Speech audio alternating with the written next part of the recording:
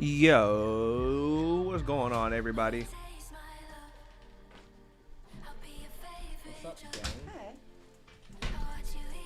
What's good? What's good? What's good?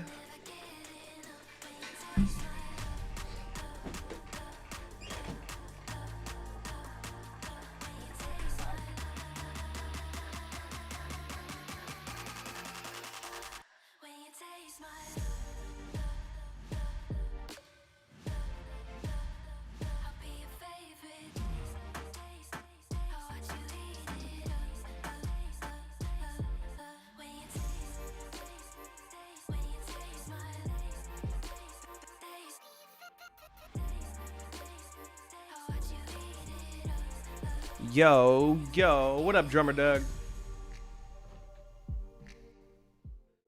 What is going on, beautiful people? Welcome to the Indie Mama Music Review. You know what time it is. TikTok, let's get these likes up.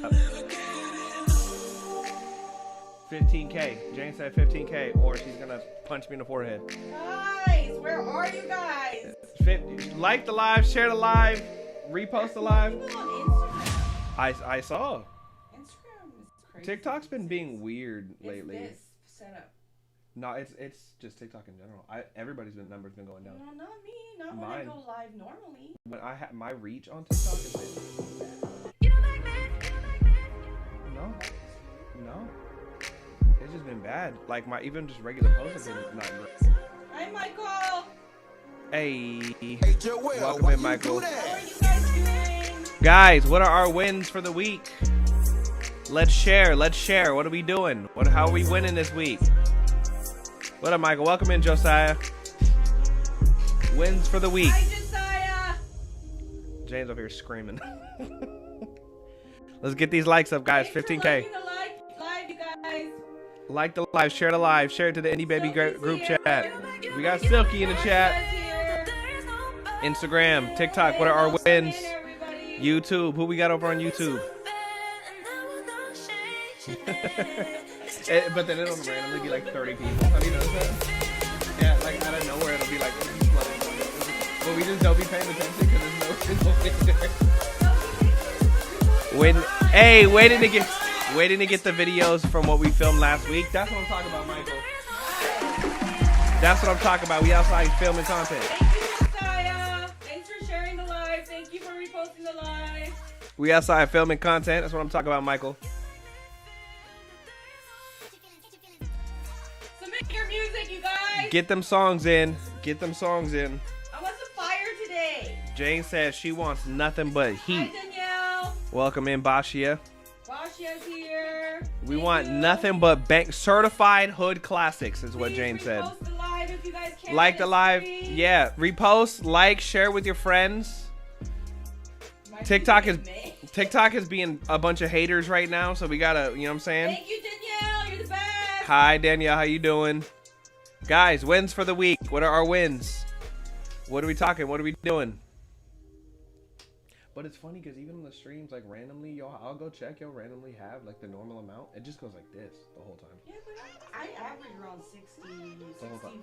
65 Yeah. during the normal life. Well, you're also like answering questions And and then stuff too. and then when it's normal. Drop the song on Tuesday. That's what I'm talking about. Oh, yeah. Are I- you submitting it, Michael? You think it's the flood of new creators? Maybe it is.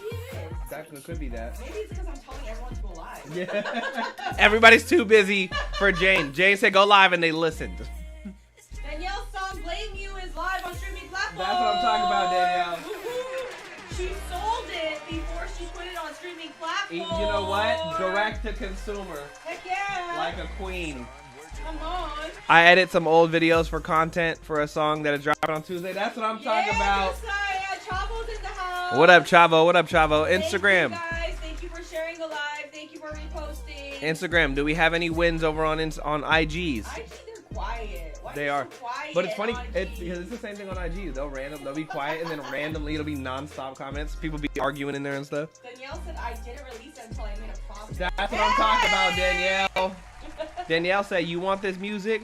All right, pay for it. Thank you for sharing. Thank you for reposting, you guys. I appreciate it. We're at Thank you for the 2.7. likes. We only got 12K more to go. Jane has threatened Oh, my no, forehead. Sam's here. Oh, Oh. Sam's gonna share the live. Yeah, Sam's gonna share the live with everybody and their mama. Woohoo! Who's over here on YouTube with us? How do you do that? There's an arrow button. There's a little pointing arrow type You beat. can repost it. You can also share it with your friends. Oh my goodness, Samuel and Josiah are battling. So is Chavo. Jesus, guys. Jesus. I love my babies. Yeah, they're like, oh, hey, it's Summer. Everybody say happy birthday, Summer. Summer's birthday today. Happy birthday, Summer. Happy birthday to Summer. If you don't say happy birthday to Summer, we got to fight. Summer saves my life every day. Literally every... I don't know if Jane would be alive without Summer. I wouldn't. Jane forgets to eat and go to the bathroom. Summer keeps her human. She tells me to go pee. She does, literally. What up, me, producer? Hi. I'm sorry for your loss, Jane. For what? You have a loss? Do I? Every day. Jane said, I'm losing daily. Yeah, all these happy birthday Summers over here on the TikTok chat. Samuel is sharing the live with every single one. Summer is an angel. She is an angel. She really is. The game master. The game. You know what? Let me say this. I love Mexico. I'm just gonna say that. Jane loves my Mexico. dad's basically Mexican. What? Yeah. And I also love tacos more than anything else in the world. My favorite part of TikTok is the part where it's like we're about to see the influx of Korean Mexican babies. In the next 9 months because they're all making out with each other. Oh no, my but God. honestly, I yesterday I was just proud to watch that game. Facts. Because my dad is literally, he says he wants to die in Mexico. Like, that's how much he loves Mexico. And for me, then... There's a lot of Koreans in Mexico. Well, I mean, he's a missionary, so he needs to be out there. But, like... But I didn't know that, like, there's a lot of different communities of other, like, there's, like, a big, like, I mean, obviously, like, a big European, like, there's, like, randomly Germans. Yeah. Like, yeah. Like, yeah. they have a lot of different communities. But I grew up, that are not ever Mexico. since I was young, my dad had factories in Honduras, Mexico. So they would always call me Juanita. Fire. My name's Jane, right? So they would always say, "Oh, Juanita, Juanita." And, Jane's not new to this. She's true to this. but I was proud to see Mexico and Korea play yesterday. So Absolutely. it's not a loss. It was a party. Okay. Hey, what up, Joey? Juanita Lee. Juanita Lee in the chat. They used to call me Juanita. Juanita's crazy. Yeah. They still call me that when I see them, like, once in a while. But, like, it's always been. Jane's not new to this. Because we're going to come out of that group, Sam. I was going to say, they're not out, are they? No. There's not a knockout run, is it? We already beat Czech. Yeah. Yeah. Also, what's Portugal doing? Portugal tied. But everybody thought, like, because Cristiano Ronaldo was playing. He's old. That's what I'm sure. All of them are old. Neymar's old. Messi's old. Like, Wait, Sam, you think South Africa's going to beat Korea? guys, what are our wins for the week? Thank you for sharing, guys. Thank you for liking. I appreciate you guys. We're a third of the way there, guys. Thank you. Third of the If way. we don't do this, nobody likes this live. 'Cause when I go live by myself, I get like It's me. 50K likes. They come on, they don't see the pretty Korean lady, and they're like, I want to leave. I don't like this guy. It's just me. Josiah was on live a couple of hours ago. I saw. That's Thank what you, I'm talking about, Josiah. Sam. Love you, Sam. They're like, where's the Korean lady? Hit up Mercado 925 next time you're in Berkeley. Don't they have those over here? I don't know. They have stuff like that in Southern California, too. So in August, I have to move in my daughter in New York and then move in my daughter to Berkeley. Same weekend? Same weekend. I mean, at least, like, they're close. They're both on that side of the country, at least. No, Berkeley is in San Francisco, bro. Oh, Berkeley.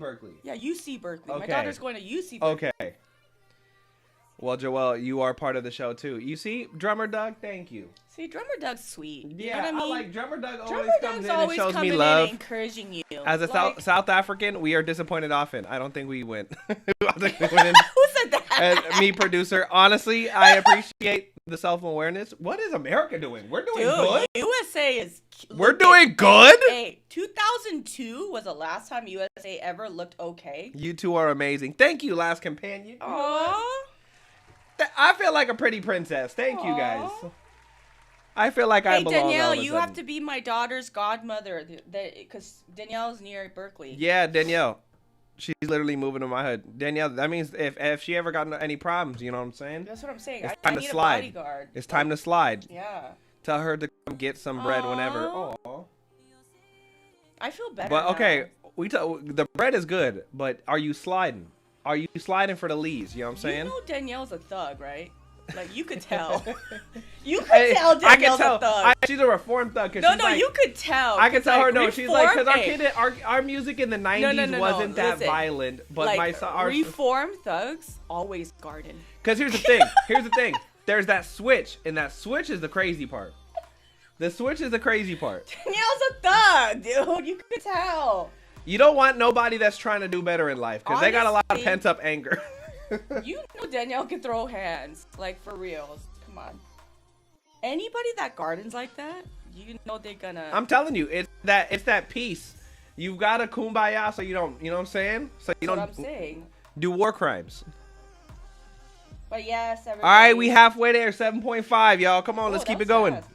That's what I'm saying. Dang. Thank you, guys. Guys, what are our wins for the week? You know, but the World Cup is actually. Wow, that's loud. Oh, it's clear. I fixed this. I turned the volume up on the. I am obsessed with the World Cup. Yeah, you're obsessed with sports. No, I'm obsessed with sports, so this Yeah. is like the ultimate form Because of high. this is like the gladiators of the world. I That's watch we don't have this for another sport. I try to watch every single game. The only other sport that would kind of come close to this would be like baseball. Nah, not even close. What, World Classic? Nah, No, it's not even but I'm saying like other sports that are like this well known around the Bro, world. there's not that no sport larger than soccer. That's what I'm saying, like, it's the biggest- entire world. It's the biggest sport in the world, It other is. than like the literal Olympics. Like, Okay, the Olympics are also very exciting, but it's too Yeah. ADHD for me. Yeah, Because it's too many things you going know, on. track, and then You've you got got archery, 17 and then events you all got- happening at once. you got this, but this is just like, it's so perfect. Mango said he vaulted 30 singles working in house with a producer friend. That's Wow, what I'm talking about. Mango. Mango putting in that work, that good I work, like Mango a lot. putting in that good I work, like God's work. Mango. Thank you, Sam, for liking the live. You're the best. The most patriotic I felt is Alyssa Liu skating. Yeah, that's fair. How come that doesn't surprise me? Michael's an ally, you know what I'm saying? No, He's down but with the USA be looking good. I'm USA look, be looking good. So I am the biggest. I'm not gonna say I'm a USA hater when it comes to soccer, but that's never been our sport, right? Like we've never. You know why though? Well, it just doesn't make as much money as the other. Yeah, so like We also have never had a superstar other than like No. back in the day, like Freddie Adu or something. Can you imagine LeBron James playing soccer No. as a kid? No. Can you imagine how You try to post daily? dominating There we go. how dominating USA would be if there was money in soccer? Like Here's the problem. So we need our David Beckham. We need our Messi. We need our Ronaldinho. first of all, we need our soccer guy. is all about infrastructure, and that's why Japan, even though they're like 5 feet tall, they are warriors. Well, but again, it's here's infrastructure. Here's the thing. The thing about America is like once you have like America's very superstar heavy. We have to have something that we like look up to for some reason. We've never. I don't think America's ever had like that. Like we've never had our Michael Jackson soccer. Because you know there's what I mean? no money in MLS. That's why. Because there's no money in MLS. There wasn't. There is no money in MLS, bro. With David Beckham coming to America. David Beckham coming to America happened a long time ago, and there was no money in MLS but again, then too. him starting this train of bringing Messi to America, Inter Miami, like that is, I feel like we're going in that direction. I don't know where it's gonna end up. Son Heung-min is also playing for the MLS. There is no real money in MLS. No, yet. for sure. If there is, USA would be nasty. Well, America's always had this thing where it's like the second that it becomes profitable, immediately it becomes really big. It's capitalism. But this happened with you got to remember, like Jordan NBA, NBA was big. Jordan changed everything. I don't think a lot of people. Bro, that is not what happened in the NBA. Okay. Freaking Kareem Abdul-Jabbar. I'm not saying that they weren't good. No. I'm saying, but you could see the there trajectory. was still money in the NBA. But it wasn't like it was after The reason why Michael Jordan became a basketball player is because there's money in basketball. But there was not money in basketball pre-shoe deals and what Jordan did with Nike. Like, that didn't exist before. But I'm saying, there's money in the NBA but I'm now, saying, relatively speaking, in sports, if you're somebody that wants to be an athlete, you only had a few choices, right? MLB, NFL, or NBA. Well, now right? you could do NCAA because they just had they just opened up contract. they just first $1 million contract in the NCAA. But if there was money in soccer, USA, like if we had LeBron, if we had like the athletes like doing soccer from the beginning, that's what I'm saying. If we have soccer star, like because that's the thing too is that like America's got a thing for investing in something that's working. Like the second something works. We are putting like we've got kids. I mean, you got to think too. We've got like kids fast track from the time they're in middle school to the NBA. Whether it's like there's infrastructure. Yeah, that's what I'm saying. There's no infrastructure in soccer. But think about it. Little league soccer, huge business. Yeah, and then they choose another sport in high school because there's no money in soccer. Normally they become like a kicker on a football team or something. Right? Everybody starts with little league soccer. Like, or what do they call it? Little league soccer? Or it's little league baseball. But what is it for? It's just club soccer. No, not club soccer, bro. The one that everybody joins. But anyways, it's just they switch sports. What up, P. Easy? They switch sports because there's no money in soccer. Yeah. If there was money in soccer, just like the infrastructure that they have in Europe or South America. You don't even got to go out of Europe. You could just be in the United Kingdom. like the Premier League is popping. Pee-wee League is football, Sam. Pee-wee League is football. But again, I'm just saying, man, can you imagine? Comp leagues? I'm just saying, like, the USA be looking pretty sharp this year. Well, but again, the reason that I bring up Jordan is because, again, Jordan's shoe deal changed everything, right? Like, all of a sudden you had people that were sports stars that were, like, business owner, multimillionaire types, right? That led the way for the Kobe's, for the LeBron. Like, that became available post-Jordan. I can't even remember when that happened in the NFL, but... Bro, Charles Barkley had shoe deals. But it wasn't the same. So I used to work for a shoe I used to edit for a shoe podcast. So I learned all of this over the course of time. There was literally, like... Charles Barkley had it... no, it wasn't Charles Barkley. Yeah, he had a shoe deal. Like, I had Charles Barkley. There was an NBA player with his own shoe. I don't think it was Charles Barkley. I can't remember who it was. But there was, like... They were trying things. But Pulisic is out today? The Jordan deal... Dude, USA has to win today. They're playing against Australia. Australia is not like the best team, but they always play well against USA. Yeah. Oh, because they don't want to lose. Nobody wants to lose to the USA. I'll say this: the girls' U.S. soccer team been good. They've been good. Because there's no money in women's sports. Period. Yeah. Okay, that's why. You see what I'm saying? I'll say this: the WNBA is changing. It's getting better. It's getting better. But I'm just saying. That's the beef between Angel Reese and Caitlin Clark that's opening the door for a lot of other people. All I'm saying is like USA, I hope we get far. I hope we do too. I hope we do. If we do, I think soccer will change the way. I think if we that there's a chance that USA may play Iran.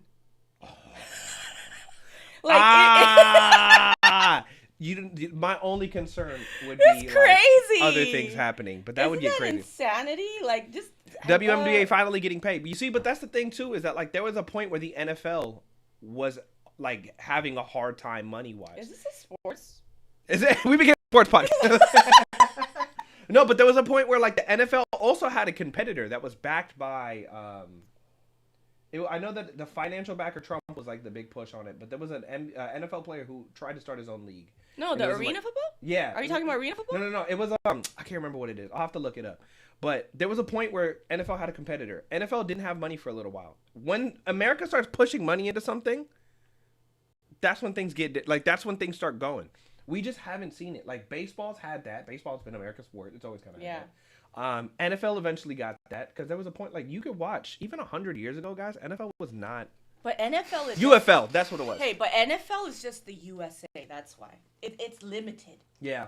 Baseball and soccer is a world sport. You know what I'm saying? Well, and I think America's, it's the value thing. We have to have the value. I also think once that happens, I think the American League will become crazy. What do you mean, football? Soccer. I hope so. Guys, everybody, welcome Jane Lee for our sports podcast. For our sports and investment podcast. I like how we haven't even been talking music. This whole thing's been. I know, it's sports. This is how money gets made in sports. Funnily enough, you probably we can't hear ourselves. You probably could have a podcast about that. I love sports almost as much as I love music. Type shit. I just think there's something magical about competition. Type shit. You know? But welcome in, guys. Welcome. Hi. To the Indie Mama Music Review. Guys. That's the part I'm clipping. That's going on. It's just us starting our soft launch of our sports podcast. You know what I was thinking, though? I was like, it would be cool if there was a woman creator who taught other women about sports, so that they can enjoy it with their boyfriends. There's a husband and wife duo where the husband tells his wife sports like it's drama. So he'll do like a play-by-play, but like as if it's like the Kardashians. Oh my god, that's so good. Yeah. That's so good. But I was saying, because a lot of the times when I talking to my girlfriends, they're like, oh gosh, he's watching the game again. He's like, Jane's a dude. And I'm like, dude, if you just learned a little bit, you would enjoy watching the game. Not even just the game, because I feel like sports is so all-encompassing in American culture that everything ties in together. Sam. If only there's a Korean creator. No, but seriously, I always thought, they asked me, so how does this football thing work? I was like, trying to explain. How does this football thing work? What the heck? No, because they're like, so how many times do they have? Why does it reset back to first down? And I had to explain to them, okay, there's 4 downs. And then, so why is it first down again? I was like, you see that yellow line? If they pass the yellow line, and they're like, what? So confused. But but if there was another woman creator that helped other women understand. Guys, if you want Jane to soft launch her no, or hard launch, if you want Jane to do a sports podcast, y'all let us know. I used to be a fantasy sports head, and that used to take over. Do you my understand life. That if you went sports, that you would they would give you an ESPN show? Oh, that would be so fun, because I would want to fight Stephen A. Smith. Yeah, he annoys me. He annoys me very, very spiritually.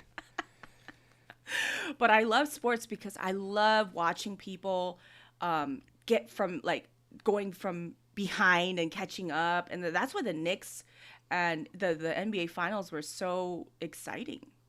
I also feel like that directly ties in. Funnily enough, not to make this about music, but I feel like that also ties into how you are with music. You like the underdog. I love the underdog. You're a big fan of the underdog. I want the underdog to win at all times. Which actually is kind of the whole point of the Indie Mama brand, if you really think about it. The underdog. Literally the underdog. Win. Jane is kind of the underdog of the industry. Everybody loves her, which is crazy. Jane's spicy opinion, and everybody's like, you're right. Absolutely. Thank you so much. You know why, though? It's because I'm a girl. That's the only reason why it works. Trust me, if I said the same thing, I'd have problems, beefs. People would be trying to take things from me. Hey, look. It works. Run it back. I'm going to talk about something because it's made public today, but Gumbo put on his stories. Some guy threatened him because of a bad music review and left voice memos saying, I know I'm going to come visit you. And can you,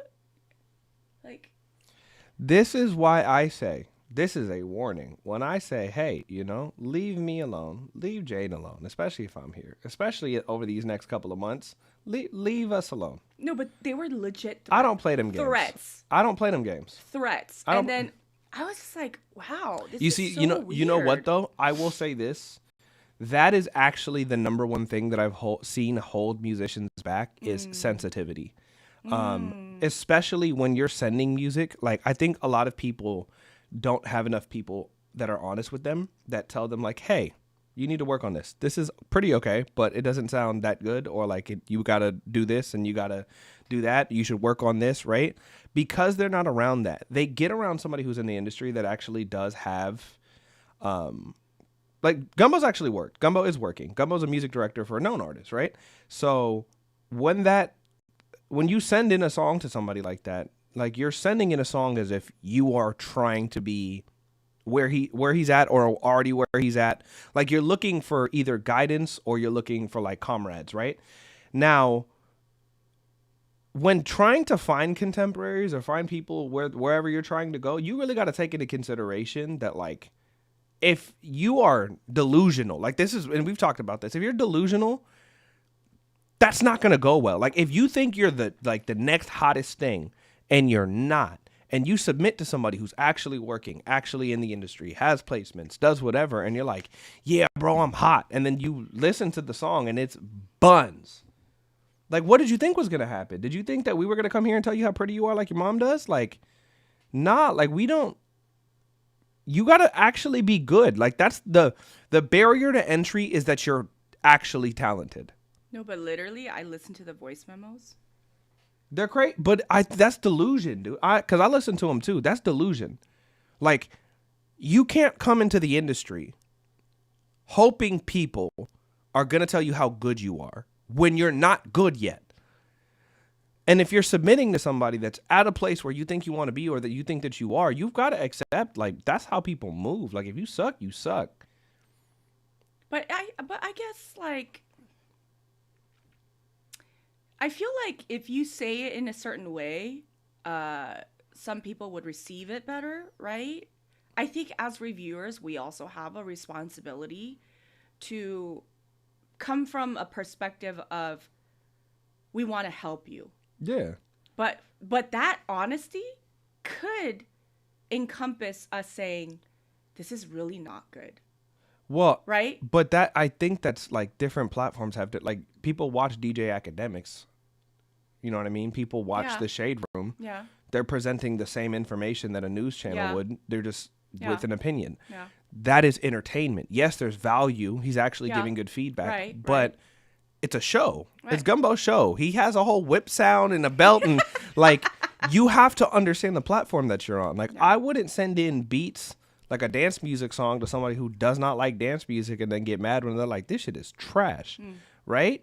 Like, but again, this is where the delusion part. You've got to like learn the lay of the land. People do this with rooms that they walk in. People do this with groups that they think they want to be around.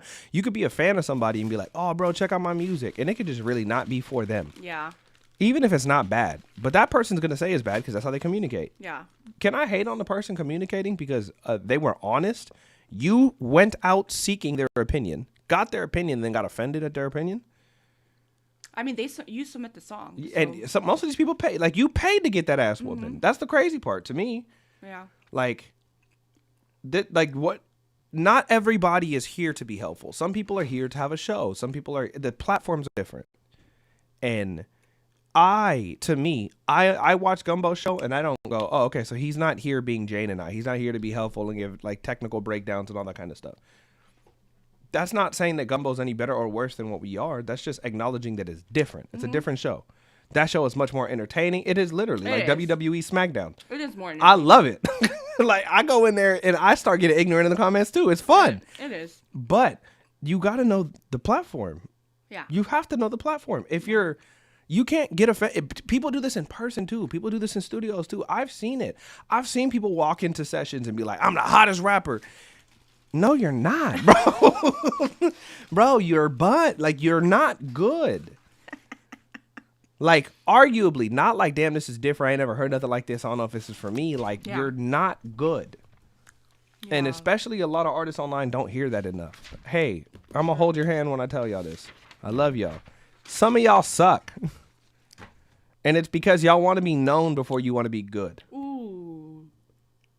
Should I say it again? Mm-hmm. Some of y'all want to be famous before y'all want to be good. Mm. Part of being undeniably good means you get attention. You get whatever, co-signed. You get all of these things, right? All these things that we seek out for as artists. Mm.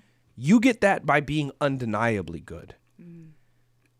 You can get famous for sucking the same way that you can get famous for being unbelievably talented.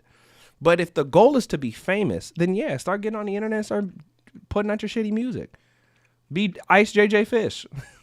Be the period aggro. But have you noticed that? Like the musical geniuses, the ones that are really incredibly just gifted, they're very quiet. Have you noticed that? Like, they're not pompous.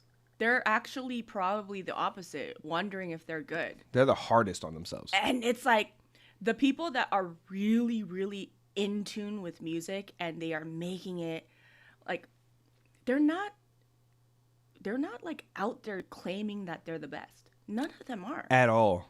It's like, actually quite the opposite. I've noticed that those types of people, I feel like I'm also kind of lean more towards that I'm so obsessed with the process that, like, if you think I'm dope, like, I feel like I'm dope. I don't have to be doper than somebody else, but if I make something that I'm like, this shit hard, I'm at peace with that. If it gets me attention or if people like me for it, then sick, right? Like, I'm stoked. And I also want to be around other people that are that dope. But the goal is to be, like, good. I moved to LA thinking people wanted to be, like, good. They want to be famous. A lot of people here want to be famous. And when I got here and realized that, it really, like, fucked with my sense of self. Because I'm like, what is wrong with me that I don't want the attention? I just care about making something tight. This is a very interesting conversation. Because then what is an artist? Because if you really think about it, artists are really weird aliens. Like, they have to be good at something, but they also have to be okay emotionally being out there, and they kind of have to be delusional to a certain extent, where they believe that they are special to a certain degree. Kind of feels a little bit narcissistic. It's a little bit narcissistic. But I think most artists are. You think so? I think most artists are. I mean, as human beings, we all have narcissistic traits. Yeah. But we're not narcissists. Well, I think, you know? I think there's a choice. I tell artists this too. I actually was just having this conversation with my artist. I told her, if you want to make it, like, if you really want to turn this into a business. Yeah. And I said it like, you have good people around to keep you in check, but you kind of do got to get high on your own supply a little bit. You have to believe the hype, because if I look at you on stage and I can tell you don't believe it, how am I going to believe it? That too. But again, like, especially now where everything has to be via content and you have to have quantity over quality, right? It's like, and then you have to pump out X amount of songs every 4 weeks, every 6 weeks. You have to be out there. You have to, it's almost like being great at music, it's going to get lost. And then, so I asked the question, what makes a great artist? Have you ever thought about that? Like, what makes a great artist? And when I put this in quotation marks, I'm saying, what makes an artist known, you know, and have a career? What are the traits? I have a, not like a rebuttal, but a thing that I'm starting to see more of. When you say that there's going to be less great artists or less great performers or whatever, I think that is not going to be the case. I think the last 10 years have showed us a trend where anybody can make art. And I think what's going to happen is the same way that, like, it's happened with politics, it's happened with everything. I think it's going to become more polarizing. The people that are great are going to be like, oh my God. I mean, like, everybody... I already said that, but I'm saying at the end of the day, they need to be seen. Yeah. That's the gate. But the gate used to be that you had to go to parties and you had to be around the certain types of people and you had to get the gatekeepers to like you and you had to have the right cosigns, right? That has just swapped out for you have to break through the noise now. There is a lot of noise. There is about 80,000 songs a day worth of noise. It's closer to 120 to 150,000. 120 to 150,000 songs a day released now. So if you can find a way, and here's arguably, y'all might not like me for this. They already don't like. They already don't like me. Yeah, it's okay. Arguably, I think most artists, quote unquote artists, are exactly where they're supposed to be. I think most artists, if you're not going to try to be creative, if you're not going to try to think outside the box, if you're just going to go, Jane said to post, Jane said to make songs, Jane said to to do short form content. If that is what you're doing, bare minimum, like that to me is the same thing as like having pots and pans. You have the things that you need to make a good meal. Don't mean you know how to cook. You got to be in the kitchen with the right ingredients, learning to make things your own way. Arguably, most artists will never make it because they will never sit and bang their head against the wall enough to actually figure out what's going to make them different. And you deserve to be there. Or try out 30 different versions of the same recipe. Because everybody's afraid to mess it up. Yeah. Everybody's afraid to post a song, put 6 months of promo in to realize, damn, I got to take that down because it doesn't fit this new direction I'm trying to go. That's okay. Here's the thing. My artist and I have done that. I'm telling you this right now. I have done that. We put out multiple songs last year. We tore all of them down. We reworked some of them, scrapped most of them, and just started from scratch. The couple that we were like, no, this is like, we like this. We ran in that direction, and we have a whole new rollout that we're really excited about. And if it doesn't work, we'll go back to the drawing board. But it's because we decided we are going to do this until it works. Not where we have to be convinced that we have to sit and do the planning, that we have to pay for the clothes, and we got to. No, we've decided we either make it works or we learned. And then we could take that and then roll it into the next thing. Most artists just won't do that. Like, it won't work. They'll post a video, it won't work, but it took a lot for them to post the video. So now they're just going to post the same video that's not working for 6 months, missing out on the trends, missing out on what the new tools are for socials, missing out on exactly what's going to work for them. And arguably, like, some people will go with insecurity. No, I think it's laziness. You want to be comfortable where you are. You want to do enough to make it work, and that's it. That's it. You just want to pass the threshold of like, oh, people tell me I'm good. That's it. And I think you've got to want more than that. I really do. I think you have to want more for yourself. You have to want more for your art. You have to decide, like, can I say, I'm going to take this bitch to the rim. I have been studying indie artists that are on the upward trend, just looking at their, listening to their music and analyzing their social media to find out like a formula. Because I'm really big on pattern recognition. And I found this artist, and I was talking about it on my live. His name is Pompey, Pompey. Word. And he suddenly has 100,000 followers on Instagram. So I did a deep dive. And I came to the conclusion. He started posting in 2021. He did the same thing-ish over 2021 every single day. Low effort content, sharing his songs. The songs are bomb. Yeah. You know what I think happened? I think the changing factor was the bangs. He cut his bangs. Sometimes it's that. And all of a sudden, he looks younger, but he also looks more vulnerable, which is so correlated to his songs. And so, I mean, I could be wrong, but if I'm doing the scroll, all of a sudden when he cut his bangs, it's like 100,000 views, 200,000 views. And I'm thinking, could it be that simple? You know what's funny? Could it be that simple? You know what's funny? Remember the conversation that we had a couple weeks ago where it's like being pretty might actually be working against you? Yeah. My artist and I, you've seen my artist. She's very pretty. She's very pretty. Very pretty.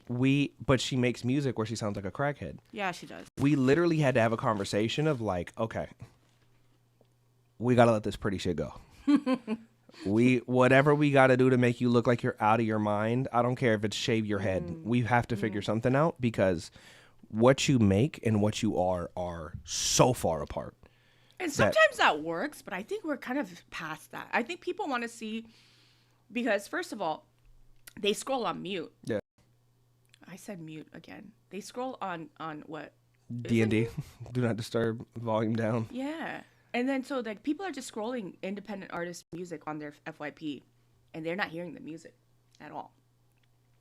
If the visuals seem interesting and it's shouting a specific emotion, then you'll probably turn on the sound, right? Well, and that's... You know what I'm saying? And then when they turn on the sound and it's like not what you thought it would be, there's contradiction there. Then they scroll. Yeah. Well, and that's the conversation that we had. We had the conversation of like, we make this music that sounds like the embodiment of ADHD. But then we look at you and you're a pretty girl. Like, sure, that might be like, whoa, what the heck? Yeah. That doesn't mean good artist. What do those two things? And we've actually figured it out and we're really excited to try stuff. I'm not going to talk about it. But the point being, we're willing to change something. We're not like, well, why isn't this working? Because we think our music is cool. It's like, yo, your music being good is bare minimum. Bare minimum. But let me tell you, when I was doing the study on Pompey, you go all the way down and he has like long hair and he has a beard or something like that. Then you scroll a little bit up, his hair's in a bun, Okay, so he's trying to blend look. 84 never. You know. And then you scroll a little bit up, and then like he grew out his hair, and then now it looks like, you know, like those rock and roll guys, just like long hair, Like and metal, almost, yeah. And you scroll a little bit up, and then he cut his hair like around here, like Lord Farquaad kind of but he has really short bangs, like, you know, like not even regular bangs, but like just like right here, kind of like a relic and would. he's just like looking at the camera. And the song, it's like Oliver Tree, rest in peace. His album is called I'm Scared, and it lists about all of the things that he's scared about life. But there's always a glimmer of hope in his songs. So even he says, I write sad songs, something like I write sad songs with a little bit of hope. And it's like, when you look at that picture, it's like, you feel kind of sorry for him, but you feel like you know him. He could be you. He's genuine. He's authentic. And then when you listen to the songs, it's like, man, this is so human. The things that... what his Snug Tug is his song about how he's putting on his shirt and he's pulling on his shirt because he doesn't want his mom to say that he's fat. But how many people relate to that? How, like, when we feel a little bit like, you know, not, we do this, don't we? Like, we just don't want it to, like, you know, hug our bodies. And it's like, it's such a very simple concept, but something that everybody has probably felt once in their life. Yeah, well, you know, I think that is the thing though that most people won't get to, because I feel like it happens in pieces, right? There's like the getting good is like the first part, like the exploration is like the second part. I think honesty, and I do think that there's a lot of artists that are really good at that. Like, I mean, a lot of the artists that are kind of popping right now are really good at that. Like, they were willing to let go of the version of themselves they thought they were, or they thought they wanted to be, and they just became whatever it is that became, right? Whether it's put on a wig and do something different. But the artists that are making it are doing that. Like, they're willing to, like, every idea of yourself that you think might be the thing that people like about you. Artists, y'all should know this too. Yeah. You'll show somebody, this is my favorite song, and they'll be like, oh, okay. And then they'll listen to something that you thought was a B-side that you would have never released, and they're like, this is the best thing that I've ever heard by you. I was talking to somebody how gone are those days when we all go to the club and we all dance to the same song.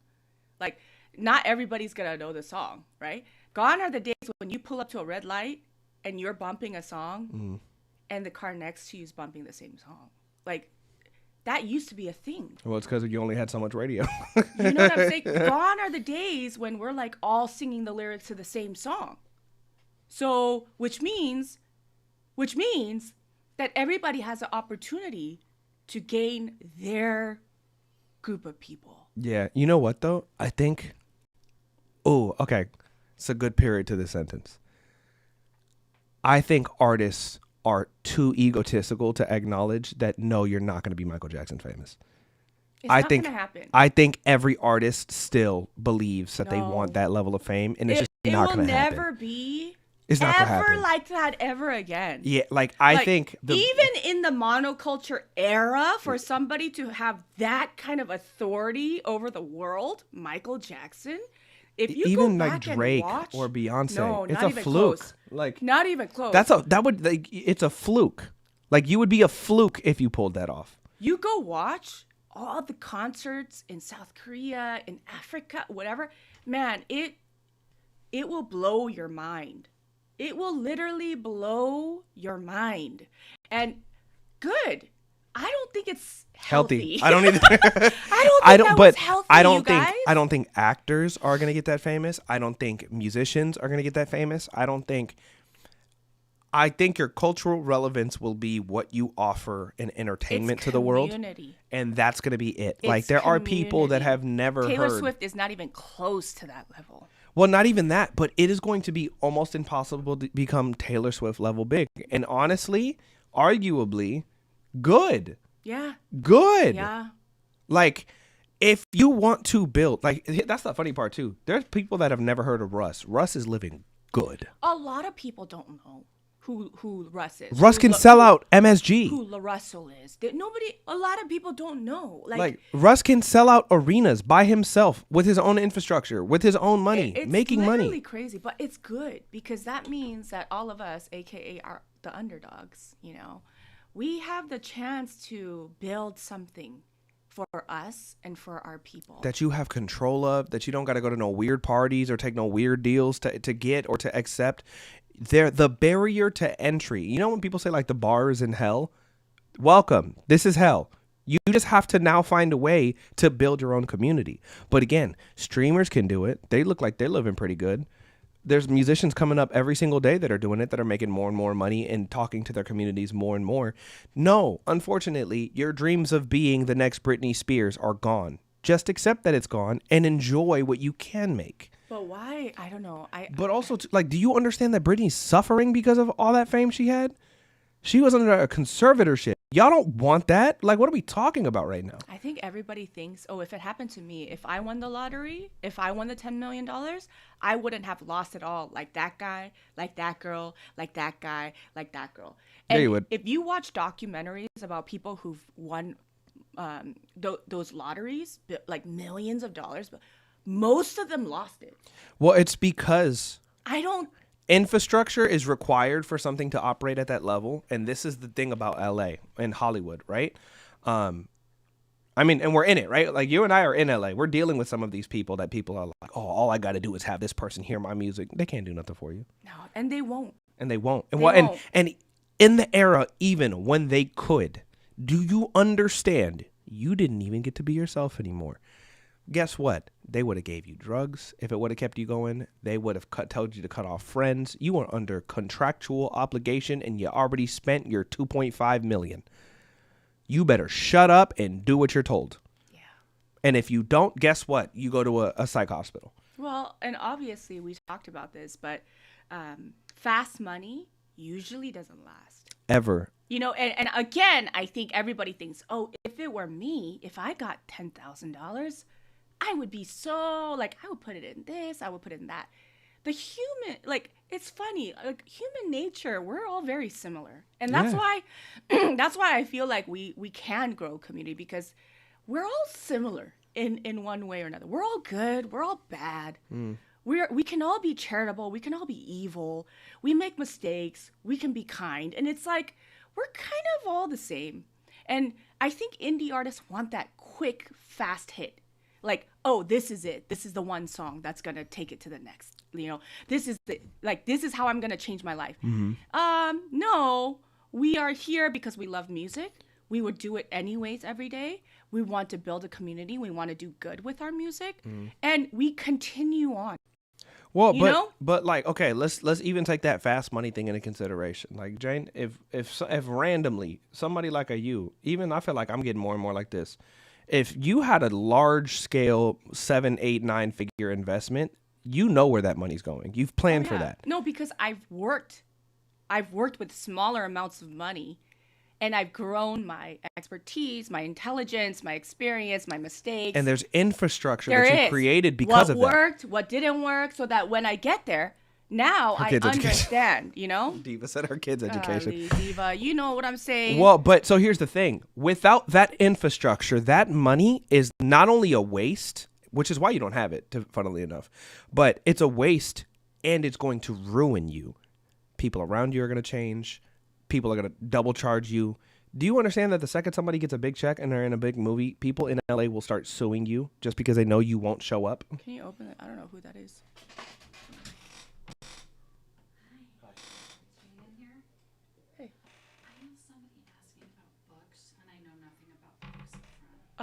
They're gonna have to come back. I don't know. Are they our students? I wouldn't know. Okay. Can you just have her leave her information and then we'll contact her? Okay. Thank you. Sorry about that, guys. I'm running a business.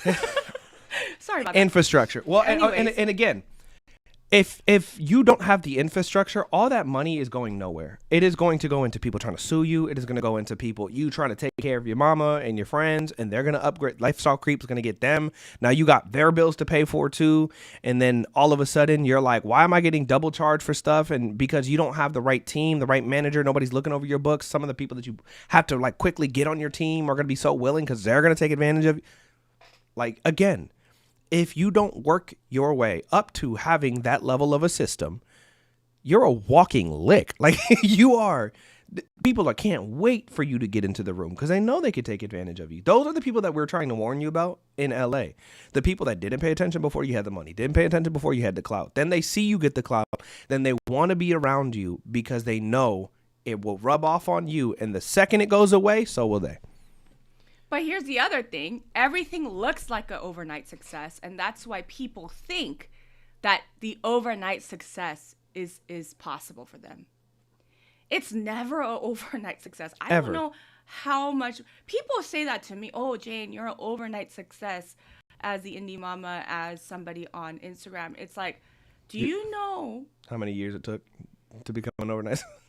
How much I've studied, how many years I've dedicated my life in not just education, but in music and business for more than 20 years. Before anything happened like this for me. And over different parts of the industry as different things. You were an artist. You were, I mean, I know what you do on your day-to-day basis. Opposite of overnight success. Yeah. Like I have really worked, I think, I wouldn't want to say harder than a lot of other people, but. Some people work hard and they never make it. I have literally dedicated my life to figuring things out, and it's always been like that. So when somebody says, oh, Jane, the overnight success, when I go to meetings, they always say the overnight success. I'm like, I am not. Y'all just saw the year she put online, and she didn't even put the whole year online. She put the part that you saw. I am not. I have really dedicated all, like, since I started working on it since 16 years old, making money off of doing music. So it's like, it's never that way. I want us to like throw that away. Yeah. It's not overnight. If you're 5 years in deep, I had a consultation with an indie artist. This artist was like, I've been doing this hustling for 5 years. I was like, you just got started. Yeah, welcome. Like, you literally just got started. Remember the comment that I made last week to Isaiah and his dad when I was like, 16, 17, 18 is a good time to get involved? It's because it might take you 10 years. It's better to start at 16 than 26. It's better to start at 26 than 36. If you make it in 5 years, you are on a huge fast track. And a scary one, too. Very scary. Yeah. Hoping that you have people around you that are going to keep you in check and accountable. But and most of the time, they won't. Most of the time, some of them people, you could be ready, and everybody around you could not be. And you will. I made that post yesterday about, like, who you keep around you is going to be really indicative on, like, how well you do. Y'all don't have anything ready for the life that you think that you want. But even Pompey, I keep bringing him up, but I scrolled 200 views, 400 views, 180 views. Like, it just, for a long time, if he got frustrated and discouraged and said, you know what, the algorithm sucks, I'm shadow banned, it's not going to work anyways, and he stopped, he would not be on a tour right now. Dude, he would not be making money doing music right now. Or, better yet, he would not be helping people who are scared of life have hope. Like, if he stopped because he was discouraged about his process and his results for the first 3 years. Well, you know? and dude, again, even having it in you to just acknowledge when to pivot. Like, I was a competition dancer, and then I became a DJ producer. Then I went to become a professional dancer. I got to help on some cool stuff and got to edit some music for some cool stuff. And then I moved to Vegas and I started a team and certain things started happening. And I tried live streaming, doing reviews in 2020. It was 2026 that we started this. Mm-hmm. Like, it's taken me the better part of 10 to 15 years just to get here. And ask me how many ass whoopings I got. Ask me how much I've had to learn, how much money I've lost, how many relationships I thought were going to go well, how many opportunities I thought were going to go well that blew up in my face. Like, if you're going to be here, I'm talking all of you. If you're going to be here, get comfortable. Find your spot. Find your people, and build. Yeah. It's not about you're not gonna be the next Beyonce. It's discouraging. And it should be. And I'm gonna tell you guys, I'm not discrediting how it feels for you today, but what I do want to say is, it's gonna feel like that if you allow it to feel like that. I want you guys to understand that this trajectory is a long road. It's a hard road. It's a slow road. And if you just hold on to why you're doing music in the first place, who this music is for, because if it's more than just for you, for fame, for money, if it really means something for you to share your art, then you've got to focus on that, because it is a long road. It is a hard road. Okay? Now, knowing how this makes you feel every day, the disappointment, the financial difficulty. Can we talk about what Lexi just brought up? Idris Elba was living in his car for years, lost his wife, and then blew up. There's so many stories like that. So many. But if you feel like that, then the first thing you need to do is address it. And you know what the fastest way to address those feelings, you know how, is by looking at the people around you. Look at the other indie artists. Look at your colleagues. Understand that you're not alone. And be with the people that are like-minded, and encourage somebody else. Yeah. Because that's what you need. So encourage somebody else and continue to just bask in this side of the coin. The other thing I want to address is this: how you leave a certain relationship, how you leave a label, how you leave a business partnership tells everything about you. Absolutely. Okay. Everybody's nice when everything is good and sweet and fun. How you leave, how you enter into a community versus how you exit the community, two completely different things. Okay. So I'm just saying, let's be valuable members of a community that supports one another, because we all are lonely. We all are having a difficult time. We all feel like it's unknown. We all feel like we're insecure. We all feel a little scared. And don't do it alone. But also be a positive member in that community. There are things that you can say to somebody that may help them get through the day. And I think that we have to give if we want to be okay. Can I add on to that point? Yeah. Stop trying to make friends, start learning to be one. Being a friend requires discernment. Being a friend requires you to not be friends with certain people. Being a friend requires you to absolutely value yourself enough to know when that relationship just needs to be moved away, because you've got other people that deserve and need your time. So true. There's a lot of people that are out here just trying to make friends, I'm trying to be cool with this person. I'm trying to cool. Well, what about the people that you already have? Do you cater to those? Do you pour into the people you have? Do you sow into the people that love you and that support you? Do you do those things? And can you do those things if you're so willing to give the best parts of you away to people that don't deserve them? Yeah. The answer to that is no. And I've been guilty of that. I've treated people that were so good to me, not as good as I could have treated them, just because I was trying to be friends with everybody. Yeah. No. You've got to make a choice. And do you want to be good, or do you want to be... The older you get, the more you understand. I'm telling you, I don't have a lot of friends. I don't. And is it by choice? Maybe. I'm not trying to be friends neither. Like if we become friends, it is because we became friends. There was no effort put in. It just made sense. Well, not only that, I understand the size of my cup. Yeah. Like I don't want to just be friends just to say I have a lot of friends. I want to be somebody that can help you through the difficult times and be there for you, pray for you, care about you, buy you food.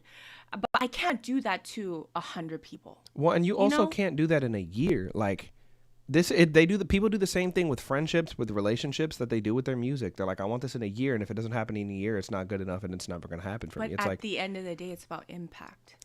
I would rather over the next 10, if my goal is to not be here around her for the next year. Ideally, we could grow into a relationship where I'm like, okay, Jane's part of my life. I know I can reach out to Jane if I need to, even if we don't do this anymore. I would love to have relationships with people where when we built something, we don't have to finish that thing. We actually connected, right? That is my goal. My goal is not, all right, cool, I'm trying to have this person be my friend. Like that, none of that works and none of that lasts. Genuine friendships. I actually had one of my friends, very well-known painter in the hip-hop space, that called me out about this because I was playing the LA game a year or two ago. And she was like, you want to connect with people. Like you're in a business where the only thing that matters is connection, but you're so quick to connect and disconnect with people. Like you can't get mad at fake people when you're doing the same thing. And I was like, Dun dun dun. Damn. Ask me how much I've changed since that day. I mean,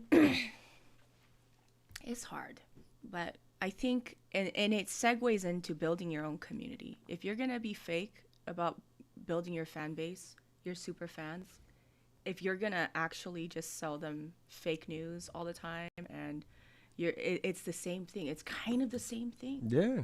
It's kind of the same thing. Like, how do you pour into your community and grow your community when that's literally what indie artists are? That's how you're going to make a living doing this. It's about caring the people that you're for the people that your music is for. If you don't care about them, how is that community going to grow? Those relationships are built one at a time, and they're built with not effort. It's the same thing. It's consistency. It's show me who you are over and over again. That somebody bought your album? Yeah, enough, do you know that person's name? Enough that you're going to reach out to them, and enough that you're going to be not even reaching out to them, sitting there and just grateful that somebody decided to drop $10 on your album. Instead of thinking, oh, like $10 is X amount of streams. Hell yeah. It's about the person. I think we have to, this is how you're all going to make a living. Mark my words. I've been saying this for a year and a half now. Yeah.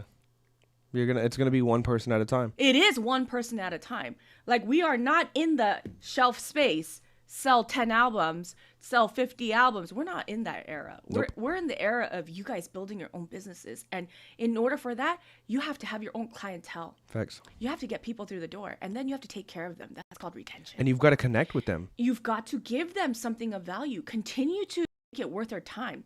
You have to make somebody want to pay you so that you don't quit music. Facts.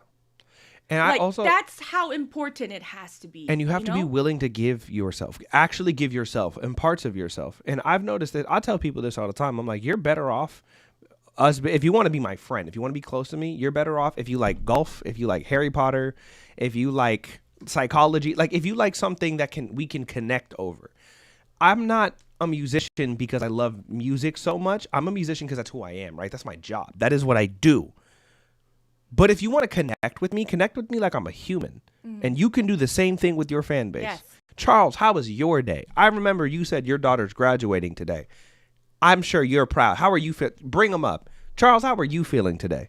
But it's a natural progression. Like, for me, like, I have certain people who are day ones, right? Like, you know who they are. But, like, I have people that have been with me for every day for a year. They matter to me more. I'm gonna take care of them more. Yeah. And it's not because I'm like, okay, I gotta take care of my community. I gotta care about it. No, I just do. I just do because I'm grateful that you were with me when nobody was following me. I'm grateful that you came to my lives and supported me and liked my lives and shared my lives and talked about how I'm helping you when nobody was following me.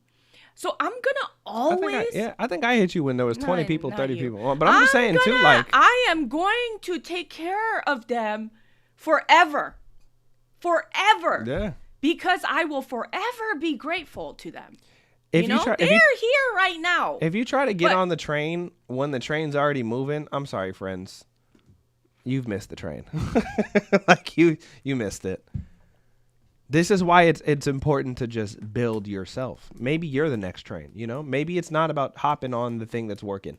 Well, and the moment that, for instance, Sam texts me or the moment that anybody DMs me, I'm going to be first looking at, I'm not going to be looking at the thousands and thousands of other DMs. I'm going to take care of you. Facts. Because you took care of me. And we are now really pouring into each other. Like, I want to see you win.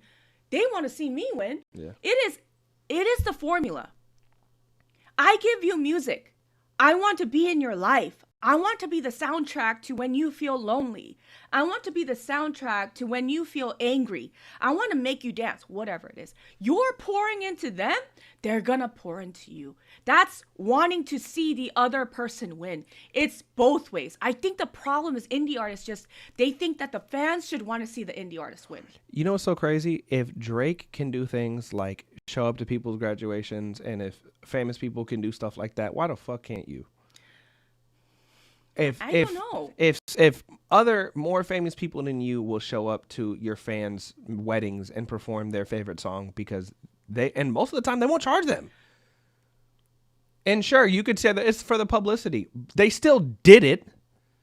They still took their time and showed up for the people that support them. Do you understand how insane it is that people busier, more famous, more rich than you can do the things that y'all think y'all are too cool for? Everybody in the chat, I want you to write down right now. If you're an indie artist or a producer, whatever, I want you to tell me when somebody should listen to your music.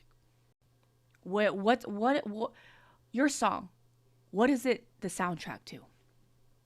I want to see, because Samuel said trying to be the music would play on the toilet. Okay, Fire. That's it. Better feel good. Hopefully, it's not painful. Yeah, it better be very calming. Because like, I don't need aggressive. A lot of people don't know what it is. Yeah. Right? Because look, I always tell you guys, you are syncing your song to somebody's life. The last stand between life and death. I can tell you who that is for me. Emotional turbulence. Mine is Good Travel Whenever Song there in the is car. no one there to vent to. A nice wine or drive. I love that too. Learning to be free and themselves. You know who my last moment of life and death, you know who it would be for me? It'd be Nujabes. But I'll throw a Nujabes song on in a sense. Listen I'm to the done. little devil or the little angel on their shoulder. Diva. I think you're both. Yeah, you might be That's the devil literally and the what- angel. Yes, she is. My song is about encouraging yourself in uncertainty. Wow. See, we need to have these conversations just a little bit more out loud so that we know why we're making music. Imagine if we were just a music review Yeah, stream. but think about it. People really, they struggle with their why statement. Well, but I think it's because more people don't actively do what we're doing, right? People will go on the internet and beef. People will go on the internet and promote. People will go on the internet and show off how great their lives are. People won't go on the internet and be honest. And the moments that do, it's funny because you can go on TikTok and see clips, millions of views, shares, reposts. Yeah. People want to experience humanity without being human. Yeah. If you're afraid to be a human, if you're afraid to show those deeper sides of yourself, then yeah, unfortunately, friend, this is going to be a rough go for you. And I want to Life's about connection. I want to give you guys an encouraging word. You guys know that I have a mentee, Joey, and shout out Joey Nez. Joey's been in my office 100 times, just crying. Like, I don't think I could do this. I don't know what's going on. I don't know how. It's like, I love this, but I don't know. Just frustrated. I want to give up, but I don't, because I just ongoing. And every single time I would say, are you going to quit? No. Then shut up. And it's not, it's no. Jane is your mother and father at the same time. She's the indie mother father. No. Happy Father's Day, Jane. Happy Father's Day is crazy. No, but I said to Joey, look, I get it. It's frustrating. Accept it. Hold it. Feel it. But that's not the end. The end is, I know I'm going to do it anyways. So what am I going to do? So every time we would have these conversations, Joey would send me content. Joey would send new songs. And I said, look, you got to redo this. You got to redo this. It's getting better. It's getting better. That's over a span of many, many years. Right now, all of his posts that are coming up on his new batch, refining mistakes, refining, changing, refining. 300 likes on Instagram. 250 likes on Instagram. I have a text message from Joey 2 days ago. Oh my gosh, it's actually working. I'm like, yeah. I want to Janify everybody real quick. I want to show some tough love. Not even to anybody in particular, but this is what I did to myself, and this is what was the difference for me. If you're going to quit, then quit. If you're going to say you're going to quit, then quit. If what you want is somebody to tell you, no, we want you to keep going, then quit. Quit now, right now. Or finally decide to go all in on yourself. But make a decision. Stop this like one leg in, one leg out. Stop it. But what's changed? I'm going to tell you guys what's changed for Joey's content. So he used to have wings, okay, because he wants to be like this kind of, he loves anime. Joey loves fantasy. He used to have wings, but he went above and then found wings that flap. Fire. Okay? Just that change alone. And I told Joey, look, do you really believe in what you're saying? Because I don't see it in your eyes. I don't see the fantasy in your eyes. I see you doing the motion. I don't see it in your eyes. He's like, but I'm looking very intensively at the camera. It's not not about the intense. It needs to feel real. Yeah. Because you can't explain exactly how that looks like. It's just like doing this. It's not intense. It's like the feeling of when you're gonna look at the camera. All of this, he's encompassing it, and he let go. But I'm telling you, dude. I'm telling you that I realize the difference between the artists that make it and the people that figure this out is that fear and that doubt. There is a day where you got to look yourself in the mirror and say, I either stop all of this today, or I'm doing whatever it takes to figure this out. But it's, yes, that too. But it's also the willingness to look at what worked, what didn't work, and to try something new. But I feel like getting in, investing in paying $50 more for the wings to flap, or trying. I told him, you got to film 30 times. Don't even post it. Look it over. Look at your eyes, and willing to upgrade whatever he's doing in order to see the results move too. Like, that's what it is. But I'm telling the commitment thing, because I watch you do it, right? There's never a I'm not gonna do this in your brain. I've seen it. I've literally seen it. When you decide you're gonna do something and figure something out, like, and Sam said trial and error. You get through trial and error faster when giving up is not an option. If Joey today said, I don't care what I got to change. We're fixing this. We're fixing this. Well, I don't care how many times it's going to take. On top of that, he could be hurt every time he walks in here and I have these conversations with him. If I say, look, I don't believe your face. I don't believe it. This song, slightly out of tune. He spent 12 hours each day doing it, and he brings it to me, and I'm like, no. Not good enough. It's not. Like, if he walked out saying, her, like, what does she know? Then it would have never progressed into this, like, partnership where we're helping each other, right? So it's almost like you are not doing alone. You can't do it alone. You've got to have somebody you trust to bounce ideas off of. And this happens with me and you too, where all the time. I'm trying to do this, and I always tell you, okay, well, here's my opinion. And then you take some of it, the ones that you feel like are important, you apply it, and you keep going. But that's also because, and I think a lot of people would do the opposite. They would do exactly what you say. I know what my mission is from me, and then I go, ooh, I like that you said, that you said, and that you said. But at the end of the day, I know what my mission is. But also, at the end of the day, the mentor has to be a real mentor. Facts. The mentor cannot just be there because they feel proud that they have mentees. They have to mentor with love. They have to mentor with care. They have to mentor with honesty. And that's why I feel like we don't have mentors that really love people that are just starting out. That's a problem. Like, there's a lot of people. Can I be honest, though? I don't think y'all deserve it. I think you should have to go through a little bit before you're ready for a mentor. I think you got to get socked in the mouth a couple times. Because I did. I wouldn't. Trust me, 3 years ago, Jane wouldn't have liked me. I know for a fact Jane wouldn't like you now. You see? Exactly. So 3 years ago, Jane would have hated me. Like 3 years ago, I was probably as whiny as somebody that we know that will not be mentioned. I'd probably be like, no, I'm fine. Right? Why? Because I thought I had it figured out. I thought because certain things were happening, I thought these were going to work. I'm saying even if, how many mentors out there really care about people? That's what I'm saying. How many people out there really want to sow seeds? Like, not those kinds of seeds, but you know what I'm saying? Hey now, don't go to them parties. No, don't you dare. It's a problem. It's a real problem. But again, like, this is because I tell you this all the time too. This is where I Joel a little bit even for you, where I'm like, you can't do it for everybody, nor should you.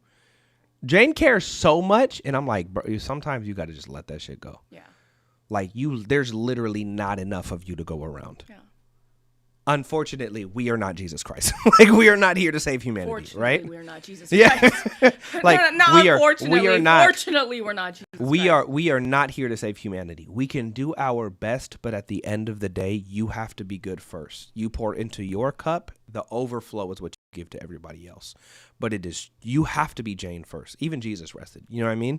You have to give yourself time. You have to give yourself the allotted amount of people that you can handle. And look, I hope maybe someday there are more people that can take on more people, that can help more people be dope or whatever. It would be wonderful. But do I think most people would even know what to do with it if it smacked them in the face over and over and over again? No. I think there is a place that you got to get to where you go, you know what? Maybe I don't have all the answers. And now I'm ready for a mentor. And I think a lot of mentors know that. I do think there's people that are available, and I think that they understand. Most of y'all wouldn't know what to do with it, even if y'all had it. That's true. Even if you had some, I've literally seen somebody not know what to do with all of the love you showed them. I've literally seen it with my own eyeballs. That's true. I've seen you go above and beyond for somebody and have them be like, nah. That's true. But you don't do it for that. Like, no. You don't do it for that. I do it just because it's a part of me. But like, that's true. But yeah. I think if any of you one day want to be into the mentoring space and want to be into the helping people space, I think one of the most important things to learn is like how to ensure that time is allocated properly. Yeah. And who it gets allocated to. Well, and then the other thing I want to say is this: everyone can be a mentor, and I know a lot of you guys are thinking, well, I haven't done anything. Well, musically speaking, you can be a mentor. I actually, you probably don't know this, but I got a degree in Montessori education because I'm a nerd. And the Montessori method is basically everybody is a mentor. So like, that's why they have like 5th graders working with 4th graders, because 5th graders are leaders, 4th graders are learning. It's like the Big Brother program. 3rd graders. Yeah. And they always teach them how to mentor somebody. Even a 2nd grader is mentoring a 1st grader and learning what that feels like to give. And I think we all feel like we don't have enough, or we're not enough. We're not good enough. We're not industry enough. Guys, you'd be so surprised what you can do for somebody by just being there for them. I've kind of told Jane this. One of the people that are still in my life to this day was a kid that I used to teach dance. I'm not gonna say his name because it's his business. He used to be a drug addict. I got him off of drugs because I listened to him and taught him a skill that he wanted to learn. And to this day, I still talk to him. I call him my little white child. Love that kid to death. So I wasn't in like the situation. greatest situation. Go to your follower list and look at every single white dancer. You you wouldn't. He doesn't dance anymore. But that's the thing. He doesn't dance anymore. The skill that I taught him is not even being used. But the things that I taught him, the effort, the work ethic, the like overcoming when you're annoyed by something, learning how to deal with complicated people. He had complex people in his life that I'm like, look, I've done this. I've dealt with this. When this happens, you got to just do this. When this happens, you got to learn. Everybody has something to give. Can't believe you mentored Justin Bieber. Samus? But again, this is something that like I do. I didn't want to bring that up because I'm like, oh, look how great I am. No, I do that all the time. I just did that you saw me over here the other day. I was teaching a kid to produce here at the school. Not even through Jane. But why did you get that job? I'm just telling you, everything is connected, Absolutely. You guys. It's not just an isolated incident. Like, because he's here, he's getting more opportunities to make money because I trust him.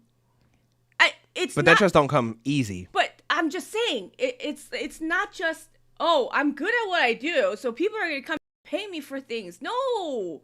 Like, there's R. Kelly was good at what he did too. Yeah. P. Diddy was a good producer. Unfortunately, you could be so good at what you do that people greenlight you being an awful person. That don't mean shit. So anyways, We ranted for an hour and a half. This is just how it goes here. It was more like an hour. That's You got on at like 11:30. You know what? This is like should be a podcast. I don't even know why we don't just clip it and put it up every time because we. Oh, we do literally. We literally talk for an hour before we even listen to the music. Should we do an actual podcast? That'd be fun. I got the cameras for it. I don't need to take more time with you. All right, guys. It's been great. I'll see y'all later. I gotta go to the bathroom for real. I know, so do I. So do I. Yes, we're gonna get to your songs. If you guys have songs, please, I would be honored to listen to your song. I would be honored to analyze it. If it's in demo mode, I would love to be a part of just sharing my opinion with you. Yes, Lexi Thrills, thank you so much for telling everybody there that long form is on YouTube. I haven't really promoted the YouTube, but it's okay. I would love to listen to your song. And I feel very honored to listen to your song. I do. I know that it's your baby, so you allowing me to step into it with you and sharing it with the community for it to be heard is a big deal. Doesn't have to be mastered, doesn't have to be released. It could be a demo, it could be a voice memo of you playing. It doesn't matter. I just would like to. I'm gonna DoorDash for some extra cash tonight to skip. Julian. You gonna DoorDash for again? No, Julian says Julian has a demo, but Julian's gonna DoorDash for some extra cash to skip next week. Julian, I like you. That moves my heart. I'm gonna tell you this right now too. Okay, this is like not moral gray area. It's a little light gray. Here all the time. It's a little light gray. Hey, Julian, if you've been DoorDashing for a long time, everybody, I'm about to show you how I made a lot of money over the last couple of years. Somebody asked me today if you dropped me off at the orphanage. I put you on a plane. Same thing. Kind of. Julian, be on the lookout because a lot of these companies, this is about to be my little like tidbit. I might, you know what? This is the sauce. I'm not going to clip this one. You have to watch the whole stream. If you do any sort of gig work, most of the time they're not paying you fairly. So they do have class action lawsuits. I made $50,000 one year in class action lawsuits for money that Grubhub, DoorDash, and Uber Eats owed me. $50,000. What? Because they don't pay you fairly. They're not paying you an hourly wage. They're not paying you fairly. They're not compensating you fairly for how much you're working. I made $50,000 because over the last like 2 or 3 years, I had like apparently accumulated a bunch of money. I got a $10,000 check. I got a $5,000 check. What? I got a $7,000 check. And then the following year, I got the same thing. So if you are a gig worker, Uber, DoorDash, Grubhub, be on the lookout for those class action lawsuits. They get them all the time. I've done two of them. Confused. I've done 2 of them. And both times I got a metric fuck ton of money.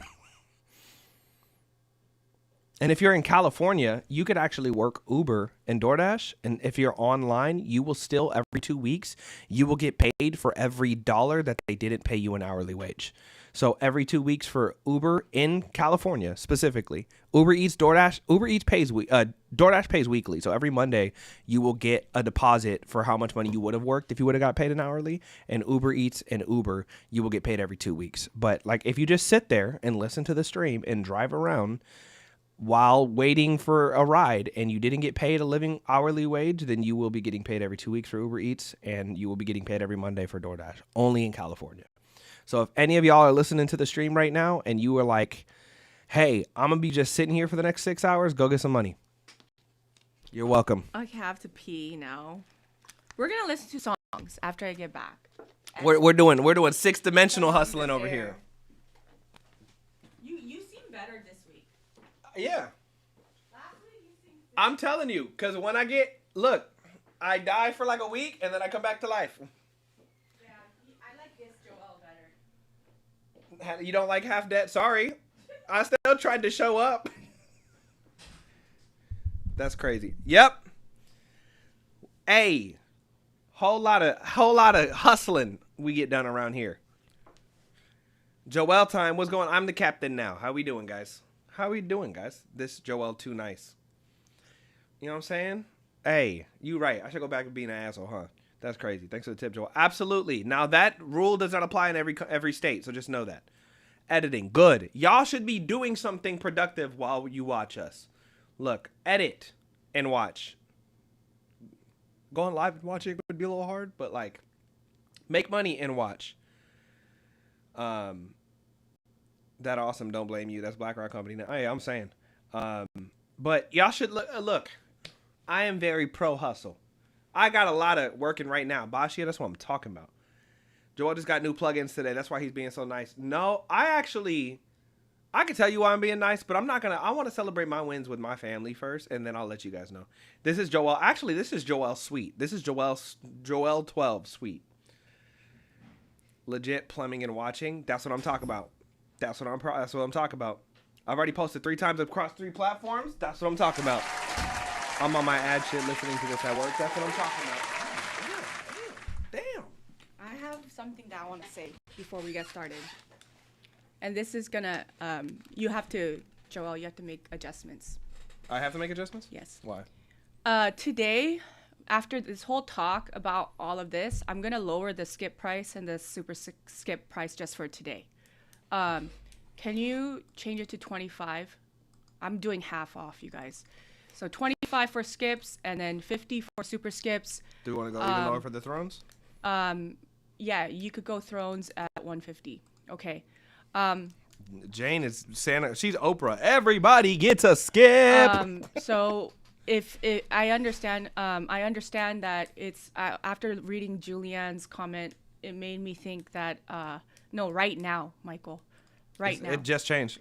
We'll Joel change it back just later. made the change. So we'll just for now, for today, it's half off. So I understand that it's a lot of money. And it should be.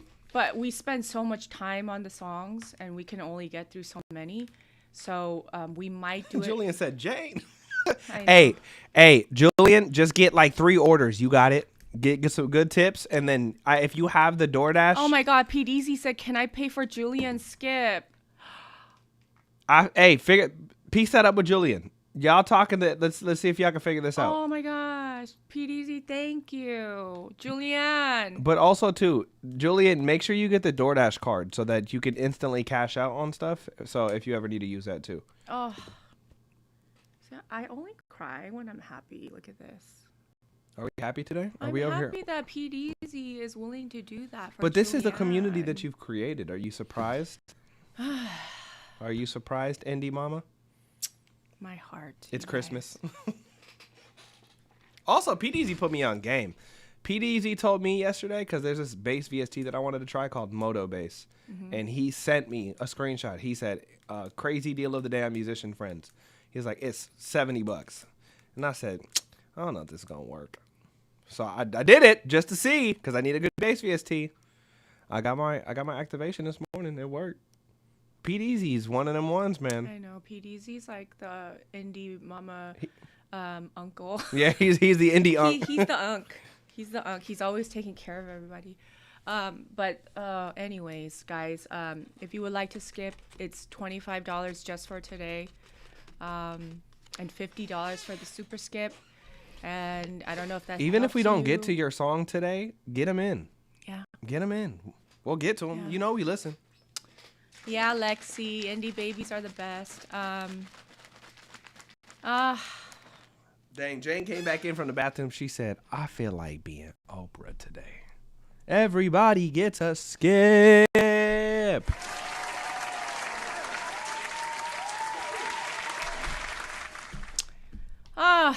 Okay. Also, there's other stuff we're working on. We're gonna announce it. Feel like we're gonna announce some stuff soon, but there's more stuff coming, guys. A lot of fun stuff coming. Yeah. By the way, since you guys are here right now, Nero asked me to run a stream next Saturday. They're doing a I don't know, what are those marathons. And so I'm going to Bootleg Kev's studio next Saturday. Hey, can I come with you? No. My boy actually used to run one of his studios. Damn. Fine, I want to do my own stream anyway. No. So because they paired the top Nero streamers together, so I'm with it's like you, Simba, and Bootleg or something. I'm with Simba. Oh. Our time is next Saturday at 4 to 6 p.m. So I'm That's funny. setting I it- gotta see the homie. I think it's a $10,000 giveaway or something like that. That's fire. For whoever wins. Did Simba go with you to the thing? No. No. He was shooting. He's on Netflix, right? Like, so he was. Yeah. And the shooting thing. Is Simba busy? Simba out here working. Yeah. But anyways, yeah. So that's next Saturday. I'll let you guys know more about it. But I think they're giving away $10,000 to whoever wins the best song or whatever for the marathon. So I don't know. We'll see. If you won't let me come, I'm gonna ask Eddie. Eddie's not gonna let you in if I say no. Jane's a hater. She won't let me come. No, it's not that. It's it's business. You know me. What do I always tell you? Never take anybody to any work event unless it's clearly explained. Yeah, absolutely. I always tell you that. Remember? I'm just joking though. No, I might bring you, but I'm just. I'll bring the FX30 because we probably should be getting more content like stuff like that too. Yeah. So. I am useful sometimes, guys. I promise. I'm just silly on camera. All right. Let's listen to your songs. We got like 4 clips for next week for sure. All right. Up first, we've got Heaven Come Down by The Real Anthem. As the world grapples with an era of managed chaos and that's a lot of words, bro. Just read it. I can't read that good. Okay. The Real Anthem delivers a searing new cultural critique with their latest track, Heaven Come Down. More than a song, Heaven Come Down acts as a rhythm expose of our fractured modern landscape, served with a defiant anthemic cry for higher truth and divine intervention. It is a powerful reminder that when the world offers noise, our only real rescue is a shift in perspective. This better not be AI with that explanation.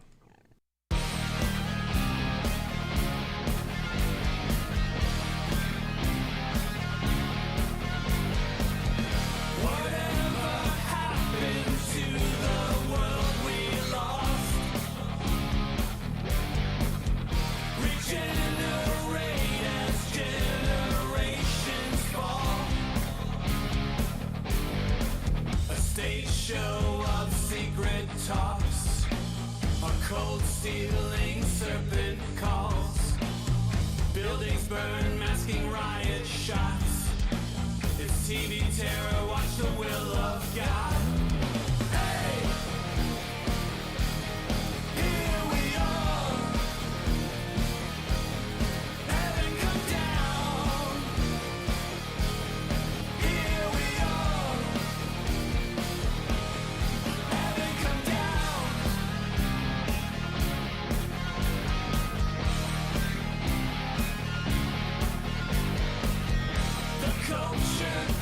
Consuming all our lives. Rejuvenate, resist the pulling down. False flags and endless wars. Mass form psychosis waged. Forced medical tyranny. The complications we'll soon see.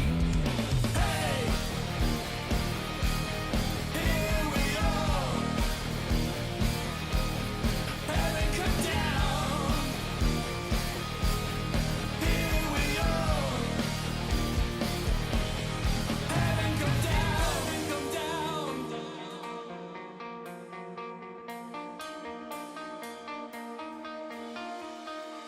Your hand is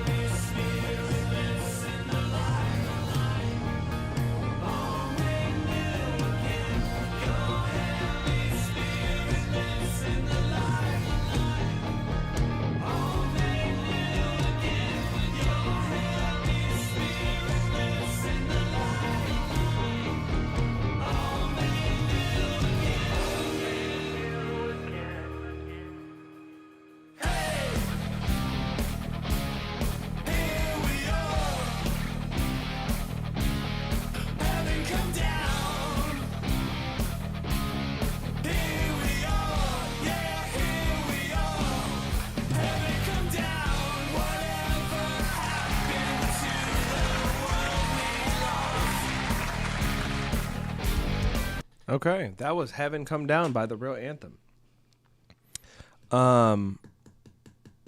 Some parts of this I really liked, and some parts of it I feel like were lacking. What I liked, it felt very nostalgic. I do like our bridge breakdown section. But the whole song from the beginning was a lot. It was a lot of sound, a lot of noise. I wish we would have had some dynamic. I wish we would have started even with like a little chug guitar, like a little in the choruses with some like moments of like da-na-na, you know what I mean? Would be fun. It would be a fun playful because the guitars are so big the whole time that I don't think the message when everything is loud, nothing is loud. When everything is quiet, nothing is quiet. You need loud, like you need use of both so that each moment can really shine. I like that the bridge, it finally comes down, but that's at like 2 minutes. It's literally almost loud, almost from the jump. There's big guitars almost from the jump. I wish we would have had some lower moments throughout the song. And then I wish going back into the chorus, I wish we would have had like a fill or something. It was like the bridge was over and then it started. I wish we would have had like a something, you know what I mean? To get me back into that last chorus, and then I think I would have been happy. Those are my notes. Yeah, I put I circled this word contrast ? Yeah. I think when we're talking about anthems, like, okay, it might not be exactly the same, but let's think about what's the number one anthem being played in all NFL stadiums and rock, the rock song. It would be Bon Jovi's Living on a Prayer. Right? And if you think about Living on a Prayer, you think about the verse to the pre-chorus to the hook, you see contrast happening. There's some type of push and pull still extending so that when the anthem comes in, it feels like it's blowing up into this part where everybody is screaming that thing. But we don't have anywhere where the brain is going to want to fill in the gaps. And I made a post about this, but fill in the gaps to expecting the anthem to come and you're like anticipating. We don't have that because it's a little bit too much from the get-go. Yeah. That's the first thing. Second thing is, yes, the vocals are a little bit pitchy, but the bigger issue that you need to pay attention to is the fact that it's very early. Yeah. The vocals are sitting very early, and it's not the whole thing, so you're not going to take the whole vocal track and you're not going to tap to the right or anything like that. There's just certain phrases are very, very early where now I'm losing it because my ears are going, was that right? And that's the problem with pitch too. A lot of people are like, well, I want it to be natural. It's okay if it's out of pitch. Most of the case, that's the case. But a lot of the times you're going to have to understand that our ears, if it's in C major, there's a certain type of hertz that we want. Like we combine it, and if it's clashing, then our ears are wondering why it's there. And if it can't quickly tell that it's because of emotion or because you're crying or you're super into it, then it's like, oh, it's wrong. And then our ears turn off. So I'm not saying that you have to be snapped to the auto-tune on full crank, but it has to be in the right key. Yeah, and timbre also, like some people get confused with like tone, key, and timbre. The sound of your voice isn't gonna, like, you can be out of key and be like, oh, that's just what my voice sounds like. It's like, no. Make sure you're hitting the right notes, and then your tone is your tone, right? Those are different, and I feel like people try to lean into the like, oh, pretend like it's a stylized choice. I don't think it is.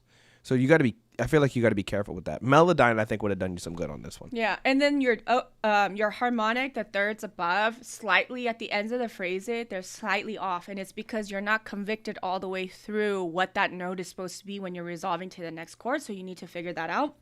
The bridge was nice. I love the fact that you have a bridge and that we're coming down, and I think every rock song should have a bridge, honestly. I do too. The other thing is I didn't feel the kick at all. Yeah, it wasn't thick. It wasn't girthy. Yeah, the kick was lost, and I think it's because your whole drum set was drowned. And I also think the texture of the toms is so important, where we hear the different pitch happening throughout the toms, and I didn't get that because it was very kind of muddy. And obviously you want the kick to punch, you want the toms to be clean, and you want that overall feel to be the driving. The guitars are nicely done. The song is good. I think the song is good, and the hook is good. And I love the fact that the vocals were stacked, and it sounded like an anthem. You had a good idea. I think the execution-wise just needs more polish. Yeah. I even think he could have done like a 4 to the floor, like a doom, doom, But I and then didn't. I smaller was guitar like to start waiting it. for the kick to hit me, and Yeah. it never did. I don't know if there's just too much verb on the drums or. It might be. So some people don't know that like the reason that you mic drums separately, you don't have like a drum mic, right? You mic the kick and then Everything you has mic to be the top separately and the mic'd. because certain things need reverb. Certain things need EQ in a specific way or compression in a certain way. So we got to make sure that we're using the proper tools to be able to get what we really need. I like it, but then also was close. not enough content, bro. Yeah, not nearly enough content. mean, and there's no face content really. If I went to your page, if I like the song, I'm going to go to the page. That's literally what happens. And then if I go to the page and I don't see you, I don't see the song, I see a few posts, and I'm going to think that you're not really interested in sharing this with anybody anyways. I think the thing right? that held this track back the most though was the lack of contrast. It just got Yeah, big. it's in a big circle for me on my notes. Yeah, because I was even thinking as you were saying it, I was thinking of every like major rock song that I like. Yeah. Literally, it's like it builds up. It builds up from the verse into the chorus, Yeah. whether it's got a pre or not. We need, especially for rock, we can't just go all the way to 100. And if you do bring it back, right? Like there's some like hardcore songs that do that where like the intro, it'll be like a small intro and then it'll be really big and then they'll bring it back to start the verse to then bring it back up to the chorus. So I feel like we have to, I think maybe reapproaching the song writing portion of the song could help. And then maybe retaking Can I some hear vocals. the verse Yeah. just in the beginning one more time?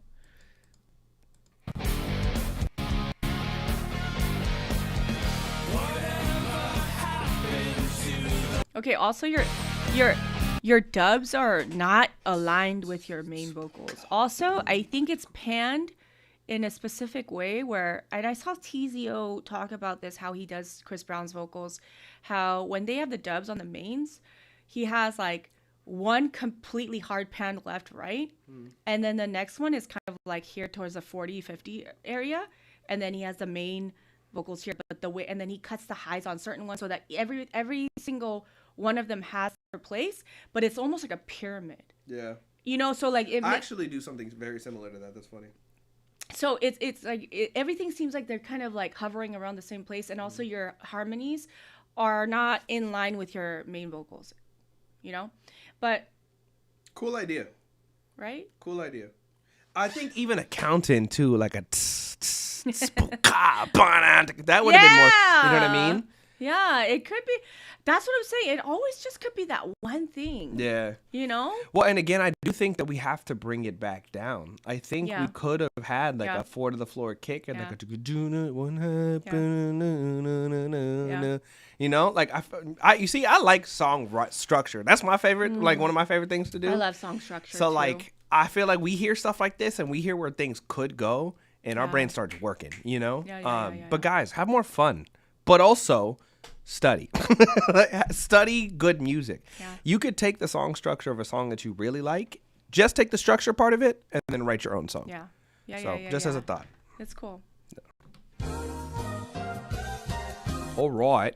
Up Who's next, next? we've got Pretty Late, Wonder Woman, performing on Jam Jam in the Van. in the Van on October. Fire. I actually really like Jam in the Van. What is that? It is so they literally pack your whole band in a van and they drive around and you do like a In the van? yeah, in the van. It's like a hanging mic type situation, but like literally you're in a van with all your band members, whoever could fit, and then you're doing performance. It's like you know, like comedians in cars. Like think of that meets Oh. Tiny Desk. Okay. Um Okay, cool. Wonder Woman, let's see what we got.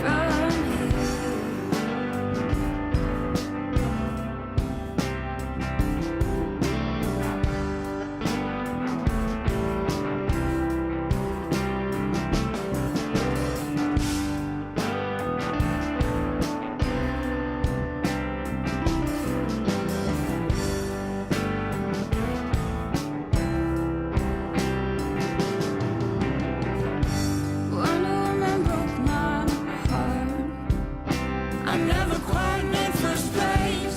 Slipped and fell from the start. Till always lane saved the day. Always said you hit real hard. Yeah, it's a long drive from outer space. But you know I missed that part. And now I'm left with a broken face. How do I move on when the days are standing still? How do I move on from here?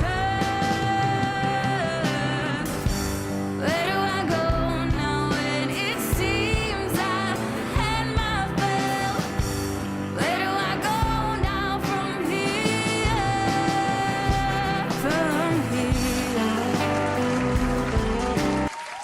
Okay.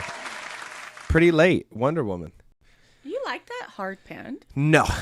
It's No. so I It's wanna, kinda jarring. Look, I want didn't to get to love my it. notes. I want to love it because I know that it's an artistic decision to hard pan something throughout the whole song, but the whole intro hard pan to one side is jarring. The second thing is when the other stuff come in, the other second guitar and then like the bass and everything comes in. Now, yes, we have it, but it seems super wide, and then it feels like there's no like presence that I can like attach myself to. The other thing is, It's a damn cut off right at the solo. the other thing is, I love her voice. I do too. I love, and I'm. Gonna, I hate the I mix. wanna. I guess it was an artistic. The thing is, like, I tried to put myself in their shoes because people that make those kinds of decisions, they do it on purpose. You know. So here's the problem, right? If we didn't live in a mono and stereo world, I don't think we'd have this issue. Or maybe we would. Maybe we would still hate it. But on certain speakers, one or both of those guitars. It's gonna sound wide. Well, no. You know, like One guitar was hard pan to the right, the other was hard pan to the left, Yes. right? So Like on hard pan. on certain speakers, that instrument is just gone. Because how mono works, it either takes the left signal or the right signal, and it doesn't collapse it down, right? That's plugins that can do that. It's going to play one or the other side. So understand that just certain instruments on certain speakers are just going to be missing. And without those sounds, your song's actually going to end up sounding empty, like because there's going to be things missing. yeah. And not only that, but in a world where everything is now, people are moving towards stereo speakers. People have headphones that are really good sounding stereo stuff. That's not going to be fun to listen to. Like that's going to be, it feels lopsided. I'm going to feel like I'm walking around like this. It's not an enjoyable listening experience. And not only that, but the guitars were harsh, and they were harsh separately. And you got to listen to the percentage of people that listen to music. What's the percentage of people that listen to it in the car versus just like phone naked versus AirPods, right? And you want to kind of balance out all of these things as you're approaching your mix. And this is what I always tell people when they have a mix to monitor it, to do it on headphones too, because most people are listening to music in their headphones. Yeah. In their AirPods. Or on their phone, straight off their phone speaker. I'm realizing so many, True. or like sometimes off their laptops. Yeah. They're making laptop it speakers just really good now sounds because of that. different everywhere. And so Well, and again, even in those situations, those speakers, whether it be your phone speaker, like they don't produce stereo image very well. So you have to have mono compatible. Everybody say it with me. Mono compatible stereo. You can do all of the stereo imaging stuff that you want to, that feels the greatest to you. Woo. Mono compatibility is your best friend when it comes to a good mix. You want it to be sounding good as many places as possible. Mono compatibility is the way that you do that. can I have the mouse? I really like her voice, but I do. I really like her voice a lot. Okay, first of all, I see her in the chat. What do you mean you didn't get this mixed?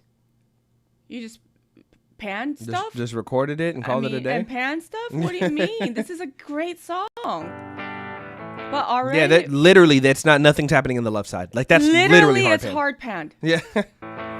All on one side. And because it's harsh, and then the guitar that comes in on the left side is also harsh. Yes. It literally feels like I'm like. Yes. I think it could give you a headache. Yeah.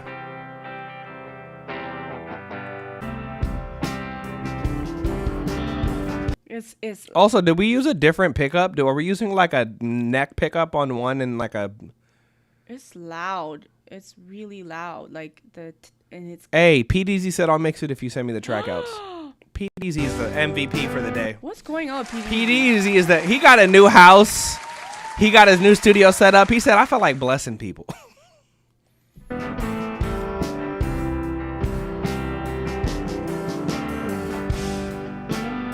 Here's the thing that you could do. Pause it real quick. Here's the best thing that you could have done. Do 2 takes. The producer was Eric Albert from Ugly Duckling Studios in Boston. Okay. I don't know what that has to do with the. You could have done 2 takes of the guitar, like the rhythmic guitar. Do 2 takes, hard pan 1 left, hard pan 1 right, and then give me like a slightly different. Like you could do like a Haas effect, right? Where you slightly put a little bit of track delay or push it back a little bit. It'll give it some width. I think that could have even been more desirable for this. That go is so good right now. Like that's where her golden, that's the golden ticket. But I know just where you've been, trying to keep it together. She's got a You could also just take the rhythmic guitar out of this section as a whole. maybe. Before the walls start caving, Yeah. Who's calling me right now? What the heck, man? I can't keep my composure when everybody's in my face. Say I don't even know ya when my clothes are at your place. And this is another lesson that I think we have to understand. They have 13 monthly listeners. Yeah. You know what I think would have been nice? That's just not right. I think an acoustic guitar for the verse would have been nice too. So it's not just all electric. I feel like we could have had some textures that we used in here to make the song. I feel like it's just like a lot of whatever we had. I feel like we could have had more fun with this. But yeah, also the fact that you are going to be on Jam in the Van, this should also be encouraging to the rest of you guys. They only have 13 monthly listeners and they got invited to be on Jam in the Van. Also, I'm looking at your content. Can you switch the Yes, I can. screen? Okay, this is their Instagram page. Cool. I love that she's like She's front manning. she's front manning it. I love that. I love it. But that's it. Bro. What are you guys doing, man? You guys have an incredible, like that song, the song was good, the mix was not good, but the song was good. Yeah, you guys got good bones. Like the bones. Really good bones. Are there, and but I we need love to- what the band looks like. Here's their road to Jam in the Van. Oh, I like the blues inspiration.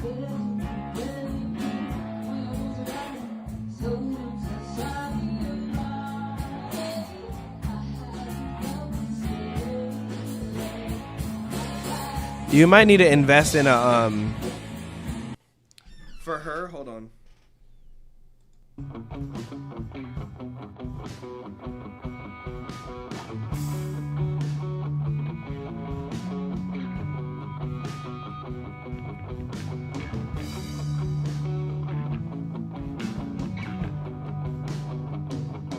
Is it funny? oh, I like her a lot. I like her tone a lot. I like your look a lot too. I would like consider it. her getting her a mic like the Beta 87 or like a condenser mic. I think with how big, like you guys like a lot of bluesy stuff, a lot of like more gritty sounds. I think giving her some extra oomph sonically would be good. Investing in a good like live performance mic for her might do a lot of good. We gotta get. Do you have a TikTok?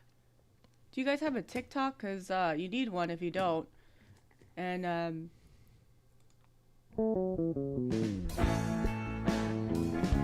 this is hard. This is not the same song. It's hard pan too. Yeah, that's like Yeah, it's totally hard pan. whoever's mixing your stuff, tell them to stop it. Because here's the thing. I think what they're going for is like an intimate live sound, and I don't think it's reading. Use it very little. Oh, TikTok? Yeah. Yeah. Stop it. Get some help. So I just want to remind you that 70 to 75% of music discovery happens on TikTok. TikTok alone. I know y'all are allergic to TikTok, but you know, you need to take the antihistamine and just post on TikTok, because it's just, guys, you cannot. Antihistamine is crazy. You cannot avoid it. If you're doing music, you know how this could just. You need to be on TikTok, and also she needs to be on TikTok live, and she needs to sing. Facts. That this is too good. Take an antihistamine for you.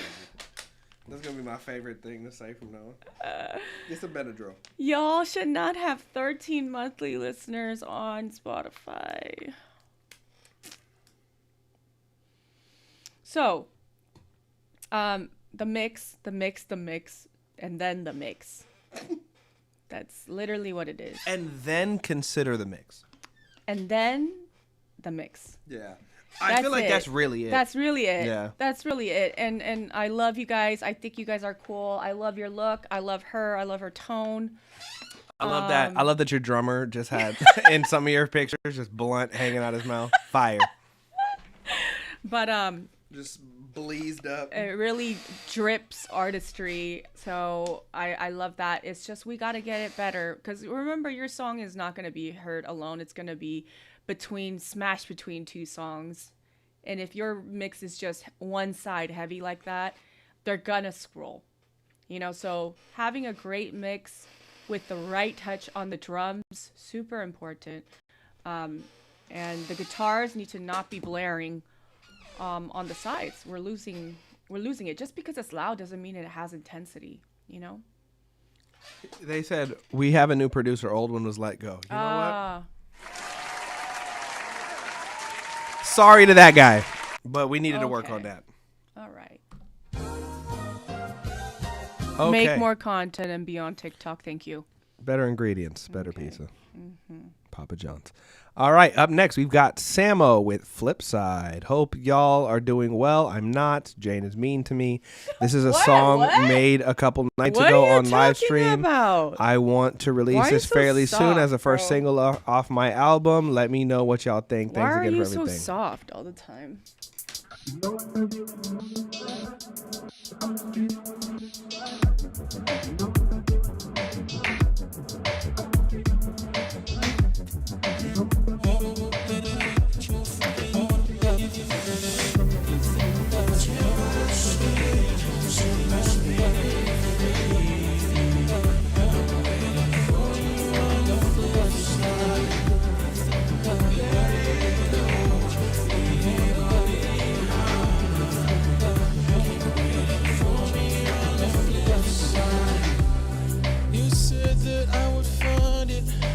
Told you that I doubt it, but when it all comes crashing down from the way we try again, replay it like what happened, blew up and left us stranded.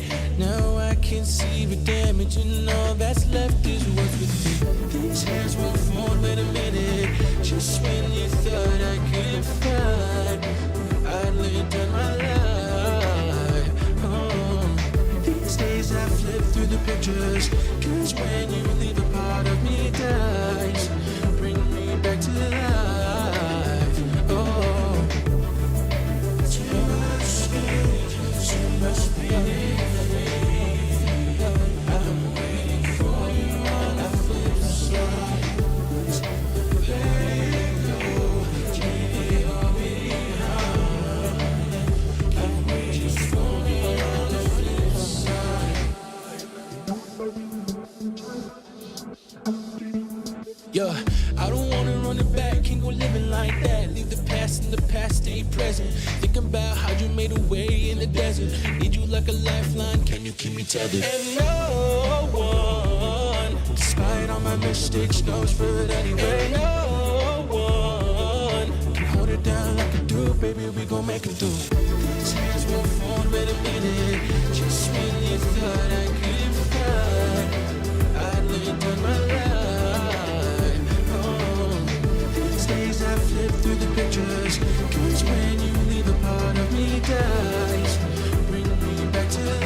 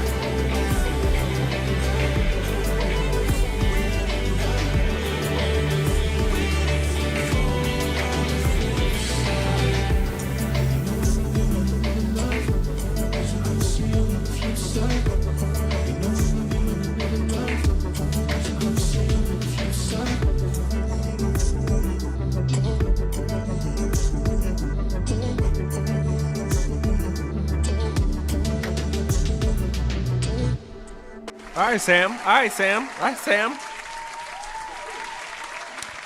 That was Sammiest of O's with Flipside. Okay, I got quite a bit for this one. What I like. One, I love synth wave, synth inspired stuff, synth pop. Big fan. I like to make it, but also I like your sonics and your sound selection for this.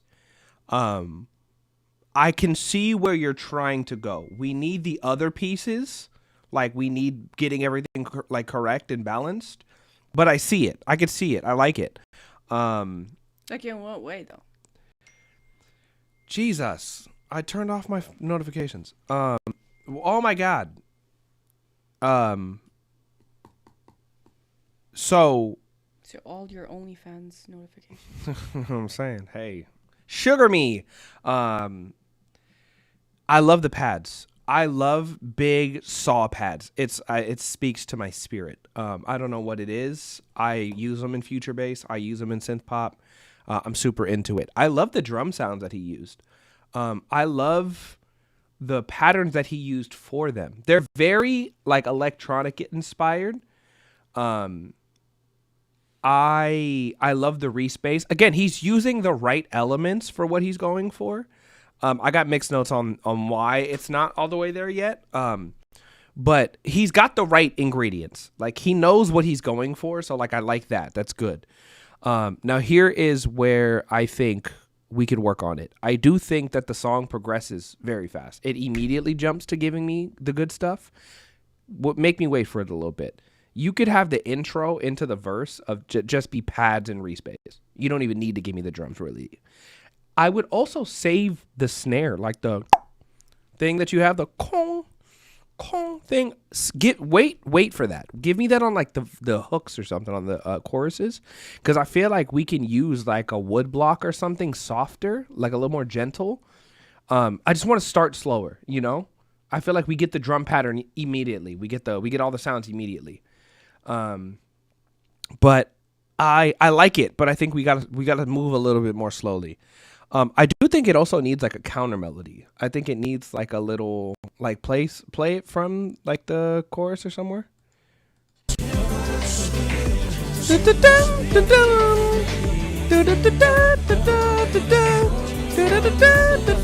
Just something dancing in the background.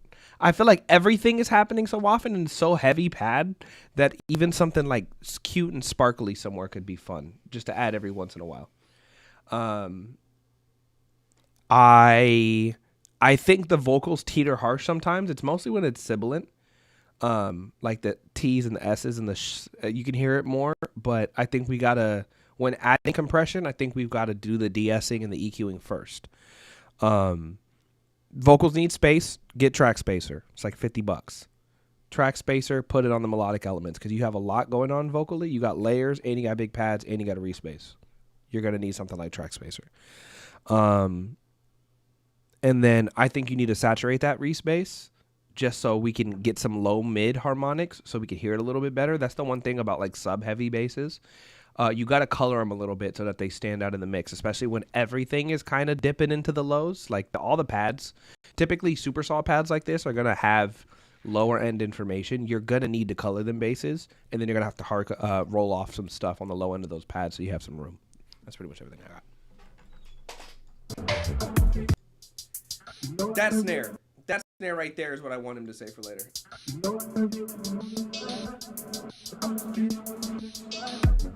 That. I would love for that to come in later. So when I listened to this song, Sam, I thought about John Bellion, and I know you love him. This reminds me of Chris Brown's song that I talk about all the time. Which one?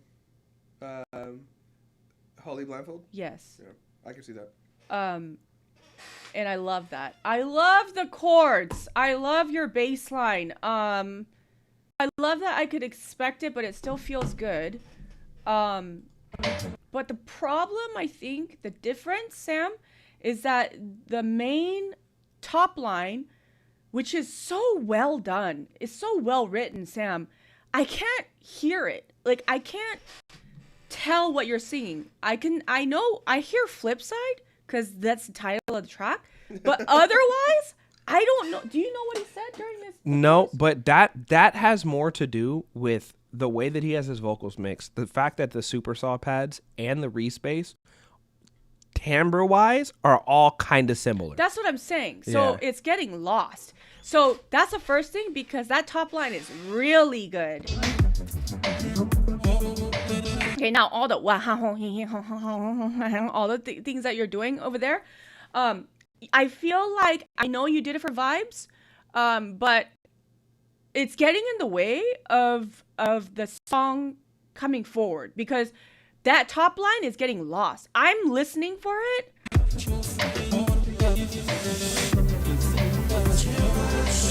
I don't know what he just said there. Well, it's also that's what it sounds like to me. It's also that pad that's going boom, boom, boom, boom, boom, boom, boom, boom, boom, boom. It doesn't that pad on top of the super saw pads, on top of his voice going and like that on thing top that of he's the doing? layer vocals, So- on top of the other pads. Like, there's a lot going on. I love the melody. Na na na na. Free. I think free was the last word.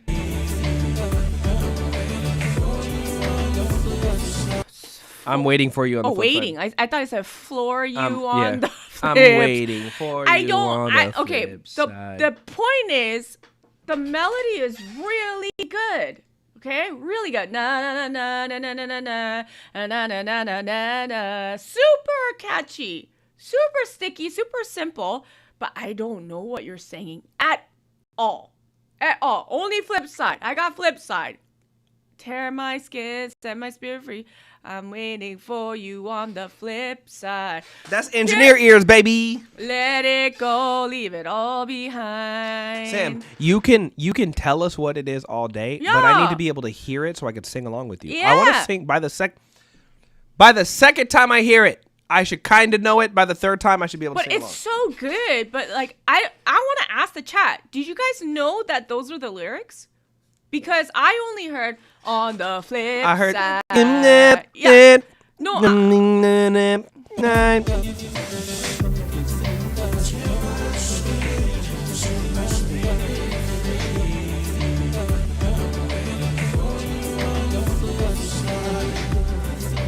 And that that synth is taking up giant space. Well, and that the problem with that synth. Play that synth one more time. I want to teach artists something. And it's in the same area region. It's a fourth. You're super close to it. Well, it's not just that. It's not just that. What? Play. Run it back a little bit.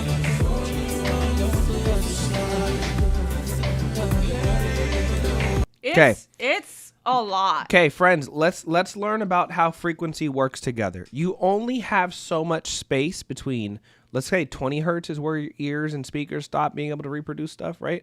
All the way up until like maybe 15, 16K if you could hear real good. You only have so much space. More sound happening in that space does not mean more interesting things. It just means more noise. Your vocal, that synth, and that little vocal little thing that you're doing are all directly on top of each other. There is no way we can hear you.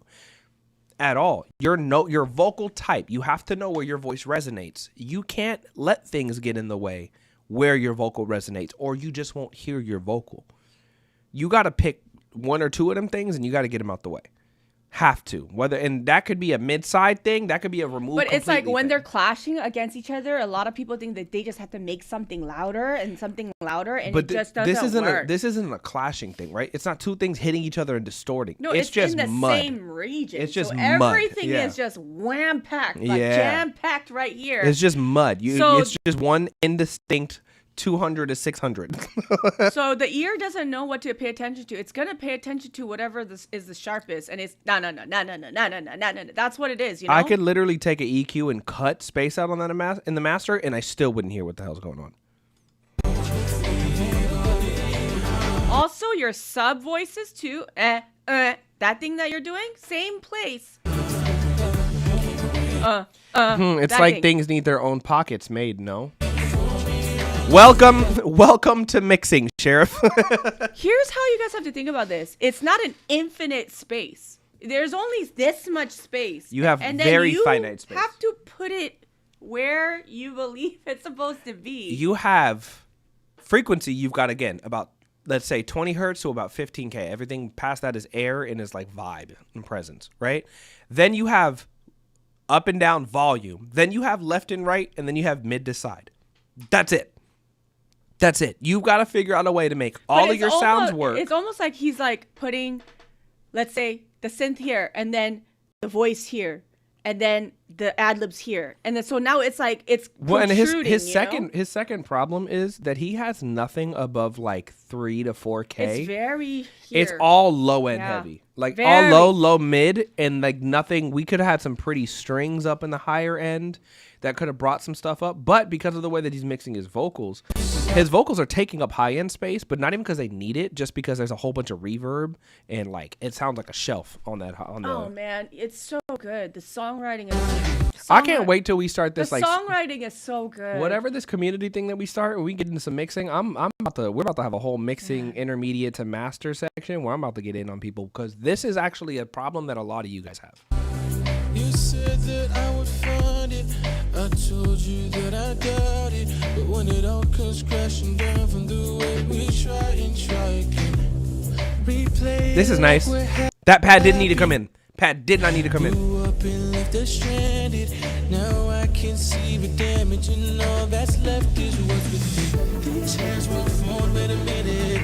Just when you think. Okay. And then I lost the words again right here. Sam, that pad and that vocal thing that you're doing, take the pad completely out. I would say mute the pad, pitch the vocal thing up so that it takes up a different range of frequencies from your voice, and then I would love to hear what that sounds like. I want to know like how he can carve out the area around his voice, and I want you to like almost orchestrate this like you're arranging your song, because like sonically it sounds like an arrangement almost. You're kind of just stacking things on top of each other's, like in terms of the frequency. I want you to like look at it as a canvas and place the instruments where you feel like it is around your voice. It wouldn't just be mid-side EQ though, PDZ. He's got to figure out what he needs. Like there's a lot of sound happening. He does not need that pad. He does not need that little vocal effect thing. And if he wants to keep the vocal effect, it's got to occupy a different space than his vocal does. Like, if he wants to pitch it up and make it more high pitch, I think, honestly, that might work. And that pad does nothing for the song. Literally, I mean, my favorite. I wouldn't say it does nothing. I think right now it does nothing. No, I think it's a nuisance right now. But I understand kind of like it's a good. It feels good, but you would if you went up a full octave, it might sit better.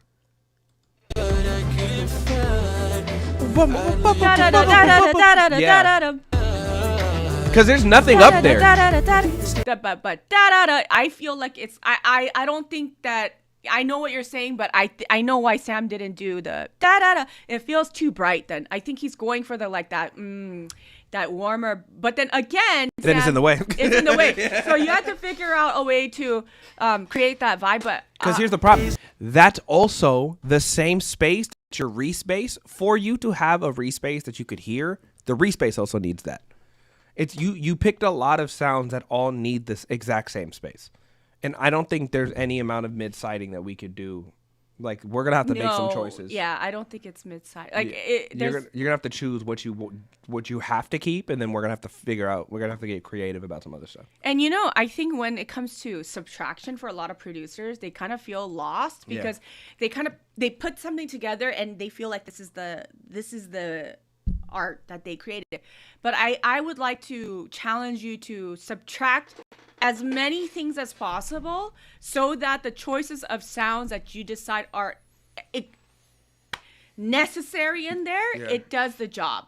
You know what's funny too? I'll have people come into my lives when I'm making something, and with how often I'm swapping stuff out, they're like, oh, well, I liked that other idea. And I'm like, yeah, well, the idea that I like for the bass didn't work with this and didn't work with, like, They're I'm all already relative to one another. Have to be. It's not finished until it's finished. I don't know what you're saying. Do you know what he just said? I'm telling you, it's that whoa, whoa, whoa, whoa, whoa. No, I have no clue.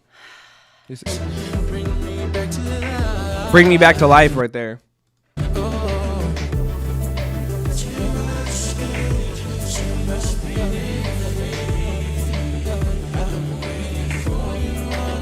Well, and his problem too is that he's not enunciating super well on his backgrounds that are super hard panned, and then everything else is big and hard panned. I mean, it wouldn't be. Top line's really good. I'll tell you this, Sam. This wouldn't be a hard mix for me to do. I ain't gonna hold you. We'd have to make some decisions, but this would not be hard. If this was the song you wanted me to mix, because you still haven't hit me about it yet, this wouldn't be a hard thing to fix, and I could show you what I'm doing. But I would say that we got to reapproach the production in a lot of ways.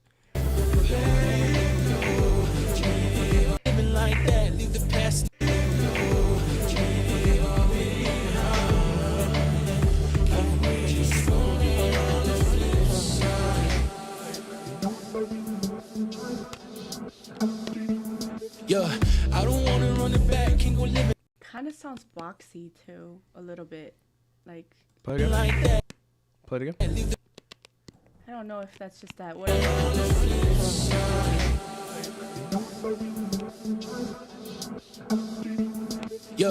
I don't wanna run it back, can't go living like that. Hey, what up, Ren Mar? Just came in here. Yeah, I mean, Past in the past, stay present. Think about how you made a way in the desert. how come all of a sudden this texture?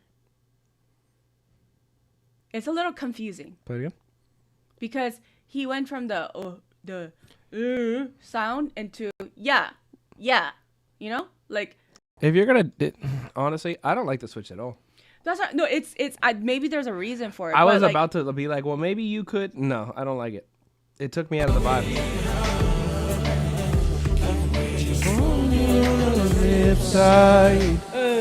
It's like right here, and then it goes yeah. I don't wanna run it back. Yeah, you sound like Ariana Grande. Yeah. No, she doesn't. She does that shit all No, the he time. doesn't. Yeah. No, it was not like that. Samiana Grande. You stupid. I don't know. The switch up seems a little abrupt too, but there's more clarity. She does. You see. There's more clarity here. Sounds really compressed though. Like, I don't like this at this tone. very compressed. I don't like it. Pretty smashed.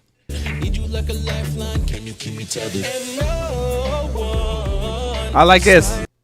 Yeah, this is where your vibrato, when you do that fast vibrato, is so nice. He's got that weekend vibrato. So nice. No, but he does, but he doesn't sound like the Weeknd. Yeah, it's which lower. is like really cool. It's a different timbre. That's my favorite word for today. But the top line is so good. Do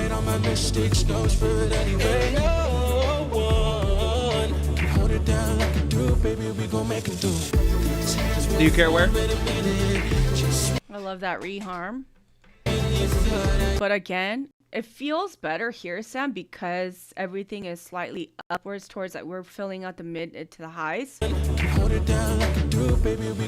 Feels really refreshing when it comes back. And also the synth, that thing, if there's a way for it to not be in that same frequency and then feel like it's maybe automated to a certain degree? I was thinking, so here's the thing. I'm curious, what synth did you use for that sound? What synth did you use? I wish, Sam, you need to learn Ableton. Because I literally just solved your problem and realized that it will do absolutely nothing for you. But I feel like we need to automate the opening because the filter on that pad is like cutting off a lot of highs. If it went and opened up over time, like a filter opening, like we have choices, right? But then we got to roll off a lot of low end. We have to roll off low end and everything else needs space. But I don't know how to do that in Logic. Logic doesn't have automation the same way that Ableton does. Man, even I'll say this, even Pro Tools is really good about automation too. Yeah, I mean, because we have to. Yeah. But, you can, he says. You down for fish tacos? From where? Don't do it for so far away, okay? Crazy Fish Grill and Market. Excuse me.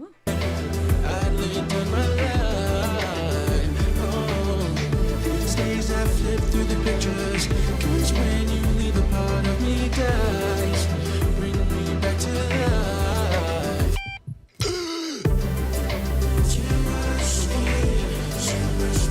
This top line is so good, and we don't know what you're saying. I swear, if you can fix one thing, it's just fix that. I don't know what's happening there. Oh my gosh, and I really, really like it. You know what? I'll be honest. I don't even think we need like the crazy AVOX multi-vocal thing. I think that actually takes away. That's what I'm saying. Yeah. That's in my notes. Like, I don't even think we need all of that. Honestly. I was also half asleep. Don't, Sam. We'll box. Don't start with that shit. I hate that shit.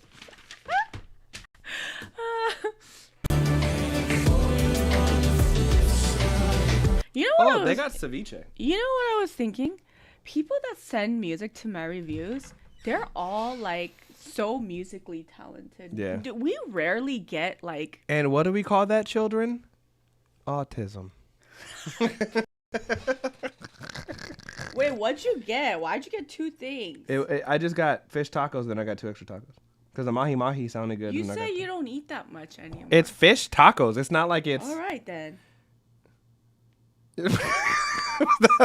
I'm actually surprised. That's not even the best comeback you've had for me this far. I don't know. I'm just looking for my own food now. So, the ceviche actually look kind of good.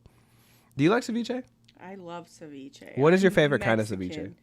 I like the craziest seafood ever. Like, I'm not. She's Mexican. I eat like menudo. I like menudo a lot. My fiance don't like menudo. I eat the intestines. I eat everything. Same. You see, but I'm also the person, when I get pho, I'm like, what's the bowl with the most shit in it? Give me that one. I eat cartilage, like the Same. meat. The cartilage is good for you. I know, it's good for collagen for your skin. I also have been. I actually just had that yesterday. You know what I've been drinking, Jane, a lot since you were soup. yelling at me about I need to be more healthy.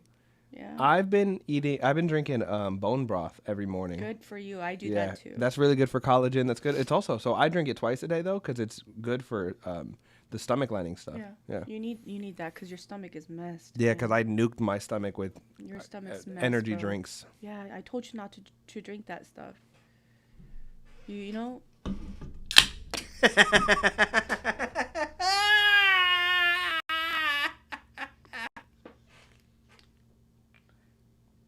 How do you guys drink like Red Bull, Celsius, Monsters? I don't know how you guys do that. You guys probably all have diarrhea all the time. Not all the time. Yeah, you do. Been on the content grid. I've been seeing. I hate energy drinks. I hate you. I'm just kidding. That was mean. Kid Pastel. No, I started drinking. There's this really good bulletproof coffee that's like a mushroom coffee, and it's for like. I keep hearing about that. It's focus. I'm telling you, I feel like I have pork blood too. I feel like I am on, like. I feel like I am on amphetamines when I take it. What? The mushroom coffee. Really? I'll have a cup. And somebody told me to take that. Remember that? I think it was Gumbo. Remember that one day that I was on live and I was making some crazy and I was like headbanging and you're like, what is wrong with you? It's that coffee. I was jonesing. I was like, I feel great. I don't know. Is that okay? I drink 3 scoops of pre-workout every morning when I wake up. Are you okay? No, he doesn't. He doesn't work out. Are you okay? Pastel doesn't work out. He's lying. He looks like he don't work out. No, he don't. You better not be working out. The grungy white boy thing works.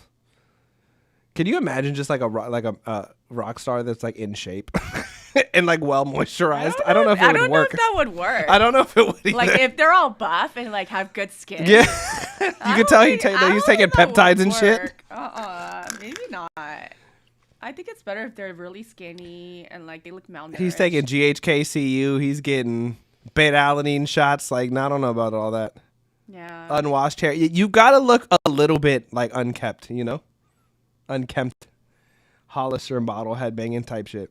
If I fail my class, it's because I love hanging out with y'all. Fred, did you see the clip that I posted of Fred on Dropworthy? Oh, that was Fred? Yeah, that was Fred. Fred?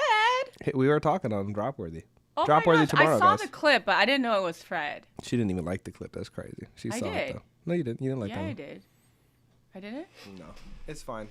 You know what's weird She about really don't like Hey, me. you know what's weird about Instagram? When I like something, it like disappears. takes off the light. So it Why actually does it do that? It does. I've noticed that it does that too with accepting, because I'll notice sometimes where you won't accept like even some of the indie mama stuff, and I'm pretty sure that's happening too. But why? Instagram is just Instagram. Like when I like all the indie baby stuff, it deletes my like. And You I have have to- to go and like it. you have again. to, so you have to re-like it. It does that with reposts, and it does that with accepting collaborative posts. Okay. I've noticed that. I've been trying to figure out why it's been doing that. And it only does it on my page. It doesn't do it on my other pages. No, I it's like that. They want though. us to hate people. That's all it is. Why? We don't hate you guys. It's literally Instagram's fault. Did you get ceviche? No, I got pokey Fire. and chips. Okay. Anyways. Dang, it's already 1:30. Yeah, we'd be vibing. Wow. Okay. Why is this gonna take so long? I think it's kind of far from me. Okay. Sam.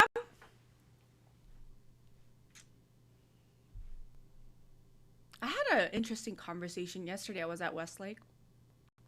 I didn't And get invited. yeah, you're not gonna get invited to every single thing that I do. Okay. Okay. I told you this. I know. Why are you acting like I'm serious? Like I wasn't sitting working all day. Oh no, but I feel like people really think. They're like, there was a really interesting conversation I had yesterday. I was like, I was eating, and then you better, Fred. so one of the somebody that was an assistant engineer at Westlake, like I don't know, 5-6 years ago, is now like a freelancer engineer. And so I've seen him come up from like being a runner to my assistant to head engineer to the to guy. now like freelancing, right? But he was there. He was there and he was on a session. And so I was like, hey, come and eat some food, because I like feeding the guys over there. And he was wearing the Mexican Jane be shirt. feeding them good too. Oh yeah. One time, I don't time feed that I them. was over there. I don't feed them cheap stuff. No, she got them like sugar fit. Like Yeah. she got like good sushi, No. like expensive sushi. No, I feed. I was like, damn, I feed the Jane. assistants as well, because they never get fed. They don't. So that's the They first run thing. the slave ship over there. But he was wearing a Mexico jersey, and then obviously I'm watching the game, trying to mix. And he came in, and I ordered yesterday. I really wanted tacos, but I was like, "There's no way I can order tacos for dinner and then watch Mexico versus Korea." So I ordered Korean food, because it's like. You gotta. I get it. So he came in. He was like on a session. He came in. I was like, "Hey, have some Korean food." He's like, "Oh, I feel like Oh, traitor. yeah." He's like, but look at this tteokbokki, look at this Korean fried chicken. Like, I'm gonna just eat it, bro. It's okay. It's all right. It's good. You're gonna be fine. So he. Jane, ate. what you I should fed have him. done, you should have opened up a tecate and just evened it out. No, I couldn't. I knew Mexico was gonna win. You could have turned on your people. I'm pissed. They actually had a viewing party in Koreatown. Yeah. And Yeah, they did. Paisa Boys were over there, and my homie actually started Paisa Boys, and I was pretty bummed that I didn't get to go see it. Shout out to the homie Gabe, but he's like there was like a Nike collab. It was a big event. It was sponsored. I was like, I want one of them. But anyways, let me finish my story, bro. Jeez. So I was feeding him. I was like, how's your session going? Remember, he used to be a runner, so he started from the ground up. And I was like, who are you with? And he's like, oh, I'm with you know who I told you I saw. Yeah. Yeah. And he was like, oh, he was just saying that he ran into you. And I was like, yeah. Like, I was like, what are you learning during the session? He's like, you know what? As an engineer running the session, I get to see how people arrange songs, and they're so careful with sound selection. Yeah. Like, he's like, I be trying to tell people too. People don't be listening. it was actually Illmind, by the way, you guys. Yeah, I was gonna I know. I just feel bad. Illmind, like, the wicked producer. You know, Illmind was there, and then he was like, yeah, it's so incredibly inspiring to see how picky he is with the arrangement of the sounds and the sound selection. How they're all relative to one another. I'm telling you, people will come into my live and be like, you've been listening to Kicks for 4 minutes. I'm like, and it'll be 20. I don't give a shit. Like, leave. Like, but then they'll come back and be like, how did you make this? And yeah. Sound selection. And then what he told me was, hey, like, we've been here for the last, I don't know, I think Illmind was there for the last 3 days. And then he was like, honestly, day one, I was like, bangers, right? Day two, it was like, mid. Bangers. Oh, really? And then this day, third day, he's like, there's no way. He's like, when I kid you not, today's bangers were better than day 1 and 2 bangers. And he's like, this is... That almost never happens. Well, I think it does when you are very much into the craft and you're very good at what you do. And if you're inspired by the people around you and you are working together, the more you get to know one another, you get to bounce off the people. That energy in the room. Better. Yeah. And so he was just like, it baffles my mind that today I came in thinking like, okay, it's okay if they don't have bangers. Yeah. Because they just did 2 whole days of bangers, 12-hour sessions. And he was like, today, it blows my mind. Even better bangers than the first 2 days. You know what though? They started catching a pocket. I like where life has gone. Thanks to you. Shout out to you, James. You know what I'm saying? Making sure my pockets is good. But I literally want to be live making beats every day and answering questions because it's literally a repetition thing. If you make a schedule for yourself, you get around the right people, you're showing up, you're doing the thing. I've noticed like once you catch a vibe, if you keep going, shit only gets better. But once it is literally a repetition thing. You gotta flow state, absolutely. And there's days where I'll show up and I'll make. You gotta be good at what you do to achieve flow state, though. So you don't just get flow state just because you're saying I'm in the flow. Facts. No, you gotta be really good. Your brain has to be able to turn off for you to be in flow state. Yeah. That's when flow state really happens. When you're not thinking about all the technicals, you're not thinking about the keys, you're not thinking about the BPM, you're not having to think about if F sharp is in G major. Like, it's already in there. So now you just get to turn off and you get to flow through the art. You need to be good at what you're doing. That's actually why I'm like getting back into like getting instruments, getting a guitar, getting like I'm about to start getting back into trying to play piano more because I'm like it literally I can you've seen me do it. I click stuff in and it'll sound crazy, but like I need it to happen faster. I need more quicker. I need it to because what you don't want is to lose the idea. That's the fucking worst feeling when you have something that you're like, oh, I know this shit would have been crazy, and it's just gone. Yeah. And that only comes from like literally not having the right tools. That's another thing too. If people will come in and be like, Joel, where you get them strings? I paid a lot of money for them, and I will keep paying a lot of money every time I hear something that I'm like, I don't got that, or that's a better thing than what I had before. Pay the money, upgrade the gear, upgrade the guitar, upgrade the software, upgrade. When you find something that is going to elevate you, it is always 100% worth the money. Yeah. But I was like, yeah, bro, that's how it goes. He was like, I'm learning so much. And the fact that, because he's a producer, he was like, the fact that I don't have to be under pressure to produce, to submit my opinions. I get to just sit there, engineer the session, the writing session or whatever, and watch their thought process. He's like, is so incredibly rewarding. Well, I feel like, too, with somebody like Illmind, like, he's been the beat maker. Yeah. He's been the little guy. So he was telling me, he's like, honestly, I knew he was dope, but like watching him do that, he's like, it's next level. Yeah, I don't think we put enough respect on producers, real producers. Yeah. Not people that can produce or make beats. I'm talking about like people like Ryan Tedder that are like, you go with this person and you guys go here. And he's literally directing the best parts of humans together to make art. It's insane. I think it's it's the Rick Rubin thing. It is the ability to you're playing people like instruments. Yeah. And that's next level music making. Like people that are good at it, like, man. Yeah. It's one of my favorite things to watch. Yeah. It was cool to hear like his perspective on everything and to watch him go from like being a runner to like being in the session, and I love seeing that. That's why I do what I do, honestly. But I have to feed them still, so you should have fed him tecate. I made him eat Korean food. Should have fed him while we tecate were and watching tacos. the game. But If you say you like Mexican food, what you like does not matter as much to me. I could tell what kind of person you are by what kind of Mexican beer you drink. I don't drink beer. No, but I'm just saying, people in general, people be like, I love Coronas. I'm like, Coronas? Yuck. What's wrong with Coronas? You see? That's that shit right there. I don't drink beer, so I don't. Yeah, but you see? What? I'm just saying. What's wrong with them? Indio's fire. I don't drink too. I'm just... Yeah, that's very true. I'm telling you. If somebody's like, I love Mexican food, like, I love a good Corona, I'm like, yuck. Give me a real Mexican beer. My husband drinks Dos Equis. You see, okay, that's more of a European beer, but I'll take it. Oh, it's not okay. I think so. Last time hold on. Or he drinks Modelo, but Modelo or Tecate is the only two right answers.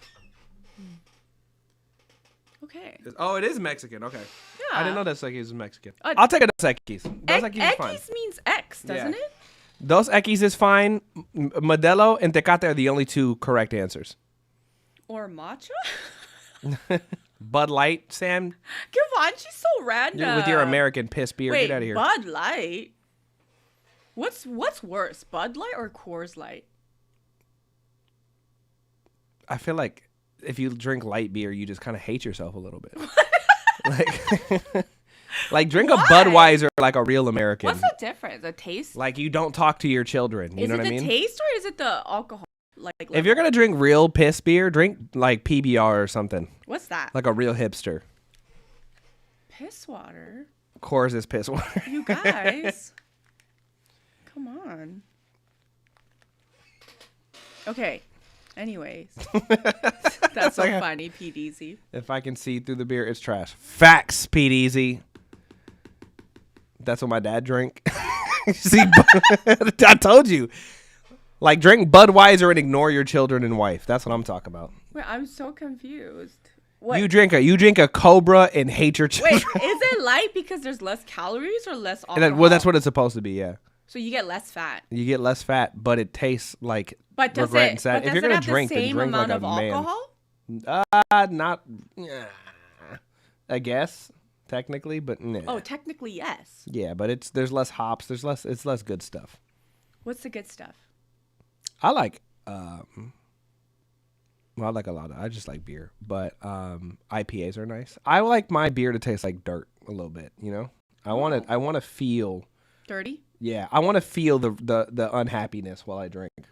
Oh, you do? Yeah, I don't want to drink That's something masochistic. a little bit. Look, I like OEs. You know what I'm saying? I like things that hurt a little bit. You can always send a song for a review. I want to feel dirty. I'm saying, like, You want to feel dirty? give me like a Stone IPA. Give me something that feels like I hate myself a little bit. You know? I think you need to go to therapy. Probably. I actually had one of my clients for social media stuff I with think at you one need point to go to therapy. was a honestly. therapist, and she's like, for somebody who has never been to therapy, Joelle, you need the least and the most amount of therapy at the same time. That's the worst Yeah. thing. That's the worst thing that you could ever hear. She's like, you are one of the most, like, you know exactly who you are, but there's something wrong with you. And I'm like, That means she can't fix you. yeah. That's why I was like, probably we'll never go. Well then. If it's not going to help me. Da dun dun dun dun dun. All right, that was fun. Okay. Pete let's Easy, go to the next time song. you're in California, we're going to a beer garden. We're gonna have some fun. All right. Up next, Sean Greer, A Time to Remember. I've been feeling down at the moment, and I thought I would put that energy into this little sketch for a composition I've quickly done today. Okay, hopefully you guys like it. Let's see.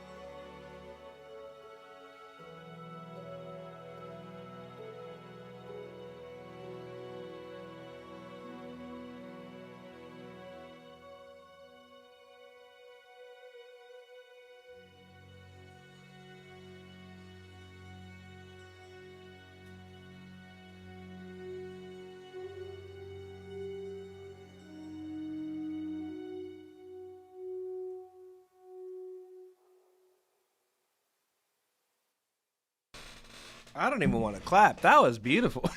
I don't even want to ruin that with the clapping thing. Wow. I like that a lot. Show yourself, Sean. Where I are like you? that a lot. Where is Sean? Sean Greer? Where is Sean? I like Sean, you. are you here? I like you quite a bit. Oh wait, how did you do that though? I'm just curious. Yeah, I need to know. Like, I need a how did VST you- list, friend. I need that That- vocal. I need that. I need to know what you did for that little single choir vocal thing. Okay, there's Sean. Sean, follow me. I have questions. Where is Sean? Sean is on Instagram right now, everybody. I know we are all spread out all over the place. We have YouTube and TikTok. Sean is on Instagram, Sean_Greer885. How did you make that, Sean? Well, how did you do that? That was gorgeous. No. Which DAW did you use? What VST? What are we working with right now? How did you get the... Look at everybody going to Instagram I'm gonna guess right it was now. I'm gonna guess it was Ableton or Logic. What are we working with right now? I know Also- there's a delay on Instagram too, so... That was gorgeous. Look at everybody's moving to Instagram right now. It was. I mean, it definitely was Contact Libraries, and it was not cheap. It was Reaper. Logic Pro.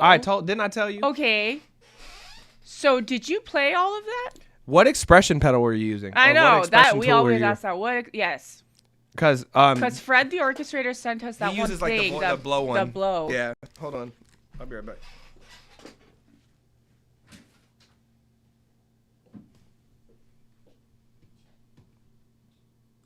What in the Jesus?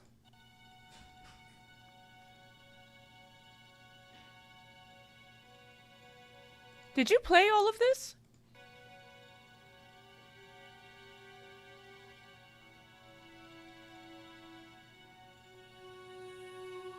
Where is that from? Where is the that from?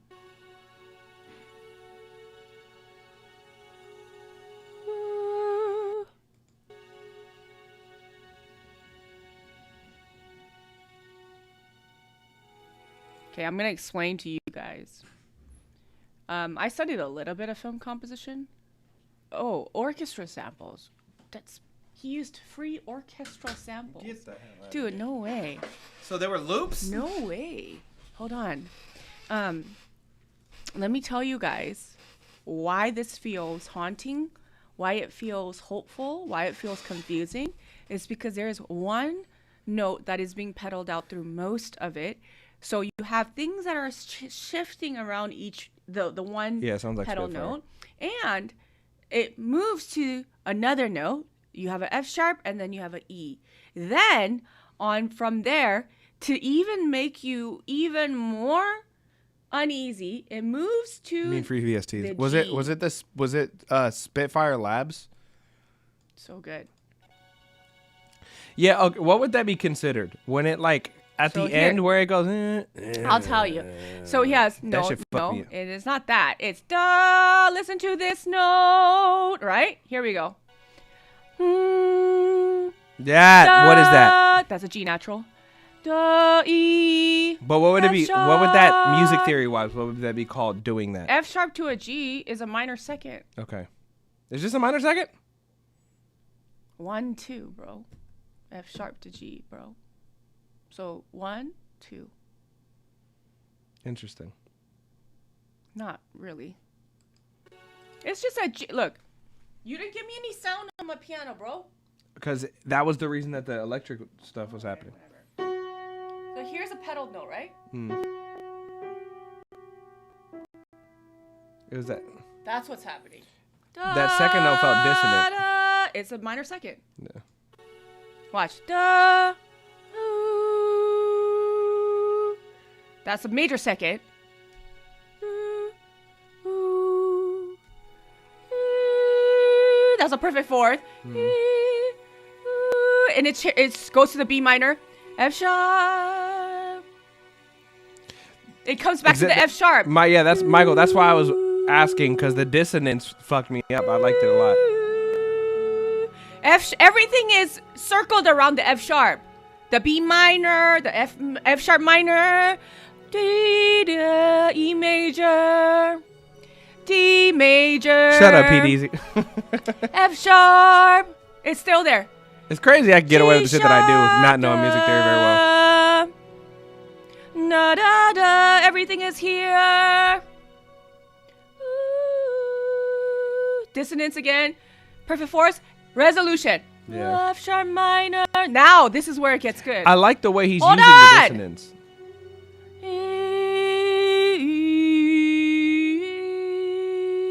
La da da.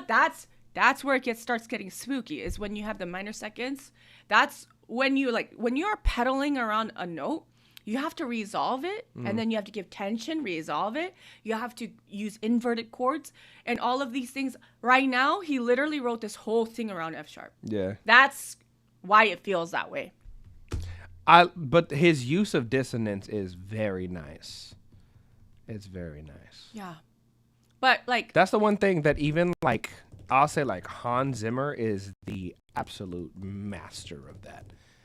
He will make you hate yourself a little bit with some of the stuff he'll do before he resolves stuff. And that's the one thing I've like never. I'm like, I don't even know where to start with that. That was nice. But Sean, I'm sorry you're feeling down at the moment. But thank God that we have music to turn to instead of all the other bad stuff. And thank God you could put it into something like this. I would you know? I would love just that low string. I don't know if that was a cello. It doesn't feel like a bass, it felt like a cello. I would just love more beef from it. Where? The one go to At that the end? yeah. That? I just love more beef. Just a little bit more beef.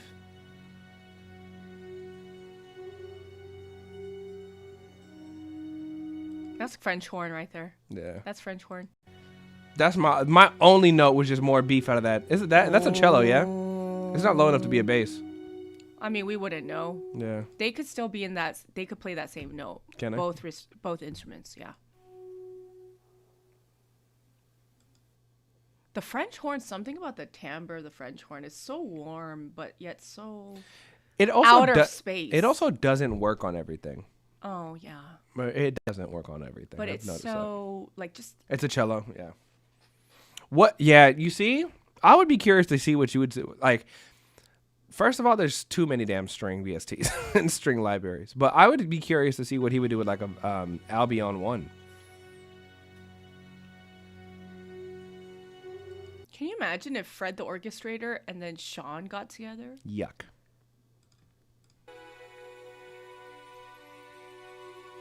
This sounds like it would have been in Avatar. That whistle in the back too. That like drone. Yeah. See, even that's giving you dissonance, right? Yeah. You want the D sharp because you want it to go major, and he's not giving you the major because he's not going to go to the B major. I know what he's saying. He wants it to go. That's what you want, that, but Sean's not going to give you that because there is no resolution to his day right now because he's feeling down. You see, that's exactly what my real question was like, how do you learn to use dissonance like this? Because the dissonance in this was like haunting, and then he would resolve it. That's the one thing, like, especially when it comes to writing scores, I'm still trying to figure out what that even means. Like, how do you figure this out? What do you mean? Like, how do you get to a point of using dissonance like this? Like, where do you start with this? You learn the scales. So you have to learn all the minor scales. You have to learn what the minor second is. Because in a minor scale, in an F sharp minor scale, da da, it's the second note is G sharp. It's not a minor second. So like if you're doing minor scales, right?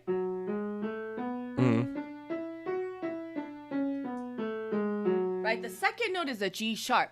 But you understand that in between the first and second scale step, there's that. And then,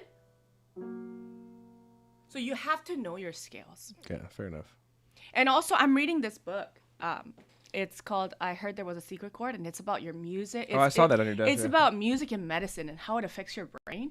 And it talks, and it's so interesting. It talks about like the Phrygian mode and the Dorian mode and the Aeolian mode and what it does to the brain. So if you know these modes, you can actually use the modes to spark some type of emotion in the human brain because of how it's designed. Interesting. But if you don't know the modes and you don't know the scales, you don't know how to create tension properly and resolve it, you know? So I think you have to... Ailey said, I thought you were about to say something. You really have to learn the...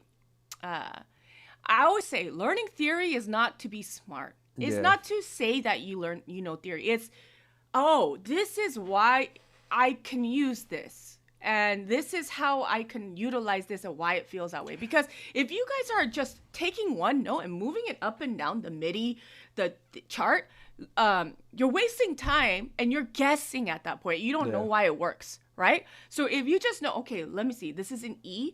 The minor second would be an F. So how would that sound?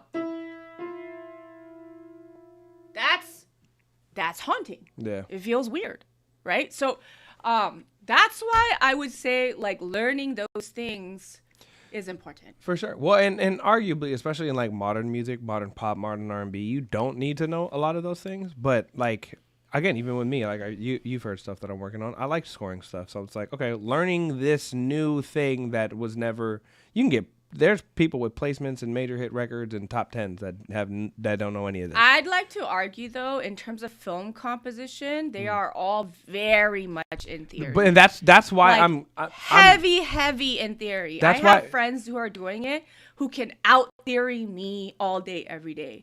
So well, not only that, but I've noticed there's one producer songwriter that uses theory very well in pop music, and nobody can keep up with him. Max Martin. If you actually listen to some of the stuff Max Martin's doing, it's actually very like, it's very theory intensive. It's just not. He's using. It's not really theory intensive. It's just formulaic. It's not theory intensive. He's not doing anything like. It's not crazy, but he's not doing like regular just like triads. He's not doing like other producers that are making things like pop music and stuff are very simple. He's doing interesting things. I've noticed because even like the chords he chooses aren't typical. I think they're very typical. Okay. Well, they're typical to you, you know? What does that mean? Because you're an instrument, you play piano, like so. For you, they're not anything crazy. But again, for me, somebody who's like, you know, like what song would you say like is like that? Funnily enough, "So Into You" by Ariana Grande is actually, he was using. The chords are weird on that one. A couple of them are. They wouldn't be typical. Oh. James Blake does that too, though. Like he'll break chords apart. He'll play a chord that's not crazy, and he'll play it crazily. Because you'll be like, I've never played a D minor or a D minor 7 like that, and you find out why he's doing it and how he's doing it, and you're like, oh, okay. I would have never done Interesting. that. Yeah. Okay. But anyways, thank you for sharing that with us, Sean. You're crazy. Dun, dun. You're crazy. You mean an inversion? It's not just inversions. Perspective and opinions will always vary. I mean, yeah. All right. Up next, we've got Alfonso hasn't submitted a song in a long time. Remember he was like, I'm not going to submit for a while. Why not? Because he said I'm glad you guys liked it. Absolutely. Because he said his project was finished. He's about to go on a whole run. Remember? That's right. Love to you, fam. All right, let's hear what we got. Rolling.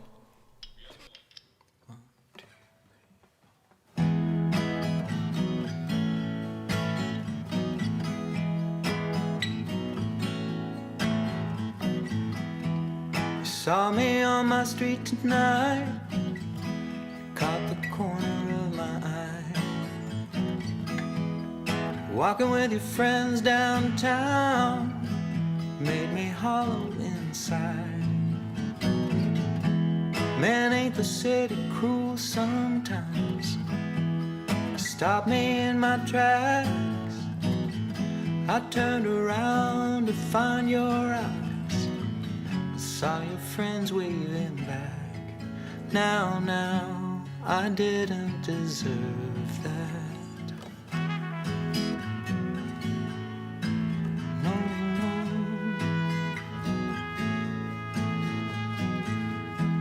I heard you living back uptown in your daddy's 5th flat. I never did trust that man or his phony chit-chat. You always kept that exit closed like some emergency code. You ripped me off for your release, but I was on board. Now, I won't be ignored. Stay out of my neighborhood, stay off of my street. I'm still dragging the love I gave you like chains round my feet. I'll confess I was a mess, but I don't need you coming round. Stay out of my neighborhood, it's a big enough town. Now, it's a big enough town. Now.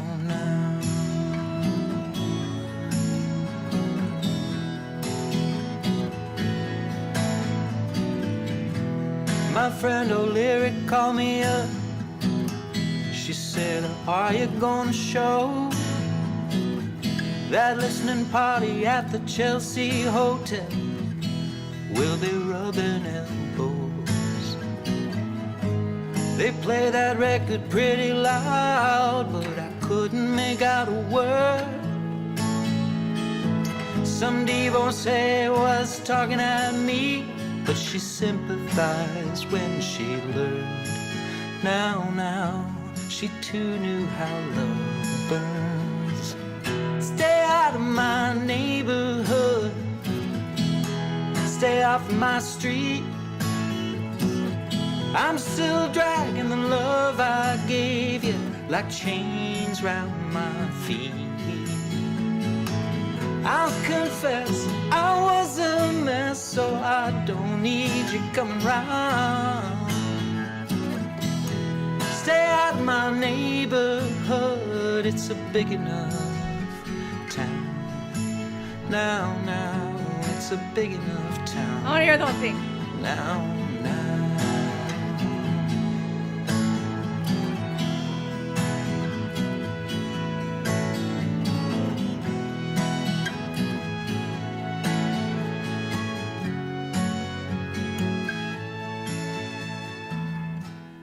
And on the way back to my place, and every shadow passing by, I has your figure and your face. Now, now, let sleeping dogs lie. Now, now, you just had to say hi.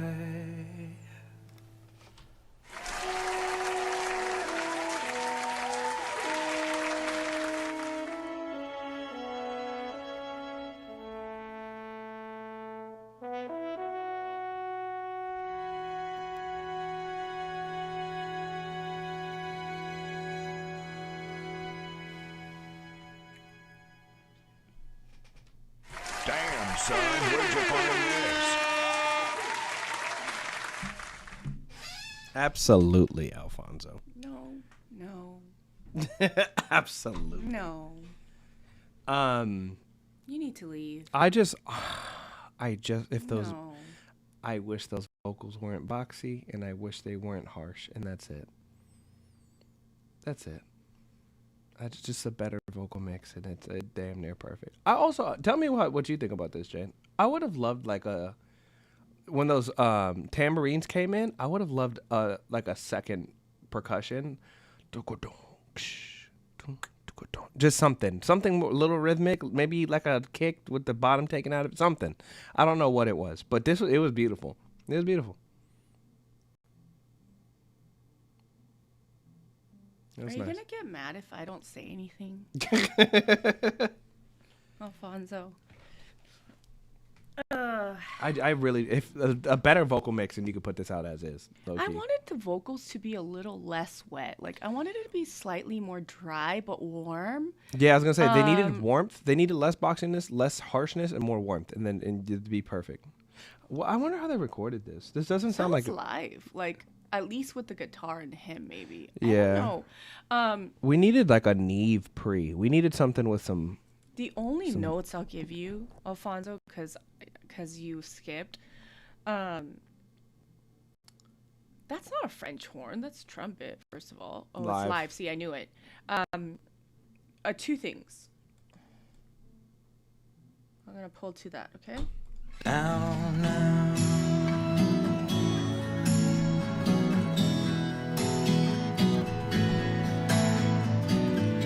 Okay, there at 223. That D to me is a little bit like. Didn't need to be there. It's not that it doesn't need to be there. It's like, I feel like it's. Of town. Now, now.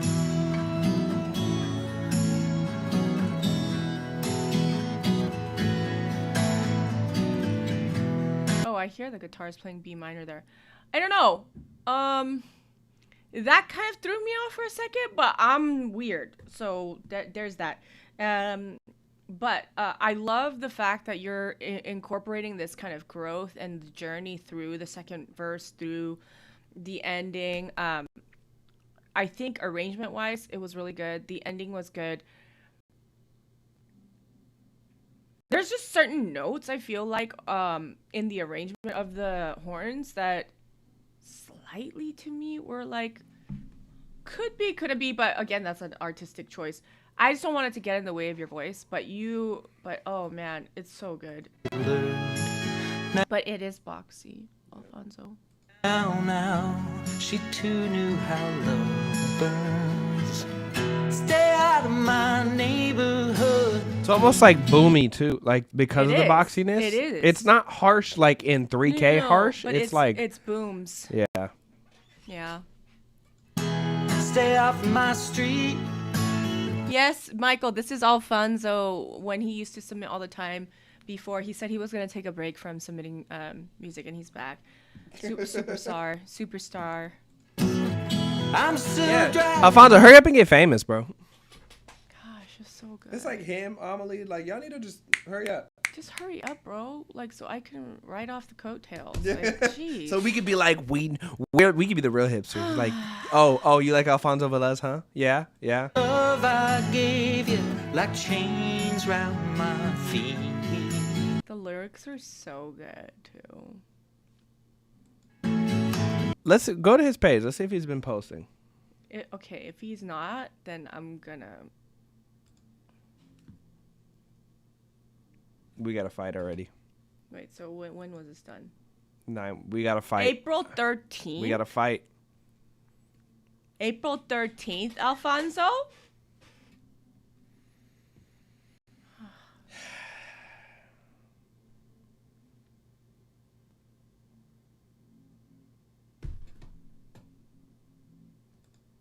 Maricón. I'll confess I was a mess, so I don't need you coming round. Stay out my neighborhood. It's Stay out my neighborhood is crazy. Hey, stay on my Like, street, that's cuz. a crazy. big enough town. Now, it's a big enough town. Now.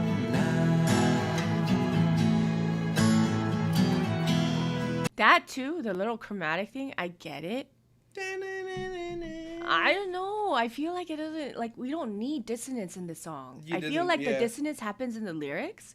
This actually, it's a good one too to have the dissonance used in the last song really well, and then this one I feel like it doesn't fit. But here's the thing, like the dissonance happens. Here's where the dissonance happens. It's when the music is totally not dissonant, but the message is. Yeah. So then, like, it's like it gives you Yeah. conflict in your emotions because internally you're hearing about the fact that this is, get out of my neighborhood, but then at the same time, it's like the music is so pleasant and warm. Yeah, and you already have enough contrast with the songwriting and the music. yeah, that I don't know but if you then they're needed like, it. da-da-da-da-da. I don't think it needs that. Like, I don't. Yeah. It's a big enough I agree. town. Now, it's a big enough town. Now.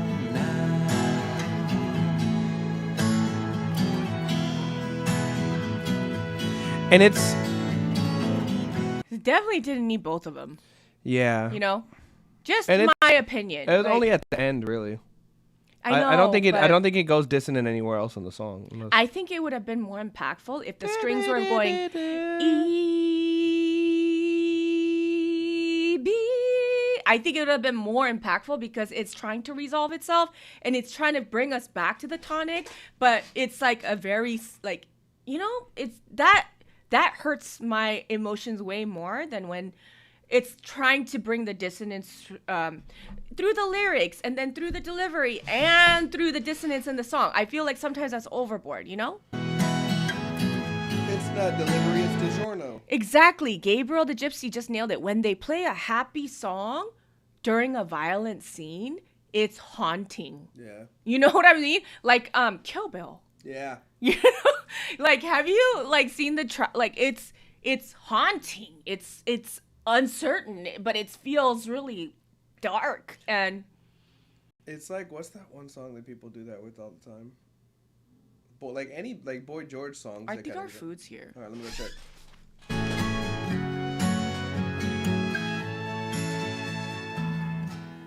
And on the way back I love your ending too, Alfonso. to my place. I almost had a tear. It was like my eyes were tearing up when I heard that trumpet. And every shadow passing by has you figured. Like, have you guys seen a fight scene? Like an intense fight scene and there's like classical music being played? There's something about that makes you feel like, oh, feels really like conflicting, but there's different emotions that happen. Whereas if you're doing a fight scene, it's going, it's very obvious. But like when it's classical music, it's something about it seems even more like psycho. It seems psycho. Oh, this is all mine. I didn't even yours. Well, no, you think this is all mine? Fatty? You get fries? Yes. That's crazy. You want to take all my food? Did you eat my fries? I don't eat fries anymore. I'm a healthy queen now. You got ranch? What do you Yeah. got fries? For my fries! Did you see the Europeans coming here and eating ranch and they're like now sad they gotta leave? That's funny. They don't have ranch in Europe. That's why What? Europe is sad. Yeah. They don't have ice either, right? Yeah, they don't put ice in nothing. That's crazy. Drink. I will say, Europeans got the tipping thing right though. They don't got a tip in Europe. And Korea too. No tips in Korea. People just do their jobs. I left a tip in Korea and they were confused. They're like, no. Did you get clam chowder? Yes. Nice. I like your choices. Okay.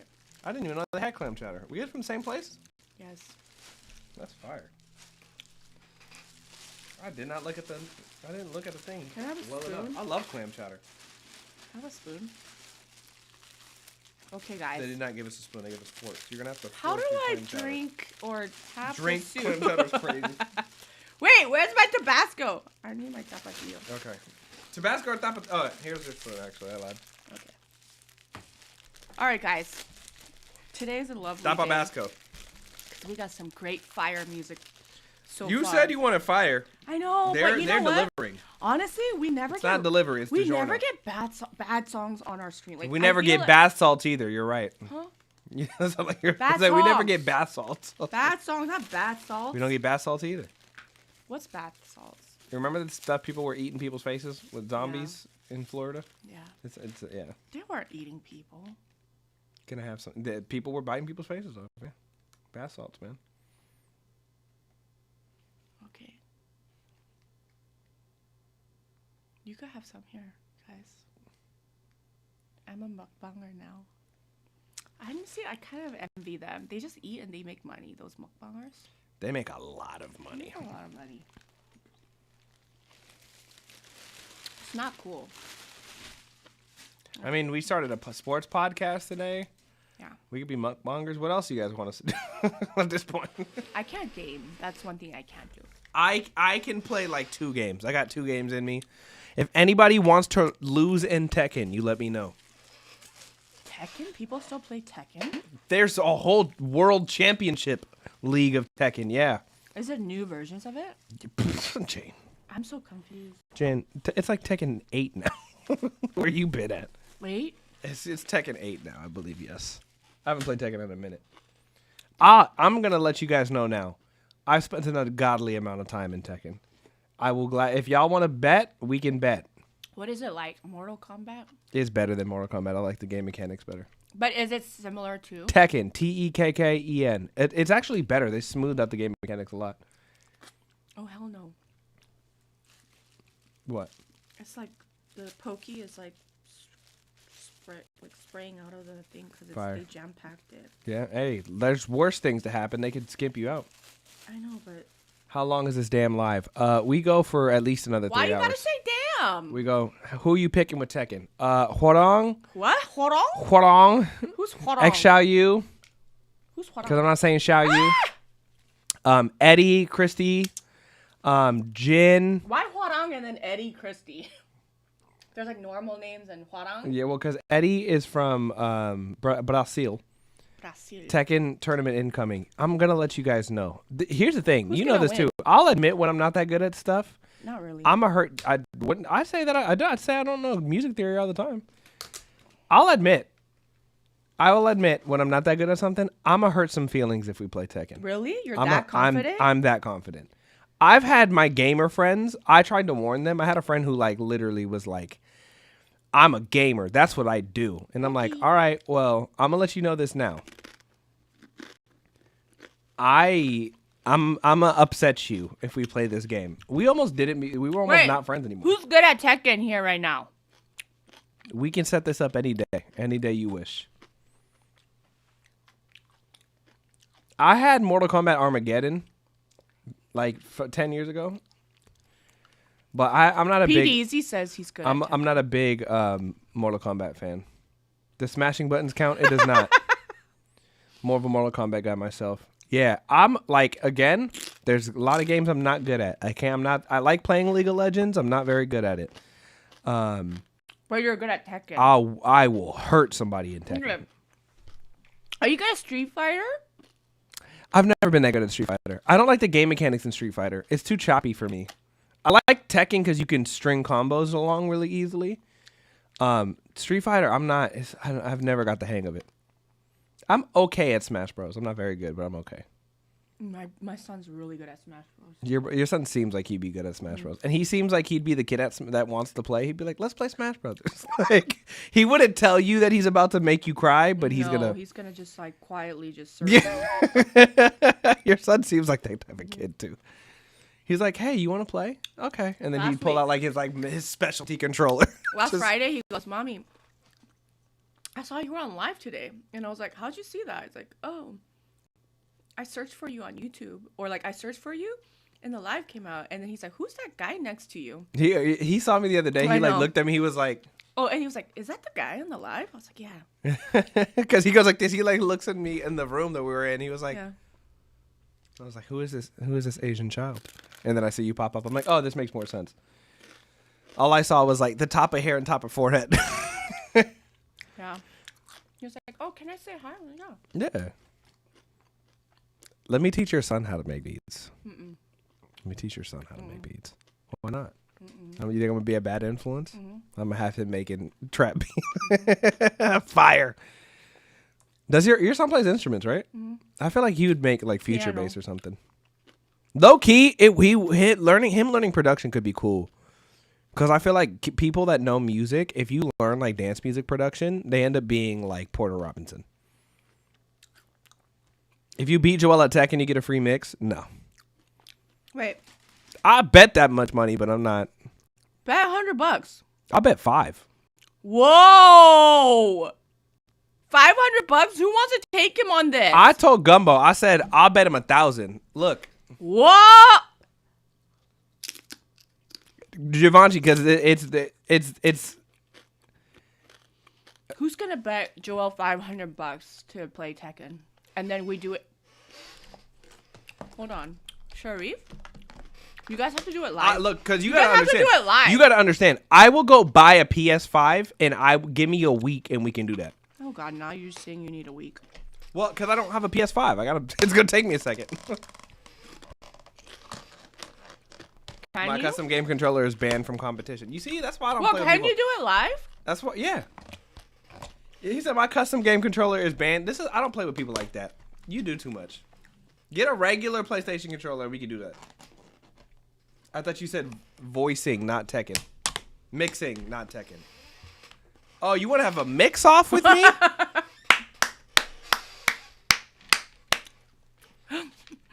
Everybody wants to. Everybody want to beef with me. No, but it's fun though. We could do that all day. But who's gonna play against Joel? Nobody. For Tekken? Here's my thing. There's not a lot of things that I'm super confident in. Dang, Joel. I'll hurt your feelings in Tekken. Whoa. I don't game that much. I'm telling you, I had a friend. I'll tell you his name. His name is Navas Tyler. He's a rapper. He makes anime like music. He's Cool. performed at like Anime Expo and a bunch of stuff. He fancies himself he fancies himself a gamer, and I said he knows I don't game because I worked all the time. Yeah. And I said I bought an Xbox One, and I said, Voss, if we do this, I want you to know this. I'm going to beat you, and I need you to not get offended when I do.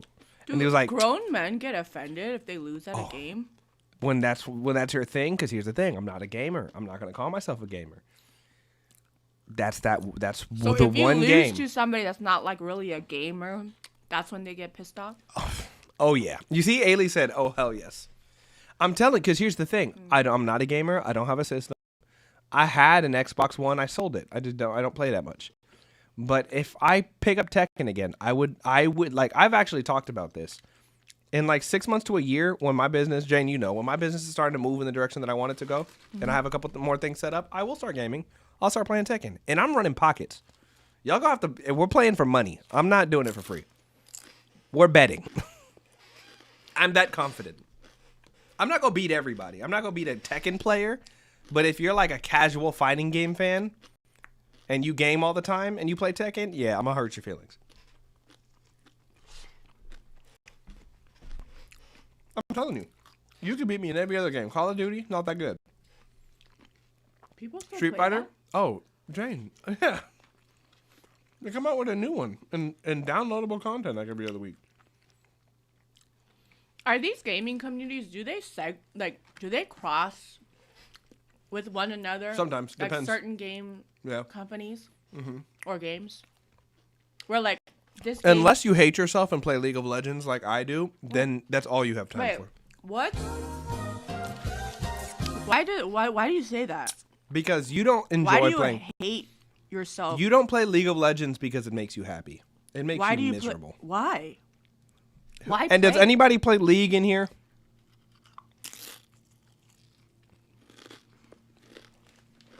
Why play if it makes you miserable? Does anybody play League? He's not lying. You can tell he's good at his game. Oh, thank you. I hate controls.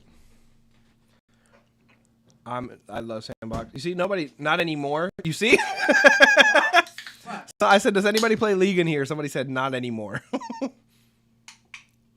Yo, only Dota 2. You hate yourself more. Wait, why do people hate themselves if they play that game? Hell no.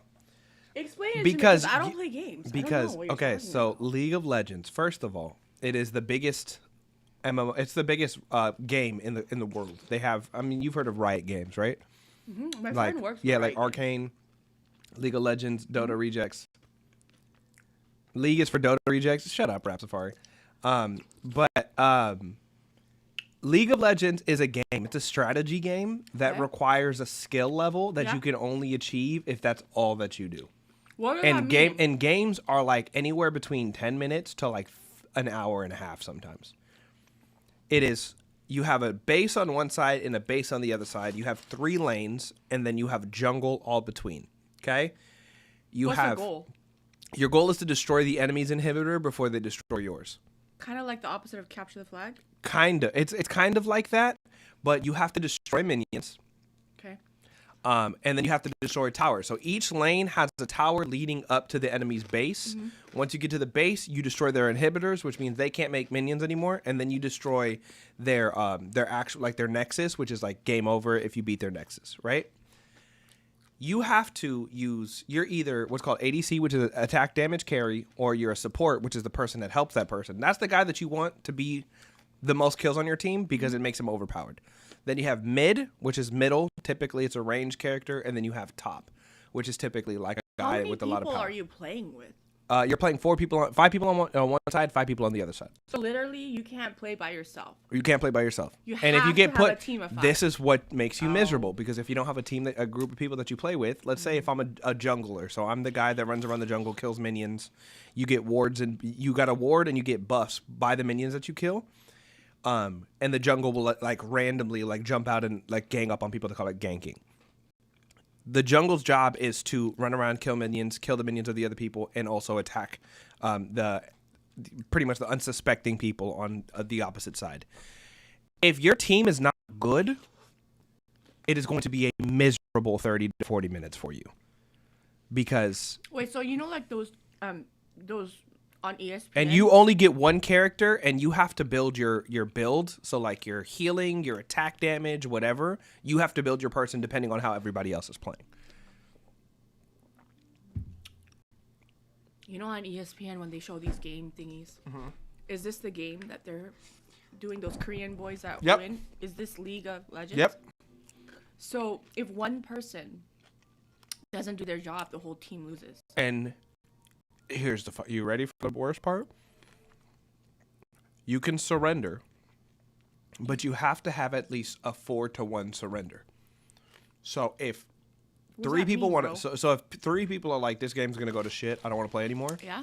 And one person decides to vote no, that last person we're counting on to vote no. If they vote that they want to keep playing, you're stuck in the game, because if you exit out of the game, Yeah. then it counts against you and they can ban your account if you do it too many times. So if you just got put on a shitty team, Yeah. you could have Don't 2 you people that just compile your own team though. you can, if you don't have your team online, then you got to play with randoms. Oh, with whoever's there. And playing with randoms will make you miserable. It will make you miserable. You have to like go in with people that you enjoy playing with. That's how these teenagers are making friends. These teenagers also are making a lot of money. Completely talking about different things, but I'm fascinated. I'll have to put you on, because it's actually really interesting. It's a fun game, but here's the thing. The people that are good at League are really good at League. It like to the point where if you're playing against one of these people, you're miserable. Because you could have a team of people that are like, this is what they do, and then you could have one sucky guy on your team, and the whole game is gonna be awful for you. It's me. I'm the rando. It's awful. Again, that's an accurate description. But yeah, you see, like, it's one of those things where it's like, you could either have a lot of fun because it's going well and you play correctly, or you could have one or two idiots on your team and you're going to have a miserable time. There's Can no you be really good to the point where you can carry the team? Almost never. Because part of you doing well has to do with people allowing you to do your job. So if I'm mid and I'm trying to attack the enemy's towers and I'm trying to farm minions, Bye, Gabriel. I have to hope that everybody on my team is doing their job well enough so that the people aren't leaving their lanes to just randomly gang up and attack people. Or that people are warding so that we can see where the enemies are moving around so that I don't just get randomly attacked and jumped. It literally depends on everybody doing their job. Like, imagine... But is there, like, the leader of the team? Or No. No? Nope. It's everybody goes in, you pick your you don't even get to pick the type of character that you play. Higher in the rank, more coordinated and more mature. Okay, hold on. Yes, facts. How do you win? Like, You have to destroy the enemy's base. Is it speed? Partially speed, partially strategy. But again, it depends on the characters. It depends on who you choose. It depends on your role. Like if you're ADC and you're playing bottom with your support is supposed to help you get kills. Support's not supposed to kill the people. It's literally supposed to help feed you so that you can attack harder, destroy towers harder, and do better against enemies. If they don't, then you don't have your point guy. You essentially don't have your power forward. Without that, the enemy team can just destroy you over and over and over again. Same thing with jungle. Jungle's running around killing minions in the jungle and ganking people. So if who you're are jungles, these AKA minions? The minions are just like the little guys. I'll have to show you. They're in the game. They're in the game. Yeah, I'll have to show you like a gameplay. Leader is basically the carry, but sometimes the ADC's not a good carry, and sometimes that's the safe lane. I'm gonna have to show you, Jane, because the level of coordination and are we talking about music right now? The level of so here's the thing. I will argue and say that playing League of Legends is a lot like being a musician, because you could be a dope musician, but if your engineer sucks, everything's gonna go to shit. It's kind of the same way. You could be a dope singer, but if your producer's bad and your engineer's bad, you will never have a good song. It's the same thing. Any one person not doing their job makes everything fall apart. I would argue there's a parallel to music. If you really hate yourself, you play StarCraft. It's essentially, yeah. Are they the same thing? No. But I think StarCraft, there's a mode in StarCraft, which is Dota. Or if it is Warcraft, I can't remember. But StarCraft, World of Warcraft. Yes, which is like the MMO, which is the massive multiplayer online. But Warcraft, I can't remember if it's Warcraft or StarCraft, had a spin-off called Dota. Dota is what gave birth to League of Legends.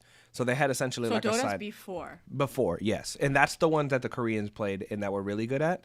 Oh. And then they released League of Legends, and that is now, because it's free, it is now one of the biggest games in the world, if not the biggest game in the world. I think it is still number one. I'm so confused. Bro, does anyone remember RuneScape? I've never played these games ever in my life.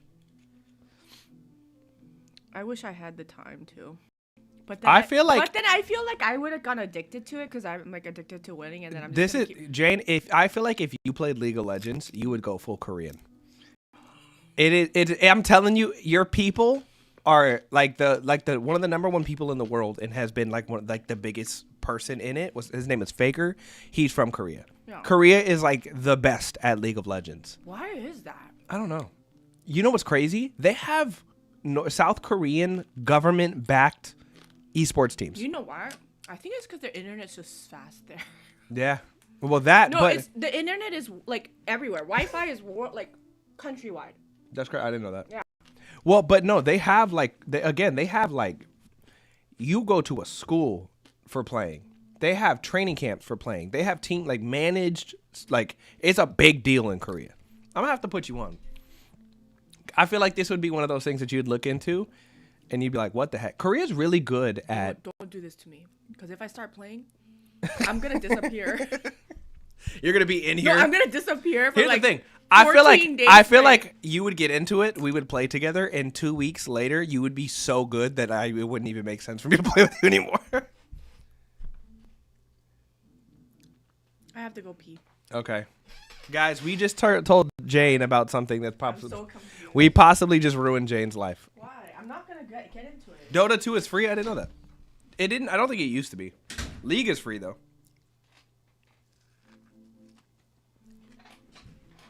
Guys, the indie mama is about to be the league mama. We're gonna make Jane play League of Legends.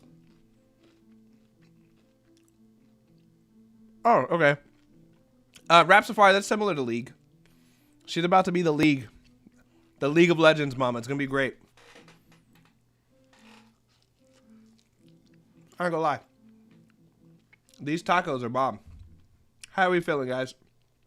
Thank you for our brief intermission to talk about League of Legends. Anyone on League tonight? I feel like Jane would get really good really fast.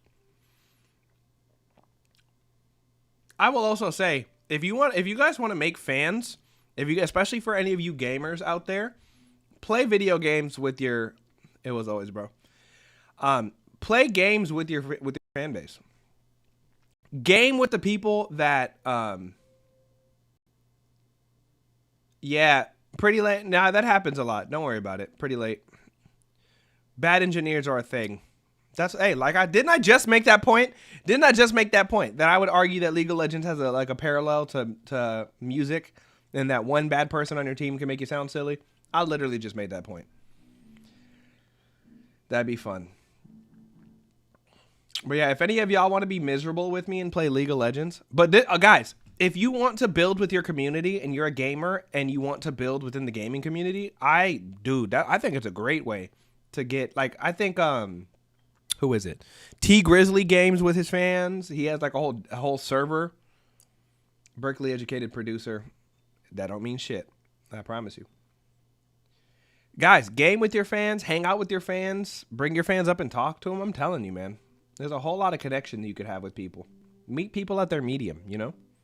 Meet them where they are, not where you want them to be. Type beat.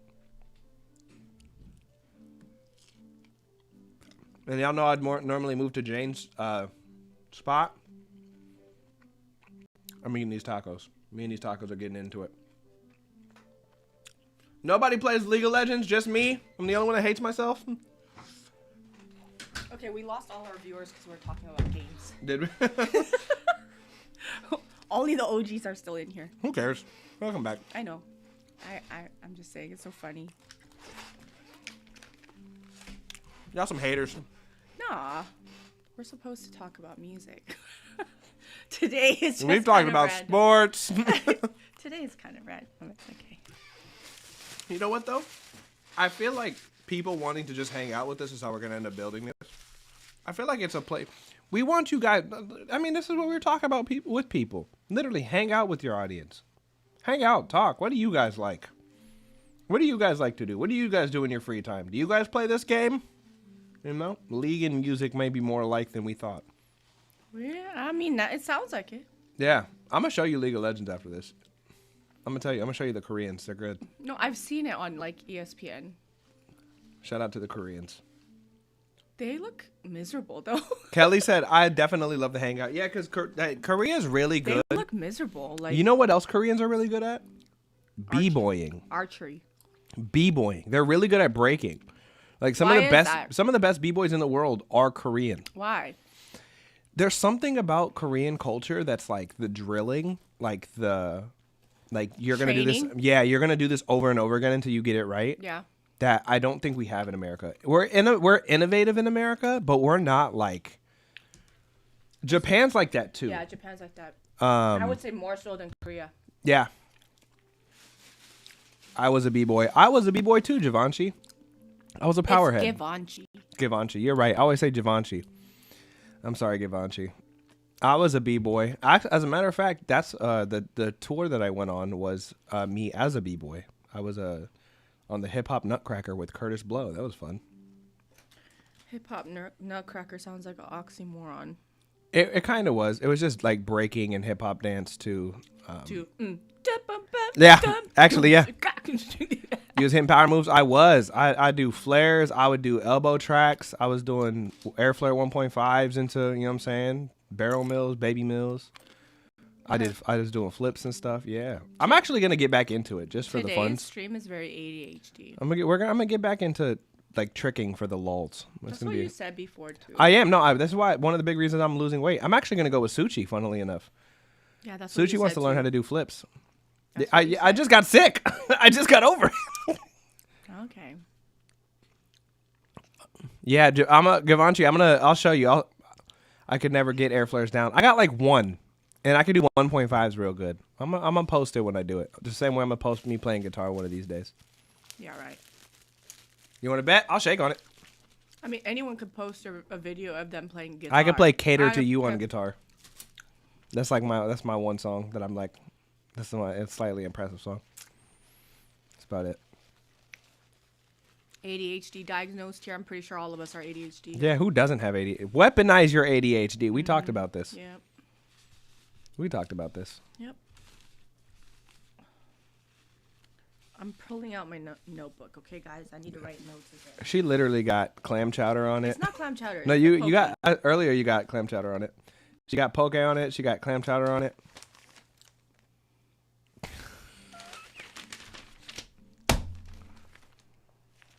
New pages. All right. Finally, let's get to Fred the Sorry, Orchestrator. Fred. Sorry, Fred.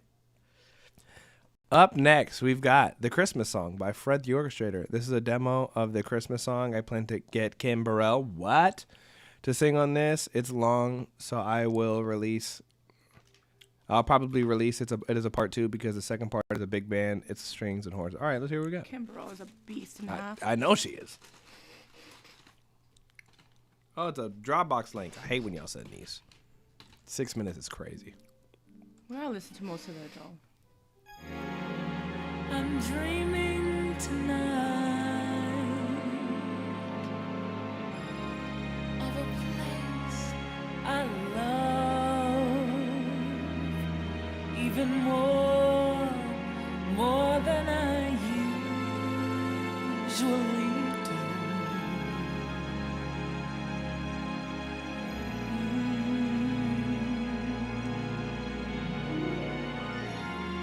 And although I know it's a long road back, I promise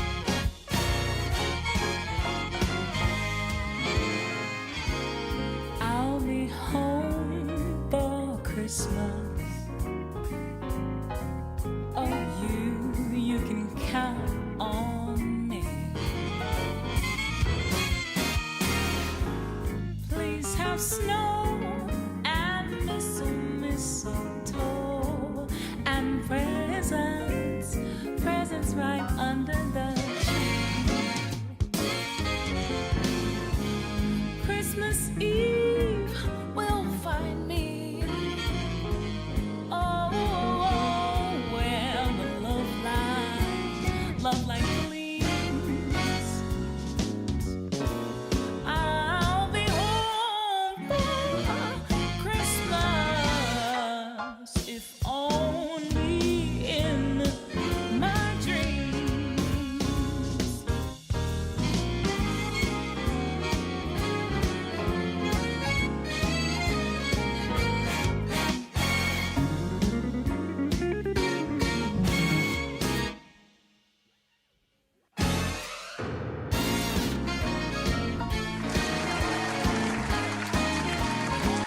Okay. That was the Christmas song by Fred the Orchestrator. Fred, first of all, you're an animal. He's a person. You're an animal. You disgust me in the most endearing way possible.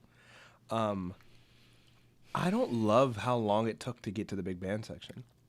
He said he's gonna split into 2 different songs. I think that's what he was saying, right? I wouldn't hate them together, though. I'll be honest. I don't think I would hate them together. I do think 4 minutes to get to that section, if you wanted to keep them together, is kind of crazy. You could probably bring that down to 1.5, 2 minutes tops. I like the big band section a lot. I do for that first piece. I would love less happening sometimes. I think this is one of those like contrast things. There's a lot happening the entire time. Even if it's like the guitar and then bring some strings in for like little embellishments here and there, and then we bring them in for longer durations later. I just feel like it was a lot of sound the whole time, which can work, but I think we got to build to that point. But yeah. I do like the sound selection. I think the sound selection is great. I just think we have to arrange it a little better. And do you think they need to be 2 different songs? I wouldn't hate them together, to be honest. I just think you'd have to shorten the first piece if we're going to put it together. We have to reverse engineer. When do we listen to Christmas songs? I mean, I know on Christmas, but Starting in like October, November. It's either at parties, right? Like corporate events or like parties. Yeah. Or it's like next to the fireplace, Christmas tree. You know, it's like, so it's almost like there's a function of the Christmas like songs too. Yeah. I think if you mesh both together, it's a little bit confusing unless you're going to have a really short intro of a bare voice with piano, then moving into the big band pretty quickly. I think that doing like both versions is like a little bit like, for instance, Christmas playlisting. I think it depends on like, there's like pop Christmas playlists like Justin Bieber, Ariana Grande, right? There's that. And then there's like hymns. Right, playlist, and then there's like like really low tempo by the fireplace Christmas carols. Yeah. I think it's a little confusing when you have like that slow BPM moving into the big band and then it being like that long. Yeah, you'd have to shorten it a lot. It's either a short intro, like a very bare intro, moving into... You say even shorter than a minute? Like 30 seconds? No, like if it's just piano and the singer, I'll be home for Christmas, only in my... yeah, like I think it has to be... It has to be like that for you to even... Because I always think about this, like, which playlist would this song go into? And not because you want to playlist it, but because you kind of have an idea of what you're trying to go for. And it's kind of confusing. That's the first thing. Second thing is, I think it's too crunchy. And I know that it's because it's Fred, I know it's a MIDI mock-up, but and when it's a MIDI mock-up, Yeah, I was kind of listening to it from the potential standpoint because I could definitely tell this was MIDI. The sounds are all living in the same place, so it's hard to tell. More than I usually do.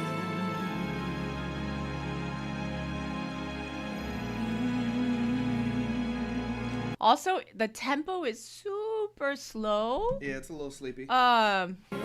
Which is fine, but I think we have to get to. Let me see real quick.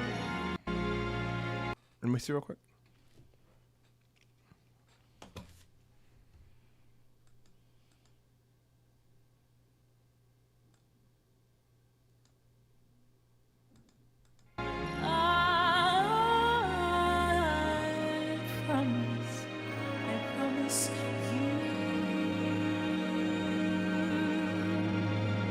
I promise you.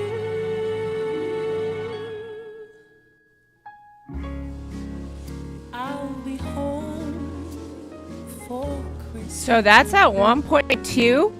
I think it already feels so much better. You can count on. Maybe split the difference. Yeah, 1 point. Let's try. Maybe 1.1. split the difference to 1.1. 1.1 is such a specific BPM too. There we go. Oh, please have snow There we go. Very like slow dancey. and mistletoe and presents. Presents on the tree. It does, huh? So So Fred, so what if one? Okay, so 1.1 would be like. so you could just play with the BPM. I think wherever you're at right now, just think about it. It's 1.1 times, but just I think it already feels so much. It doesn't lag. 1.1 would be like. It doesn't lag, and it feels still like cozy, but it's like interesting. I think that it felt a little slow. I think if it's slow, we gotta go real slow. It's gonna be at least 5 to 10 BPM. Like it's you gotta kind of push it a little bit.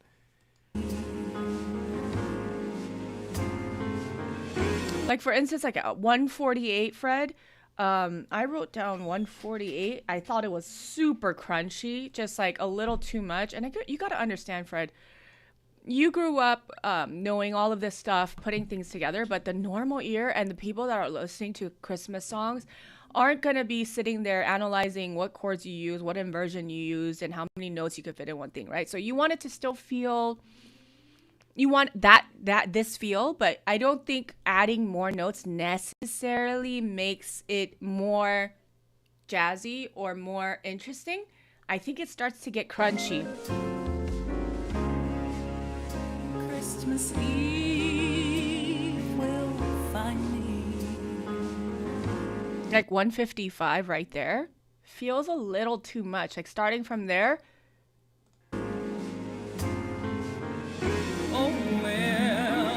and then you got like lines going up on the guitar. You got the piano playing 13 notes, even though you only have 10 fingers. You could do that, you know. Your thumb plays 2 notes a lot of the time. So like literally you could.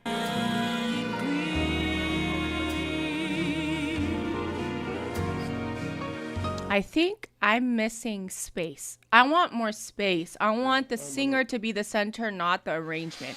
And I think that as you start stacking up, because now you have the string and then you have these things happening, you have the brush that's consistently there. It almost sounds like an incredible Christmas song instrumental, and you just decided to add a singer to it.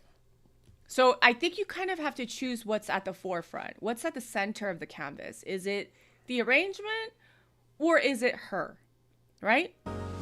'Cause I'll be home for. Like right there, there's 90 million things happening. And I know, again, it's a MIDI mock-up. So I know that there's a lot of sounds that need to kind of find its place.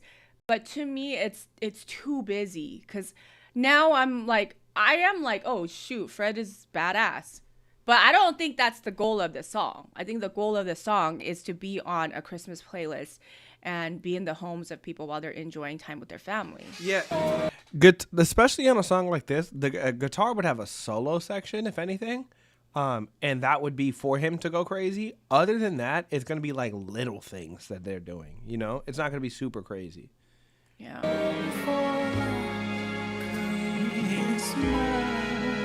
It's crunchy, 218.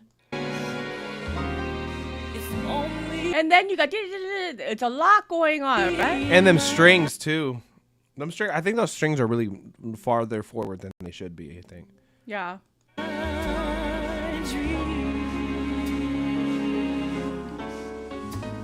I think those are fine. Yeah. Transitionally, like you doing something nice and interesting. But I think while she's singing, we want to give her as much space as possible. Yeah. So utilizing like the unison lines with the guitar, with you putting extra fills in between her phrases, things like that should be fine. But I think when she's singing, we are too crunchy. Yeah, think of those moments like jewelry. Too much jewelry is gaudy. We want this to be tasteful, you know?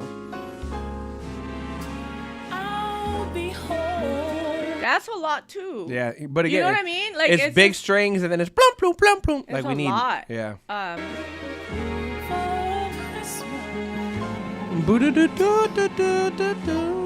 That would have been a perfect moment for a guitar right there, where she's not singing.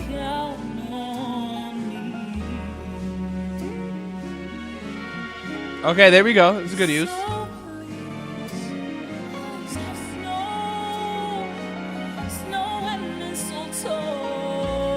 You know what it is too?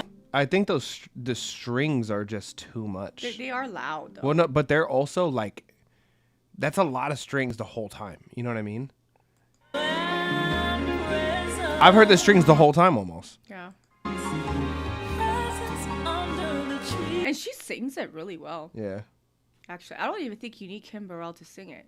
Like, I mean, you know what I mean? If you're gonna, No. Here's the thing. What I get that, but I don't think it's worth the hassle, like for something like this, because first of all, I don't think people are looking up Kim Burrell covers of Christmas song from a famous person when they're putting together a Christmas playlist. type shit.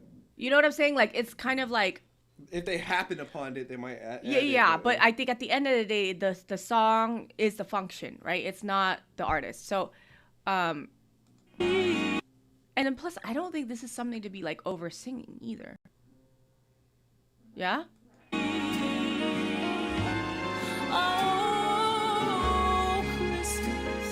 Yeah. 1.1 really turned this up. 1.1 is magic. I don't know what that means BPM wise, because like it depends on what the BPM is, but that's got to be at least 10 BPM, right? Because if it's at 120, it'd be 12 additional. Or close. Because I don't know if BPM directly translates to mathematics. I mean, you could like just that. play with it, right? Like, Yeah. because it's a MIDI mock-up anyway. So, like, moving it up 1, 2, 3, 4, 5 at a time, you'll hear the difference, and then you find the pocket.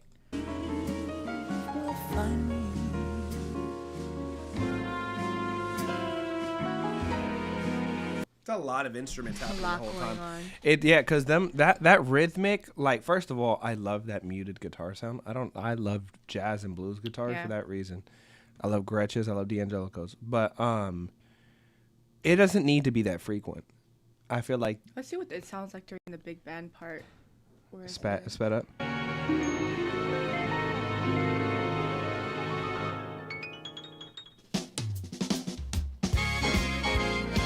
Absolutely.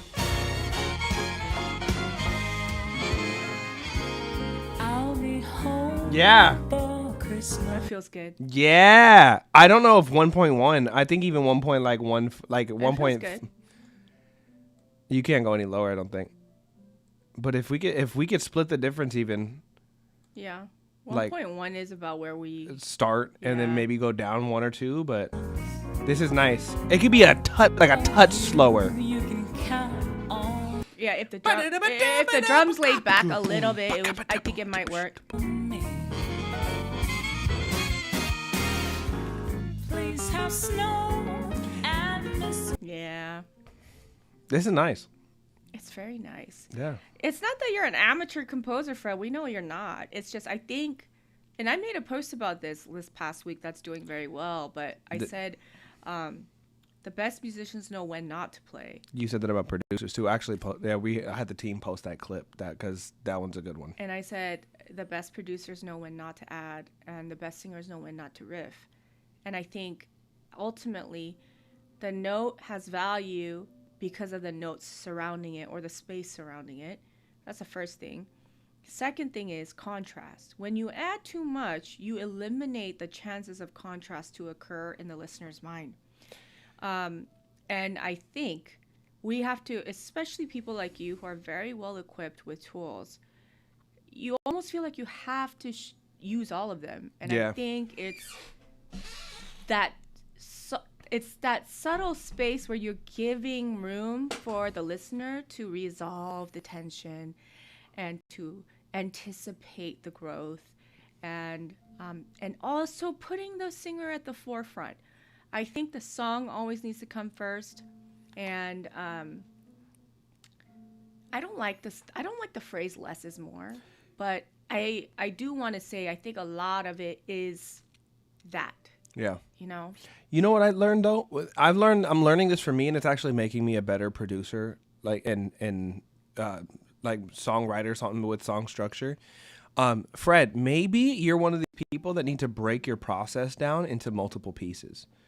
Like maybe you're somebody who you can do this, right? You can get the idea out, and then I think maybe start tailoring your choices, like literally strip back more and more until you can like get your taste level to where you want it to, right? So like, okay, I think maybe I'll add this here. Like I would listen back in sections, and maybe this is a 1-day process. Maybe this is a 20-day process, right? I think get all of your ideas out and then really start getting picky about what you want and where you want it. And I think that might help with this, because I think everything you need is in here already. Like, it sounds like everything that you need. You might need to chop certain parts out of certain sections and move it over. But I think it's really, like, I think he's got what he needs. I think he's just got to start getting in there and, like, all right, I'm going to take this out of here. I'm going to move this section. I really like how I did this riff here, but I'm going to move it here to where there's more open space. I think that's it. I think, Fred, the last thing is that I know you have so much to say. I want you to say it almost like you're hiding it in the song. So meaning like right now it's obviously blatantly impressive.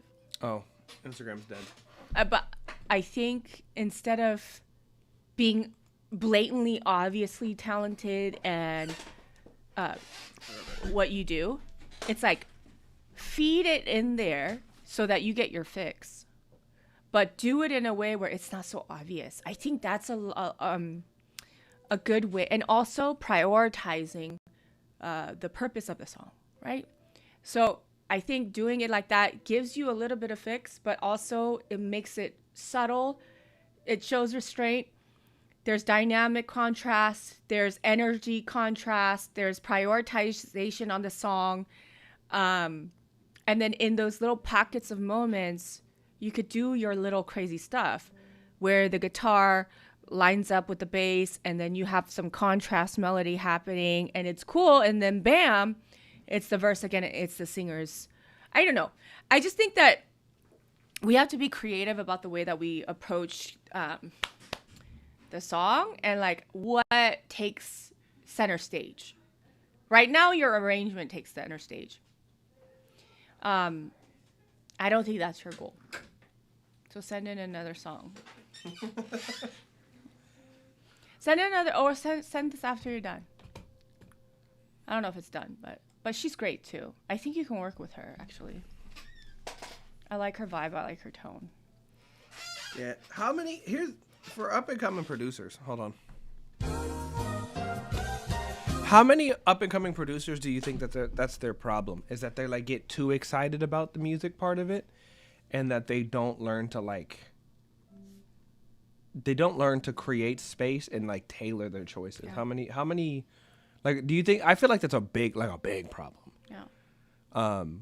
What is your solution for those people? Like, how do they work on that? What do you mean? Like How does a producer, because like I know how I'm doing it for me, right? But how do you think somebody learns to like tailoring their sound? Yeah.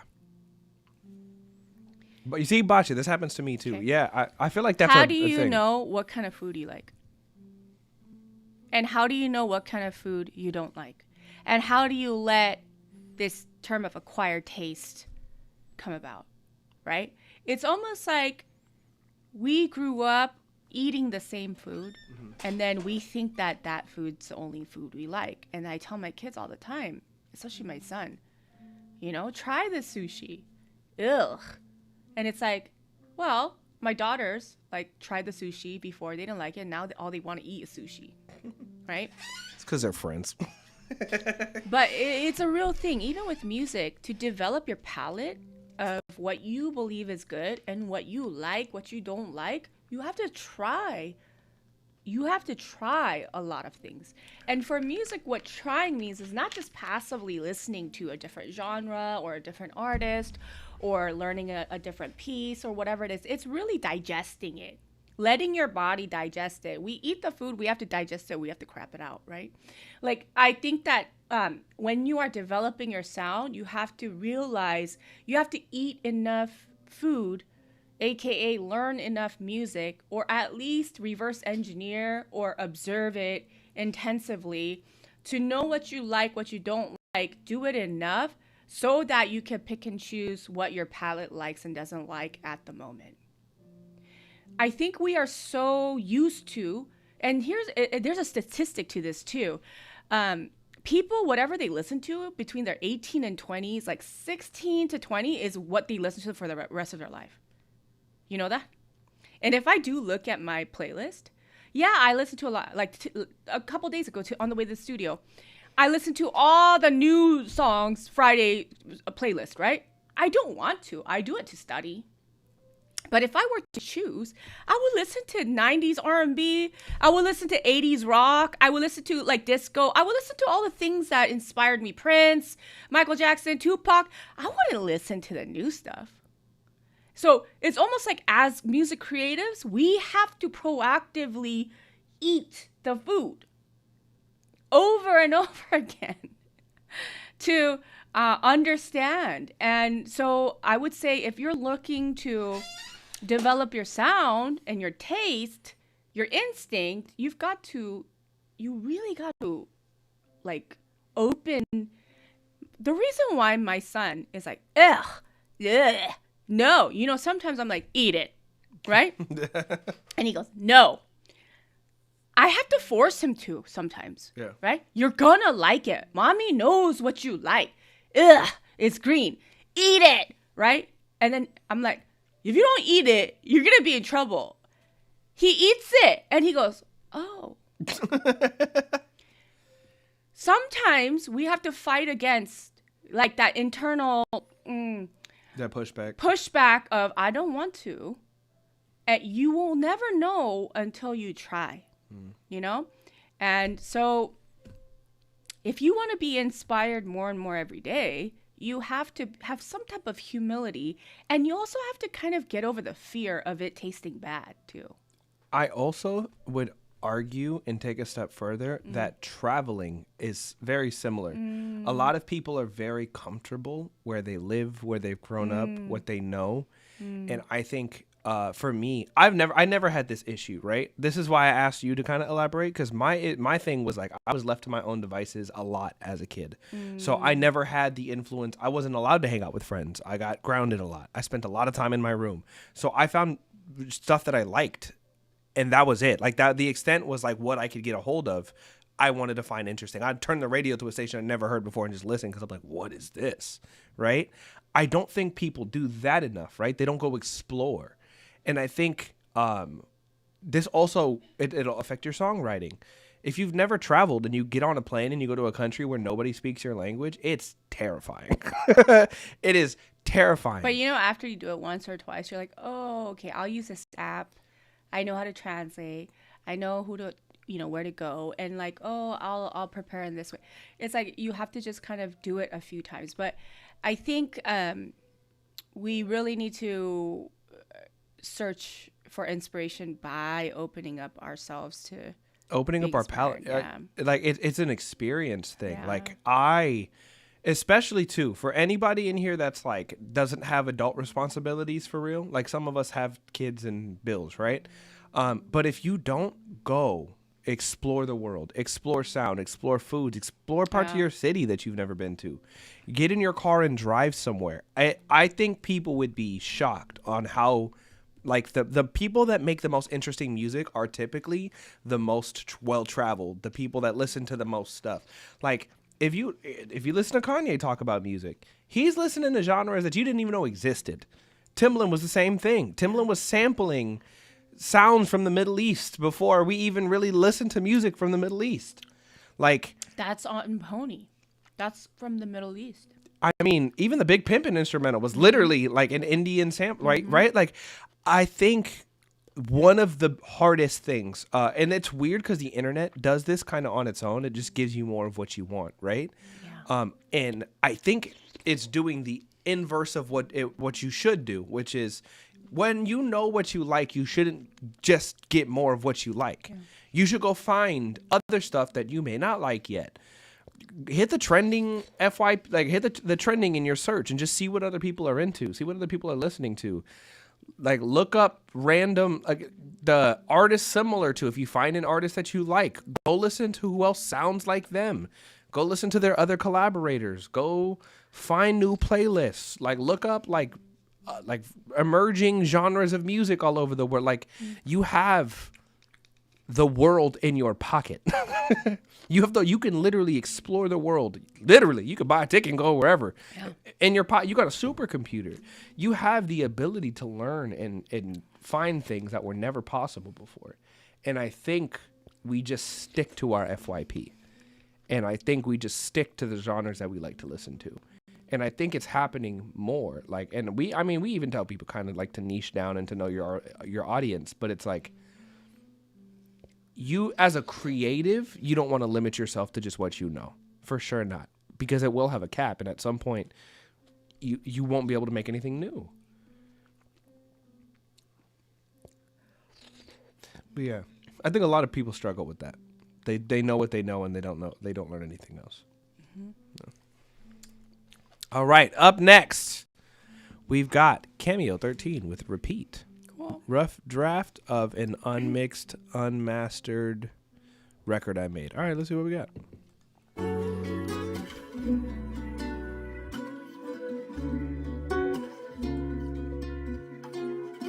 I called you one night, forget about the last time. I'm trying to make things right with you.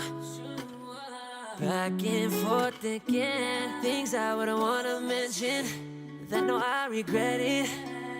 You've been so perfect for me, I couldn't control it. I'm knowing just what you want, 'cause you got that type of vibe and I need it. So would you let me be your reason? I've been fiending for you for so long. I just wanna cherish you and all your flaws. So please will you have me? You're all that I want and more. I believe I don't need to repeat. Understand what I'm asking, you know. And I need you. I wanna be your everything, put nothing above you. I love you like it's always my center of attention. I won't even have to mention, probably never question. All I need is your blessing. All these things won't work out like before. So what's your answer? I try to change, you know I would do you better. I just wanna see all your love on me. Is that too much? What kind of confidential is what we got is special? You've been so perfect here for me, I couldn't control it. I'm knowing just what you want, 'cause you got that type of vibe and I need it. So would you let me be your reason? I've been feeding for you for so long. I just wanna cherish you and all your flaws. So please will you have me? You're all that I want and more. I believe I don't need to repeat. Understand what I'm asking, you know. And I need you. Ooh, ooh.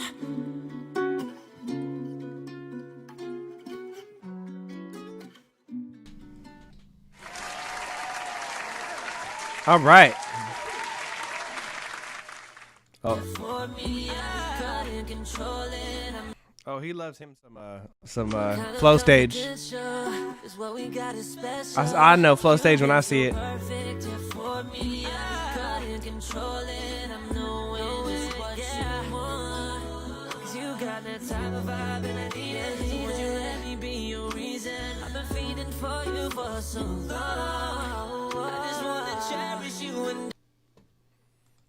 What we got, knowing nothing else is better. Chop all the side bitches, knowing that you're wetter. I keep it real with you, baby. I just wanna spend some time with you, baby. Into my Ooh, I like that tone. Yeah. I like that tone a lot. I think this was a little too high for him. I like this tone. No, it's not that it's the pitch. It's his approach to the line is very like more laid back, and the tone has more air in it, so he obviously knows. It was lower though, wasn't it? I feel like it was a step lower, like one. How you know it's 1 or 2 or 3? I don't even know. Like I don't remember. too much. It was lower. Is what we got is special. Yeah, it's lower. It's way lower. Yeah. I like this better. Sing lower. Transpose it down if you got to. Okay. Yeah, okay. Interesting. You're very interesting because I'm trying to... You have really good tone. That again, that fast vibrato, and again, really cute.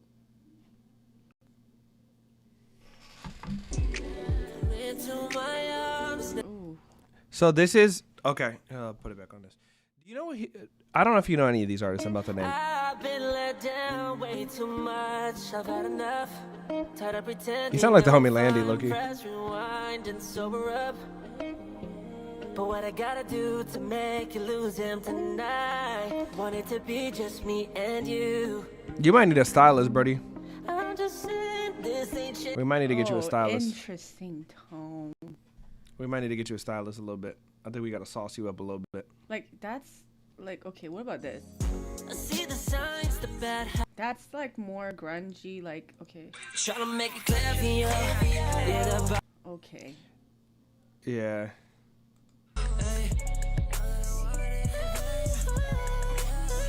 It's a good look. Ah. O3 Bonnie and Clyde.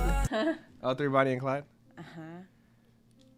But look at that. But look at that. You guys don't like his image? It's not that we don't like his image. So I'm gonna get into that on mine. No, it's about alignment. Yeah. I'm gonna get into that on mine. I also came up 13. I don't know if I love the name for real, but okay. He looks like Johnny Depp a little bit. A little bit. That's what low-key he like, needs some. But for the style he likes to make, we need like a specific steez. Okay. I like the hat low-key. He likes. Obviously, he wants to do R&B. Yeah, like, for sure. He's Summer Walker, Chris Brown. Yeah, I was Johnny for Halloween. Low-key. Okay, so yeah. Like, but again, the guitar was very Summer Walker-y on that track. It's almost like Tory Lanez-y. You know what I want to say before I go to the bathroom, because I know you have a lot to say. Yeah. The key to your songs are super important. Yeah, for you, for sure. And also, you have multiple voices. I just saw on your page. The way that you approach a song, you have to know what part of your voice is special so that you can utilize it when you need to. You don't want to use it the whole time, but there's this thing about tone, but also texture, timbre, color. I know that you're probably a huge Chris Brown fan, but there's something about your tone, I think, that you're kind of like, you're a good singer. You can run, you can do all that stuff, but it's like, what is Cameo's sound? And I think that Trying to make things right there at this key, you sound more nasally. Yeah, it's almost got like a Tory Lanez-y vibe to it. Yeah, I wonder if he's a Tory Lanez Oh, for sure. Yeah. You know what I mean? But If like, he doesn't, then I'd be surprised. You. Because even this style of this song, pitched up. the style of this song literally reminds me of Okay, like the yeah. honestly, I'm embarrassed. Yeah, is this pitched up? Caught in my fucking ways. Is this pitched up? Can't be a pitch. No, Back in. no, it doesn't sound like it. The 2-track is the beat. The beat is pitched up. You should have went lower. I think if you would have went a step or two down, you would have been. Things I wouldn't want to mention. That no, I regret it. You've been so perfect for me. I couldn't. It almost sounds like Cameo. It sounds like you're singing like this a little bit, like because I'm getting this sound here. Okay, that's what it sounds like. Even if you would have went a step or two down, I think I would have liked it more.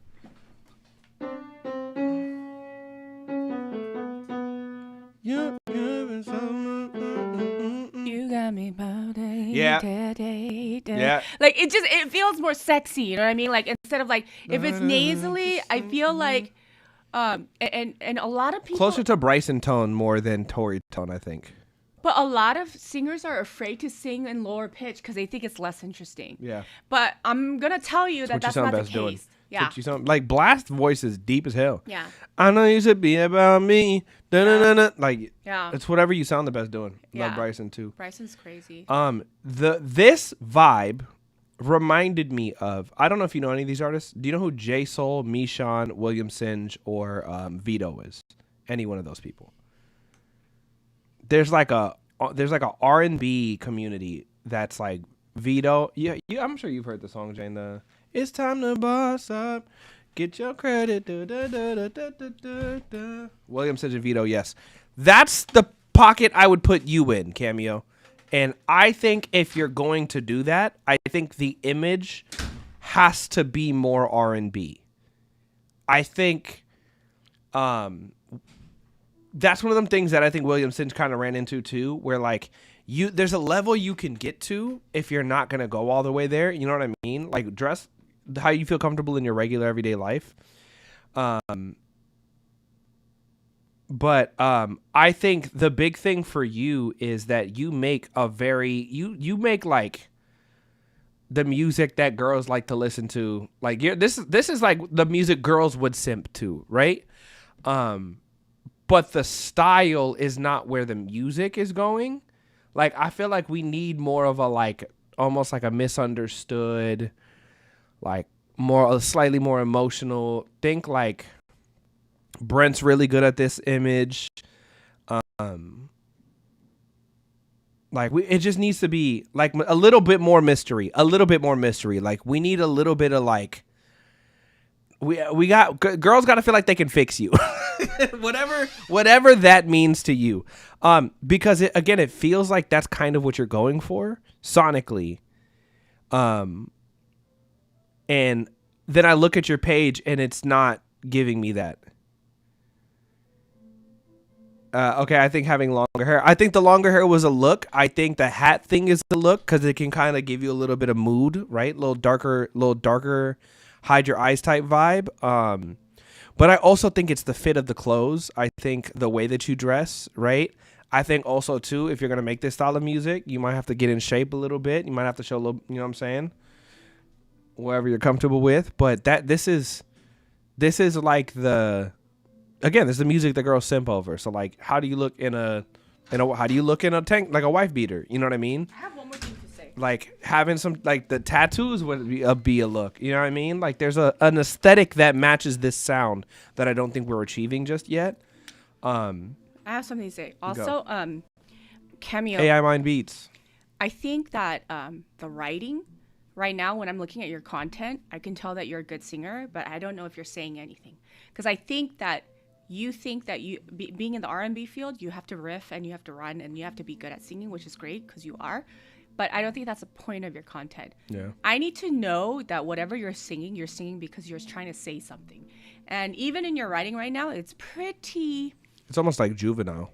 It's surface level. Yeah, right? it's kind of immature depth-wise. Think about Bryson Tiller or why you like his stuff. Yeah, it's a new sound and whatever. Even Brent Fayez, or like think about. That's funny. I brought both of them up. Oh, you did.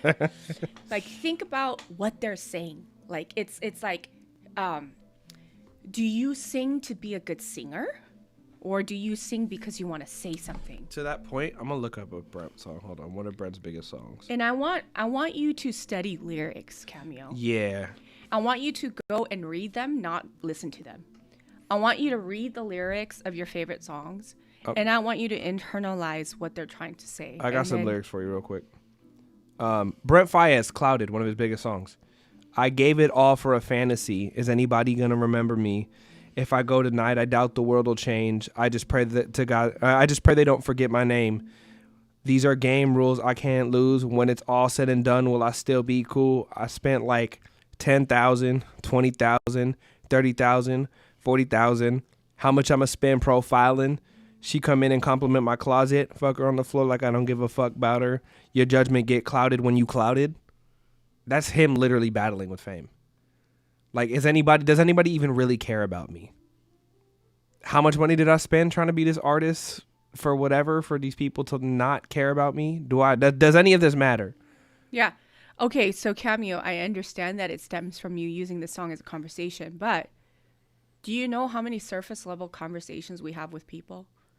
Right? So it's like you have to dig deeper into maybe not having a conversation with somebody else, but maybe it's a conversation you're having with yourself. Yeah. Because I mean, like Brent, like in Clouded, that's what Brent was doing. Because I think in order for us to really understand honesty, we can't control honesty completely because we are always afraid of the reaction of the person that we're talking to. Yeah. But when you're talking to yourself in your room, you have to. It's the easiest way to really see if you're being honest and truthful. So I think taking risks on your writing and being more vulnerable and more, your top line is good. I think the lyrics, the story is very surface level, which. You know what's crazy too? Speaking of Bryson, I want to read these lyrics too, because if you're talking about like conversation to the person, a situation of mine, this is literally a conversation. Have you heard the song Calypso by Bryson Tiller? Mm-hmm. It said, I said, it's funny that you're here because I know this really ain't your thing. She said, you got that right, and her car will be here in 15. She said, it's 12:35 and I still got work in the morning. I ain't trying to kill the vibe. You can see it in my face. I'm torn. But wait, just like magic, they playing our song from way back when we fell in love. She put her hand down her jacket, gave me her phone, said, I can't stay, but just hold up. Like literally, this is like, she about to leave. She about to dip on you. And you like, do I want to stay at this club right now? Mm-hmm. Do I want to go with this girl? I mean, like, again, it doesn't have to be like mind bending. Yeah, none of these lyrics are crazy. Yeah, it's just honest. You know, it's honest. And really, okay, let me take a look. Let me see. Her body like a Calypso. It still feels like I'm falling, but I'm trying not to forget the. I like it, but again, it sounds like you're pitched up because it's so nasally. I'll also say to the song that he submitted, I don't think those drums made sense on that song. I would have loved it to be more dancey. Sounds AI. Also, just because you can sing that high doesn't necessarily mean you have to sing that high. Yeah, you know? T86. Funny that you say that, because where do you think AI's sound modeling comes from? It's from people like Chris Brown, these ultra popified vocals where you're putting auto-tune and helicompression and all these things that literally make you sound like this. Mm-hmm. That's where AI pulls some of those references from. But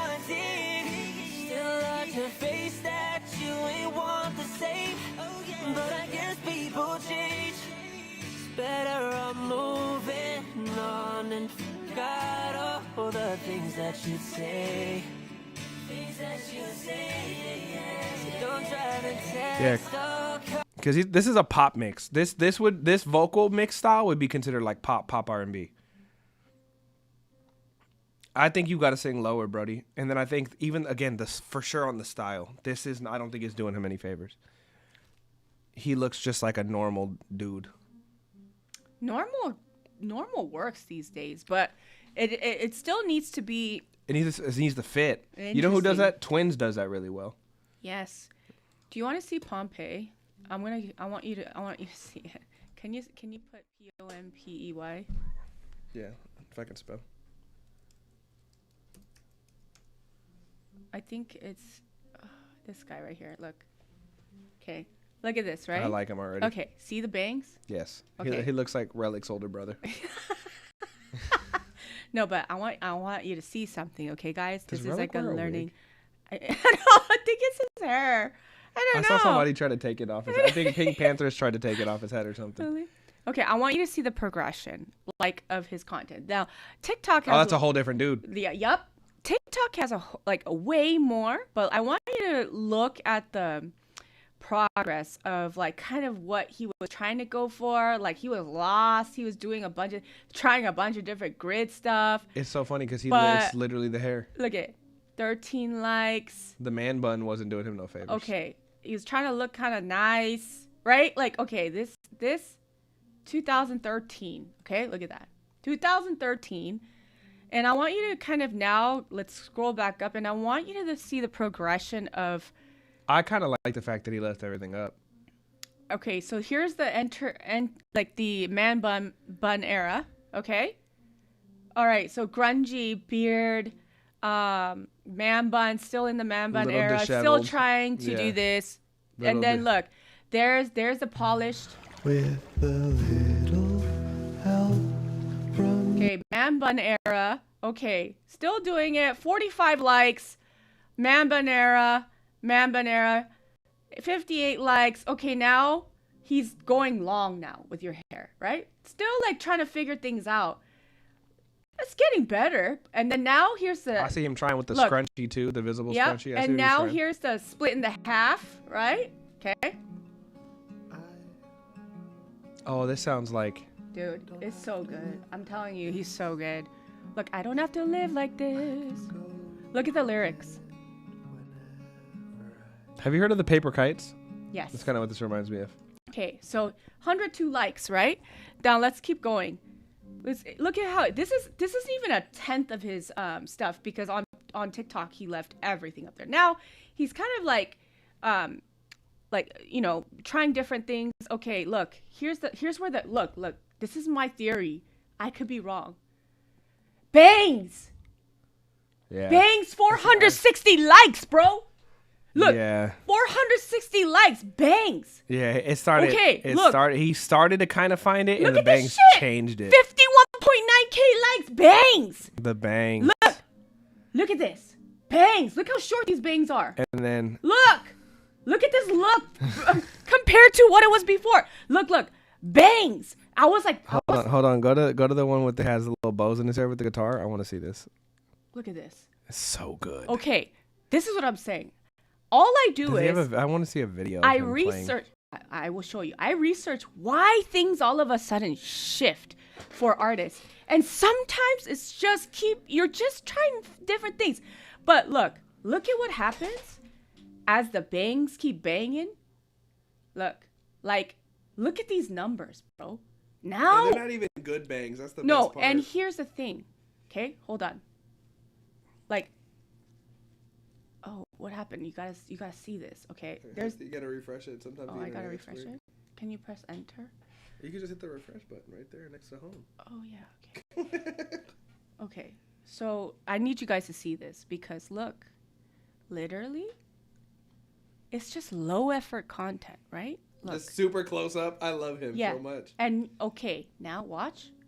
I got micro bangs too. I want you to see something. This has 155K likes. You know what? Okay? Hold on. Okay, no, look at this. This has 155K likes. Look at his face. Look at his face, and look at this. Your shirt out before you put it on, 'cause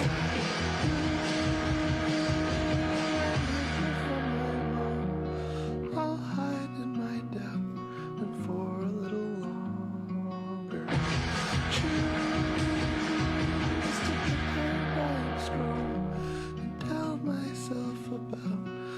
ways I'm never wrong. You know why? He said that's it. I'm going bald. Ailey. Low-key, that might work. Ailey, you know why? Our indie babies are in his comments because I shared him, right? But I want you to understand something. It's very interesting to see the 23 likes to 150K likes. And we have to ask the question, what changed? Why all of a sudden? Because if you listen to his songs, guys, nothing's changed. He's just been doing the same vulnerable writing. Another great song is this. I'm scared, and I don't know why I'm crying, and I'm scared of everything and everyone. I'm scared of everything and everyone. I'm scared. Okay. What I want to talk to you guys about is the lyrics do matter. The lyrics matter enough. It matters enough where it can be the hook of the song. And his songs are about being scared of being human and about everything that he has to face in the world, but there's still hope. Look at that face. It's super close up. Look I at was it. gonna say because Bashi said the comment about the I got micro bangs too. It's not just the hairstyle. It's the hairstyle. It's how uncomfortably close he is to the camera. Scared. It's the honesty in the music. Okay, also, it's his eyes. Yeah. It's his eyes. His His eyes look scared, but he still is turning on his phone to make content for you. Don't know why I'm crying. Everything It's matches. not Everything overboard. aligns. It's not overacting. It's not underacting. It's just about the song. I'm scared. Even how he's singing, not perfectly. And everyone.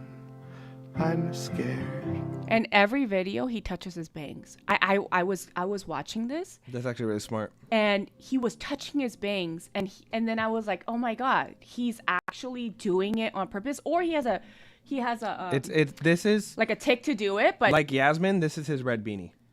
This is his bangs, and I feel like he's got it. But I'm telling you that his whole trajectory changed when he got bangs. Like, look.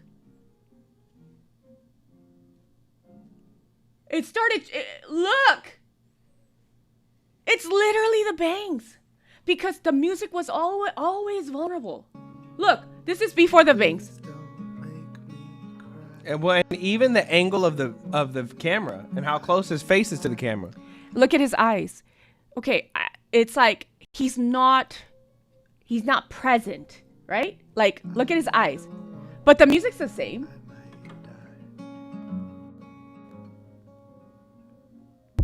I like him a lot. Okay, so all I'm saying is sometimes it's the way you look at the camera. It's the deadpan stare. It's the bangs. It's the touching the bangs. It's just it doesn't have to be a Look. big difference. You know what I mean? Even his little like uncomfortable smile. Yeah. Look at that. It's so good. It's so good. Like, all I'm saying is sometimes it's not about the $10,000 lighting. It's not about the $10,000 outfit. It's literally about finding yourself and portraying the song with complete honesty, but look, curated. He looks like this. He looks like Action Bronson. Yeah. Yeah. Action Bronson and Lord Farquaad had Yeah. a child. Yes. That's hilarious. Okay, but look at him trying new things, right? 900 likes. 900 likes. Okay, it's working. Let me see what else I could do. Bam. What is that? How many weeks later did it go from like 900 likes? September 2025 to 150K likes. May 28th, guys. 155K likes is that is a viral moment. Well, and y'all. here's the thing too, and I will say this to like bring it back to because of the fact that you make sexy R&B, obviously this is not going to work for you. No, that's not the point. You need your version of this synchronicity. The point is Everything the music goes has together. to be real. It Your goes face together. has to be real, but you have to do it in a way where you can do it on your own. Yeah. Because the thing is, guys, this cost him no money to do. Like, look at him. He just figured out, oh, I have to look dead in the camera. I have to have my eyes open. Tell me they don't look like twins. Tell me they don't look like twins. But look, you guys, this is what I'm talking about. It's like, wow. And you know what? Find your bangs, Cameo. Can we make that a sweater? I want you to see that Okay. his live performance, he can sing and he can play and he's authentic. Can we put that on a sweater? Find your bangs. Whatever this was for you. All I'm saying is, man, I was researching this all day. I was like, what changed for him? And I was like, did the music change? So I went through the catalog. Nothing changed. Nothing changed. It's just his approach to sharing the song. He cut his bangs and he got closer to the phone. Literally, that's all that happened. And that's the exact, like I said earlier about my artist tonight. We had this conversation recently of what we like. We got to find our this. Every artist has to find their this. Look at what he's wearing. He's wearing a fisherman's vest. Fire.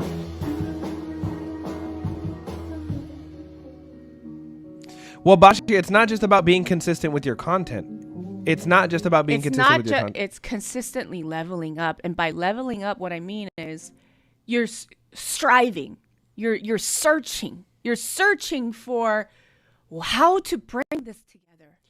And again, maybe it's like, maybe you're the weird girl. Maybe you're the cool girl. Maybe you're the scary girl. Maybe you're somewhere in between those things.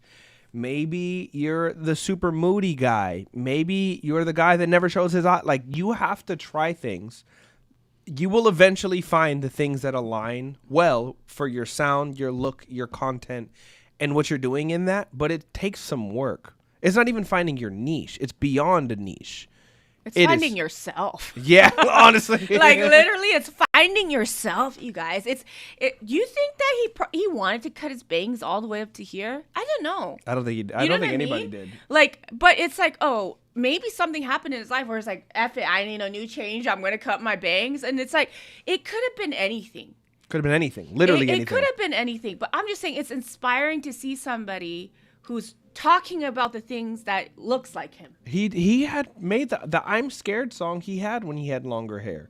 When he had the more grungy, like, we listened to it. We listened to an earlier version of the same content. He then figured out a look and an aesthetic and a way of creating content and posting to where he just had almost wide eyes to where he just looked uncomfortable. Shot like this on his phone. Snug Tug that got 155K likes. He dropped that on Instagram May 28th. That song was out in 2024. Okay. The first song that blew Lizzo up came out years before. Now he has 2-point-something million streams on Spotify. Okay. All I'm going to say is this. You have to keep trying. And don't do the same thing over and over again if it's not working. Right? You want to see some type of trajectory. It doesn't have to be a big spike, but a small upward trend. If that, then keep being consistent. But if it looks like this, 32 likes, 38 likes, Try something else. 21 likes. Try something else. Like, as you saw, after a certain batch, you see him trying something different. We went from this look to man bun look to long hair split in the middle look, not looking at the camera look. Finally, something worked. And the first post we saw on Instagram was 2013. On TikTok, I saw the first post where he's doing all of this exponentially 2021 every day. You want to know what's so funny, Jane? We've done that. We did that. We tried shooting in a different location. We've tried changing things up. We've tried different lights. We've done that. We're not telling you to do something we wouldn't do. We did it. We tried a whole new setup, a whole new space. Didn't work. Didn't like how it looked. Didn't like how this felt. Went right back here. Like, that is what it takes. Sometimes you're going to try something and then immediately go back to what you were doing before. But the willingness to figure it out, that is what's going to be the difference for you guys. That is going to be the difference. That's what I'm saying. So Cameo, you have the tools. You just have to figure out what this looks like for you. And you have to prioritize saying something to somebody. We're not on American Idol. Yeah. We're not on AGT. Like, we're not showing off our vocals. And if you notice that a lot of people that win American Idol, whatever, I mean, how many of us really know them? Where's Clay Aiken? Right? It's a different game. So I think Good singers and good artists are very different things. Prioritizing how you're going to visually translate the stories that you are willing to share through your music, it has to be the priority. Okay?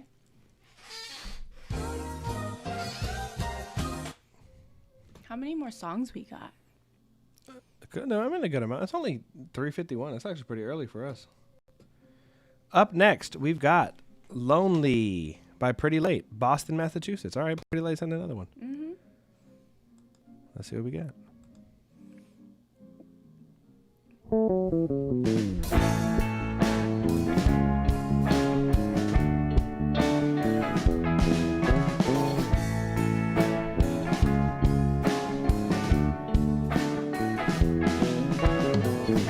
It's a hot summer night, and Jimmy and our night sounds so nice, and I feel alright. Maybe I'll get late tonight. Gotta try to find a cute little Hannah. Try to make her mine, try to take her home, 'cause I'm so lonely, baby, so lonely. Don't you worry, you're gonna be my only, 'cause I'm so lonely, baby, so lonely. Don't you worry, you're gonna be my only.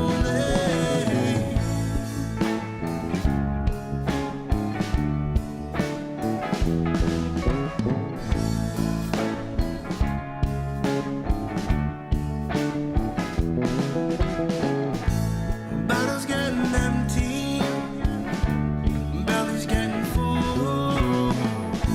My eyes are getting blurry, so dark in the room. But don't you worry, we'll go home soon. I'll show you my bedroom, I'll show you my moves, 'cause I'm so lonely, baby, so lonely.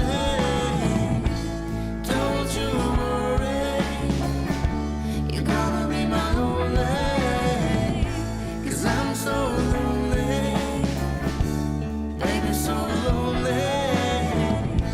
Don't you worry, you're gonna be my only.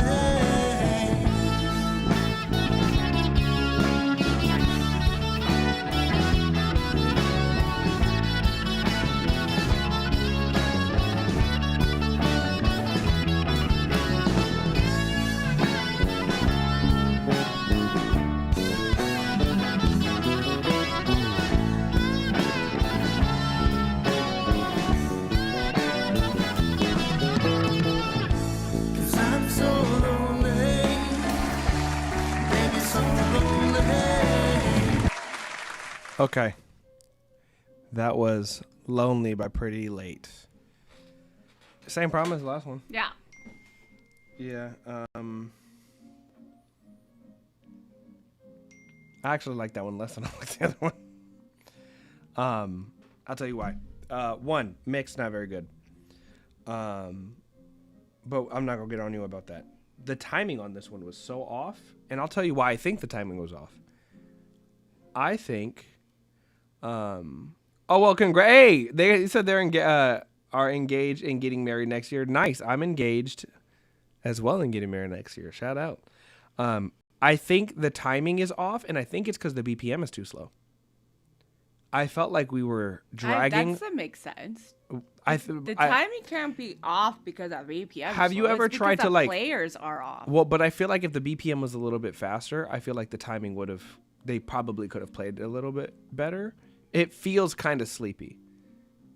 Like it feels kind of like slow, and because they were trying to slow down, it feels like. Have you ever had that happen where you had a player that's like a drummer or something, and he wants to play it faster, but it's the BPM of the song makes him like speed up and slow down? Have you ever had that happen?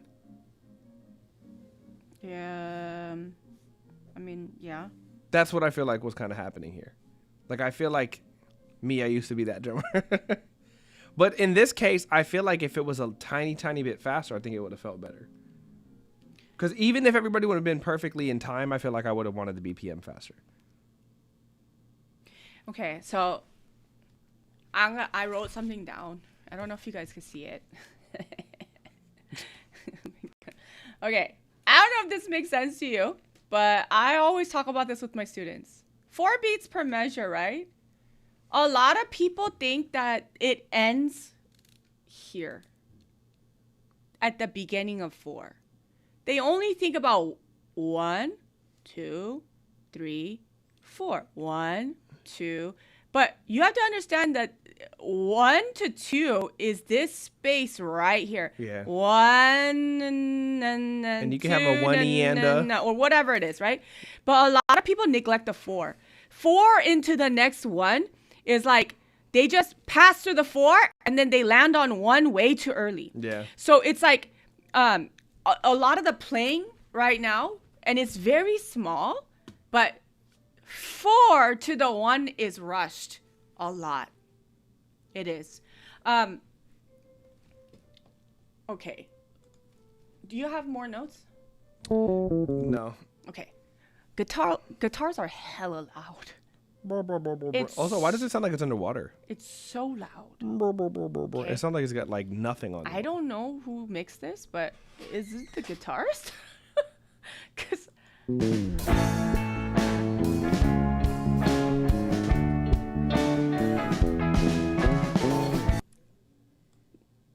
was this recorded live? As a pass?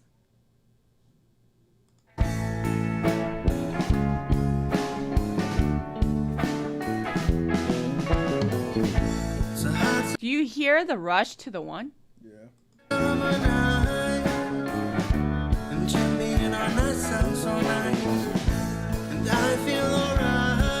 Because the BPM is here. I wish we could speed it up a little bit on Spotify. Right? Here. It's a pretty laid back BPM. It's very slow. Subdivide. Ta, ta, ta, ta, ta, ta, ta. Happy Juneteenth. 1 is always rushed through. Happy right? Maybe I'll get lit tonight. You gotta try to find a cute little Hannah. Okay, dun, dun. Do you hear that being rushed? It's like everything is slightly ahead, which now I'm losing the song. I'm losing the heartbeat. I'm losing sitting in my space in your world because I feel like somebody's trying to get me out of my seat, you know? Try to make a mind. Try to take home. That's what I thought. He said, engineer did that. We naturally play it faster live. That's what I figured. I'm so lonely. That could be a problem. Get a new engineer. They did, I think, right? So lonely. Also, I'm if you're new here, I don't think we've ever seen Pretty Late. If you're new here, you know that I'm very OCD about Try to make a mind. I'm very OCD about the vocals. Try to take home. 'Cause I'm so lonely. Okay, I'm so lonely is that's a weird harmony. I'm so lonely is weird. It. I'm so lonely. So she doesn't know whether to go up. I'm so lonely. I'm so lonely. She's like, where am I supposed to go? So she kind of sits in the middle, right? I'm so lonely. I'm so lonely is a weird harmony. What? You gotta peep the new stuff. Then that's what you gotta send in, bud. 'Cause I'm so lonely. You hear the I'm so it sounds like she's like, should I go I'm so lonely? Or she's like, I'm not sure about the second and third note. That's what it sounds like. Baby, so lonely. Don't you worry. That sounded off too. Now she's like, duh, down or duh. Like it's off, right? Slightly off, right? You're gonna be my only. 'Cause I'm so lonely. I don't know what's happening. I'm so is she see? You're gonna be my only. 'Cause I'm so lonely. Right? Do you hear it? Yeah. Right? So it's almost like something was just not placed properly there. Baby, so The second time around, she did a good job. The second time around, it was good because she went up to da da da da. That made more That's nice. sense, huh? That's nice. Yeah. Look, don't you worry. that works. You're gonna be my only. Don't you worry. Instead of going da da da da da, I would have go da da da da because it was a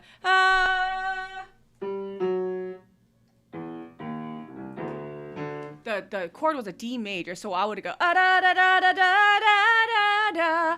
I would have done it like that, but again, it's fine. It's Don't you worry. You're gonna be my only. whatever.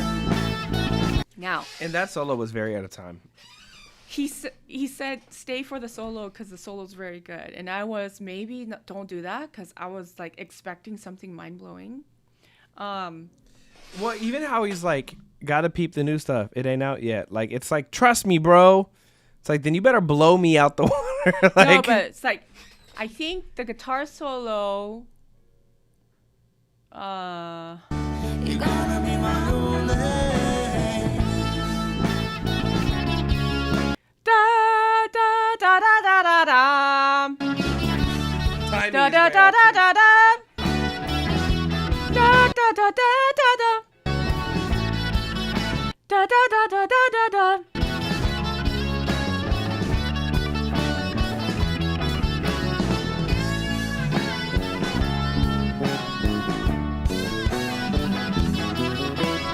I think the bass player is playing well.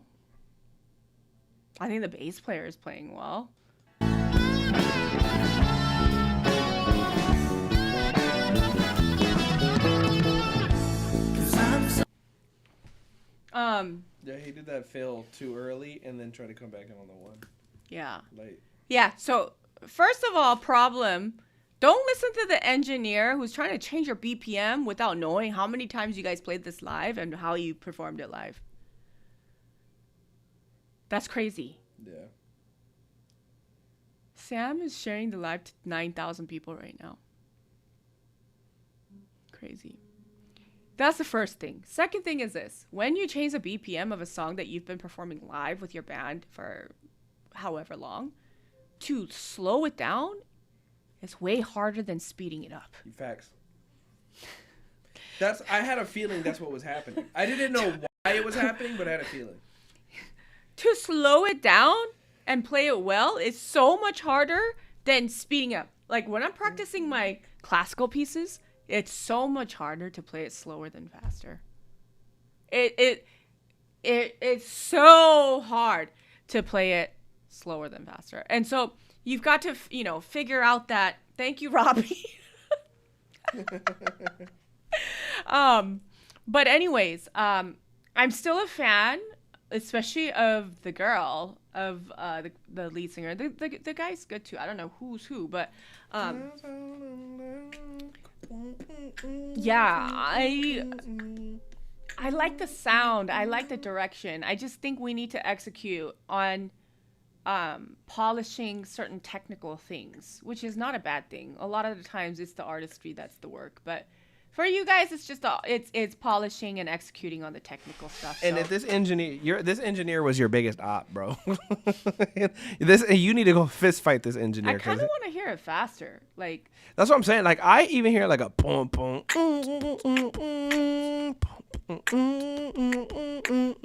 If we could speed it up a little bit, that'd be nice. Yeah. But we can't because it's on Spotify. It's like they have all the pieces. Yeah, they have the pieces. I don't know. We can't make it faster, huh? No.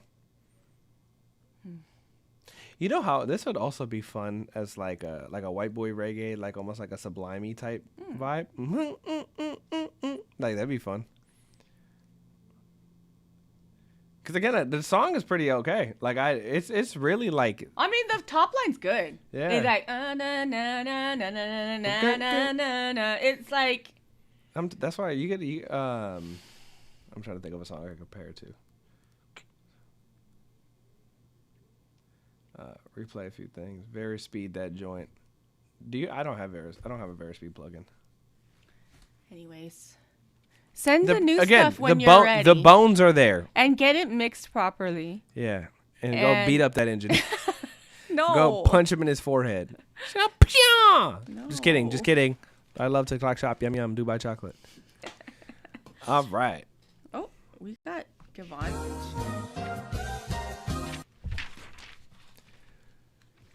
Okay. Up next, we've got Givenchy with Nirvana. I have to get a new page because I'm going to write down so many notes. I already know it. I was just making stuff, and this is what came about. Not finished at all. Okay, let's hear it. Let's go.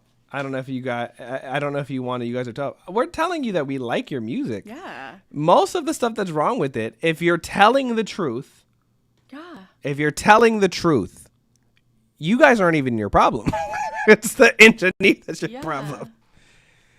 You see, people be sensitive. We're like, we like it a lot. We just got to work on these couple things. You're telling us we're awful. It's like, no. Aww. You can't, you know.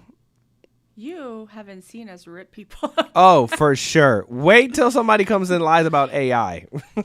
Stick around. You'll see. Okay, let's hear what Givenchy got for us.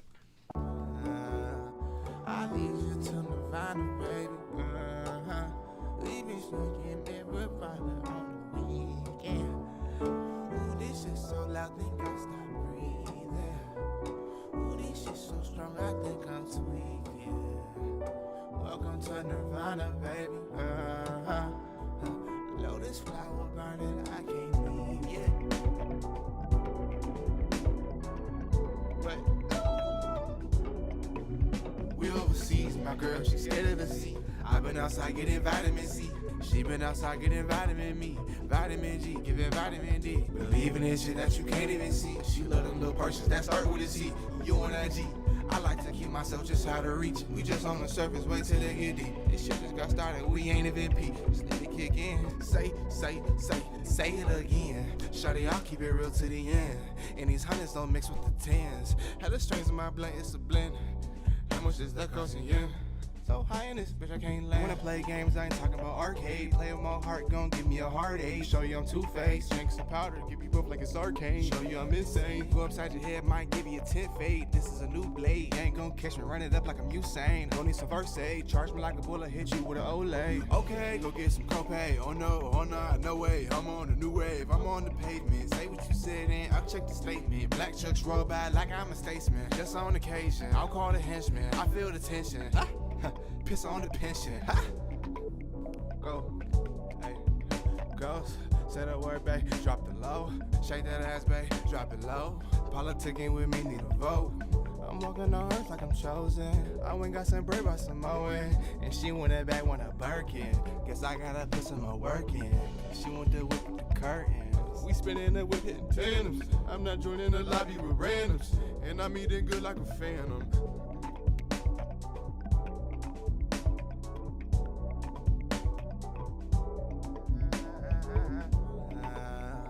I lead you to Nirvana, baby. We be smoking Nirvana. You're correct, G.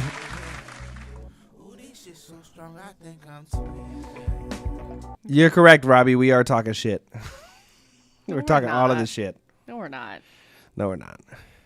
I wish we were. We might as well. I'll say exactly what we were saying. Gee, you have the reverse problem of everybody else. You have the exact opposite problem of everybody else that submits music. And I'm not even joking. It is the exact opposite problem. The content looks super good. You could rap really well. The production is not nowhere as good as you or your rapping ability. Like, I can see what you're going for, and in a lot of ways, you're achieving it. Yeah. But your sound selection is not very good. Like, the drums sound like Apple loops, and the rapping is cool. Even, like, Jane, did you hear when I said it? When he started, I was like, ooh. And then the drums came in, and I was like, Like, the idea for the song is really good. Your content is really good. Okay, hold on. Then the sound selection isn't at the same level of what you're trying to do. So what is it that you do again? What? What is it that you do for your work? Like, what do you do for music? I just sit here and You're a producer, right? It's something like that. Okay. Givenchy and Joel need to work together. Why are you giving me more things to do? Stop giving me more things to do. Hold on. No, like, hear me out first before you say no. Jane, you know I don't got time for shit already. Hear me out. Just give him a beat. We can talk about it. We can talk about it. Do you care or not? I would rather do this. Just give him a beat. I'd rather do this. Let him roam free with the with the beat. I would rather do this. I would rather work with G because I think his idea. No, he's not gonna learn how to produce that quick. Give him a beat. Let's see if our theory is right or wrong. Give him a beat. You see, play one right now. You see, G's already like beats you can't have folder. Wait, absolutely not. Hey, those beats are actually play placements. one right now. You have a bunch here. Play it, please. Let me choose. See what I do for you guys. Please, just play a few that you're willing to give to G. All of these are out, possibly going out for placement.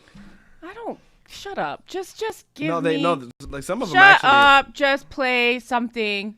I'm gonna place it with Givenchy. Gee, you're lucky. Just because if anybody else asked what she's asking, I would have said no. He needs it. That's love. Come on. Bro's gatekeeping, correct. I'm literally using one of my myself. favorite cards for you, Givenchy. You can't have the beats, you can't have folder though. Okay, play a few for me that you think that is good for Givenchy. Let me choose. Okay, let me go through my beats for sale folder. There's a lot in there, guys. Cause this isn't. Give me something more like. This is not mix. I bet you what he would go. That's what Givenchy would do. Well, why you do that? And then he'll be like. It's funny because the other version of this beat that I sent out,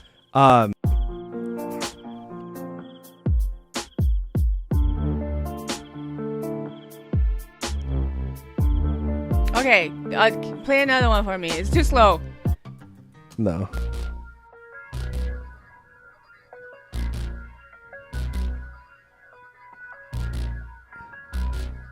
This is more trappy.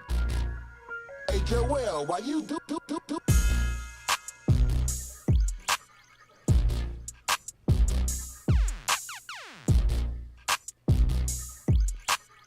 Okay.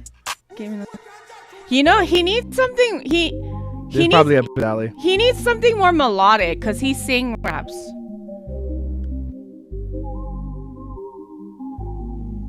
Hey, Joel, why you do that? I need something more like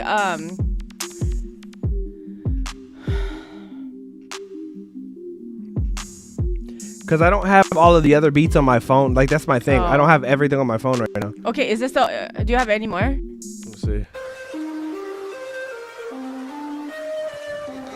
Hey, Joel, why you do that?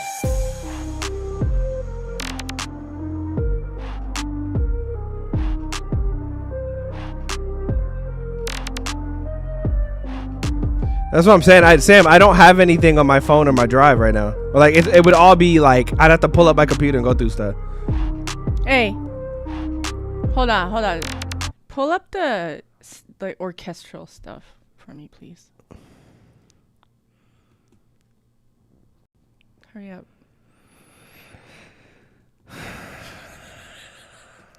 You don't have to breathe so hard. That's gonna be on my beat tag. Let me just listen to it. Come on. You about to stress And me Sam out. is Givenchy. Sam's gonna give you a beat too. Wait, go back. Oh no, this is it's a drop. Oh, okay. Hold on. I'm telling you, I don't have anything on here. Once you realize that all the shit you used to care so much about, I'd have to scrap this whole intro. what is the meaning of life? It's too slow. That's what I'm saying. I don't have everything on here. You know what? Hold on. Let me see if I can log into my drive folder. Okay, Sam. Brother, stress me. We need collaboration. We need to work together. Givenchy is this giant ball of talent. He can write, he can rap, he can make content. We just need better production. YouTube is not the place to get your beats, Givenchy. Okay? And we need better drums, better ingredients, better pizza. He needs Don Toliver. I'd played a Don Toliver type beat already. I played a Don Toliver type beat. Let's see. Okay, Sam. I can't wait. I literally can't wait to hear it. Man, I gotta organize some stuff. These are gonna all be old. I can't wait. Let me see what I got in here. Nope.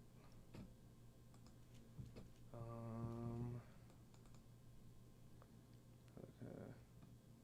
Nope, that's all hip hop. Does he like boom bappy stuff? I don't have nothing on here. Okay, hold on. Let me listen to Nirvana one more time. Cause I just Hold on. What, bro?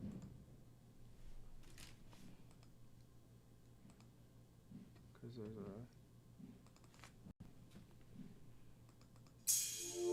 Okay, not that one.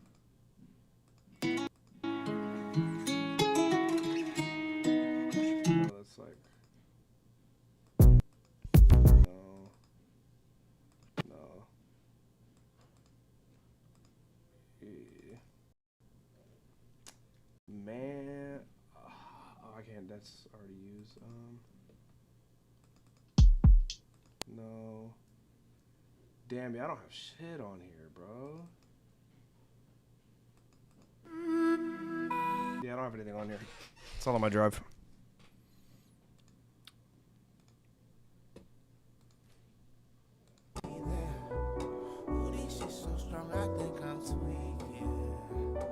Kind of gives me like tweet vibes. Like, ooh, it goes. Welcome to Nirvana, baby. Lotus flower burning, I can't leave yet. Oh, I hate those drums. I love the vibe until then. Givenchy. Nirvana, baby. Lotus flower burning. Sam, can you help him make this better? Like, can you do the drums on this? I can't leave yet.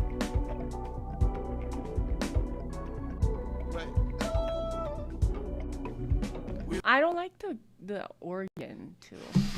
Overseas, my girl, she's scared of the sea. Been outside getting vitamin C. She been outside getting vitamin me. Vitamin G, giving vitamin D. Believing in shit that you can't even see. She love them little purses that start with a Z. You and that G. I like to keep myself just out of reach. We just on the surface, wait till they get deep. This shit just got started, we ain't even peak. Steady kick in. Say it again. Shawty, I'll keep it real to the end. And these hundreds don't mix with the tens. Had the strings in my blunt. Yeah. Also, Givenchy, something you need to think about is structure.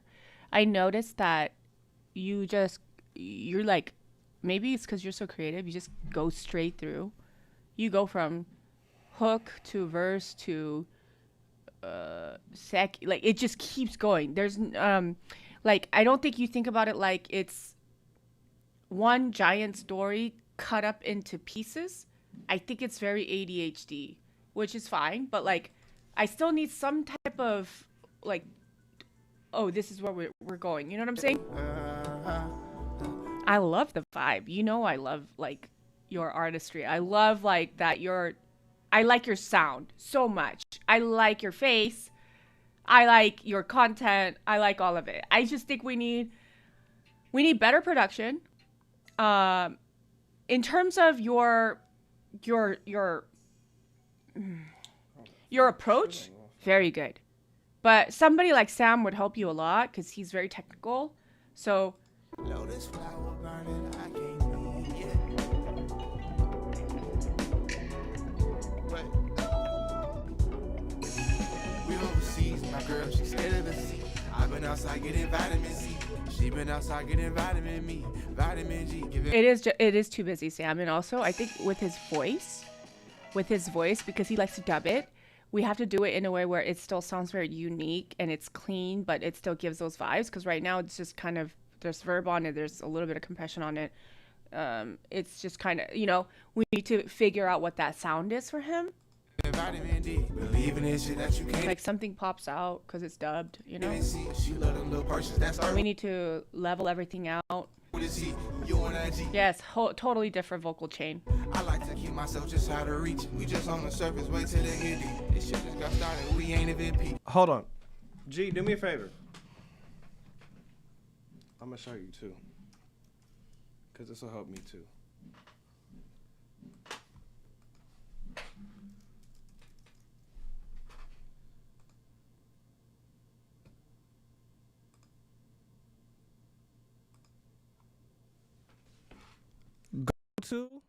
Go to my old YouTube channel. I have something like 400 beats on here. Go pick a couple that you like and we will all remake something that sounds like whatever it is that you like.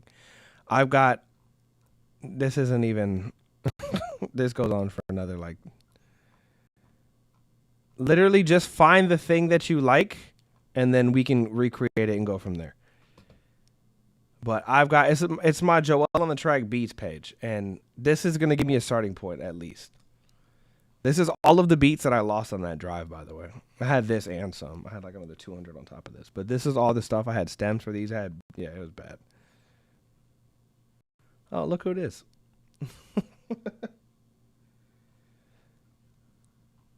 But yeah, there's a bunch of, there's boom bap stuff. There's wavy stuff. Have fun. It's a lot of shit. But yeah,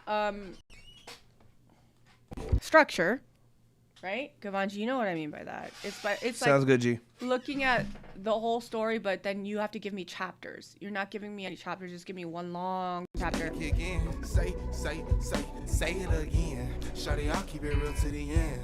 And these hundreds don't mix with the tens. Had the strings in my blunt, it's a blend. How much is that costing you? So high in this bitch, I can't land. Wanna play games, I ain't talking about arcade. Play with my heart, gon' give me a heartache. Show you I'm two-faced, drink some powder, give you both like it's arcane. Show you I'm insane. Go upside your head, might give you a 10 fade. This is a new blade, you ain't gon' catch me, run it up like I'm Usain. Don't need some verse. Okay, so Givenchy, you're very talented. Your content, knowing how you approach your content, I know that your brain is filled with lots of ideas. When it comes to your music, you don't lack in creativity, you lack in execution. Yeah. So like even like the technical aspects of cadence, right? I think what you need to do is you need to turn on the click and just practice. I think you need to listen to a lot of things and you have to compile a list of beats you feel like is going to support what your sound is. You have to. Which is why there's certain beats that I have on here too that I didn't play, because there's one that's like a funk one that he's like, oh, I love this, and I'm like, bro, this don't even make sense for you. Like, you have to know what you like, the thing that you're going for. I think that I think he's in the place where a lot of artists get to too, where they're like, he likes a lot of stuff. Yeah, but he's a little different than a lot of people because like I think creatively, like creatively, he's very much in the world. Like, he has a world. Yeah. A lot of people don't know what their world looks like, but he has a world. Thanks. He's in the world. He just doesn't know how to explain it. You know what I mean? Like, some people, they don't have a world. They're trying to figure out the pieces. He already has a world. He just doesn't know what that looks like. Like, sure. I think we have to help him find that thing because I see it. But it's the technique. It's you sitting down and you rapping like 100 songs on click. I'll tell you what, too. If you want to get into more producing, G, there's one thing. It's an investment that I've made, and I want you to make the same I investment. don't want him to. I don't want you. Here's why. I don't want him to because... I'd love to give you some sauce, too, to fix them drums. I don't want you to. I don't think he has time to get better at that. Find out. You know how long it takes to literally do that. I think he needs to strive 100% of his efforts into being the artist that he's supposed to be. Like, not even worried about the producing anymore? Yes. Fair enough. That's what I think, because I think it's already hard enough where you have all of these things happening in your brain, but you can't execute it properly because 1, the production's not there. 2, you don't like the click, right? 3, which is insane. It is insane. You don't even want your music to be in time? I mean, even if he is on click, if you're not practicing with the click, it doesn't matter. You remember that day that we were in his live, borderline about to have Where's a conniption? You remember the day that we were in there about to have a conniption? Because we were like, why is it not on grid? He's like, a grid? Do you remember that day? Yeah, I thought he was joking.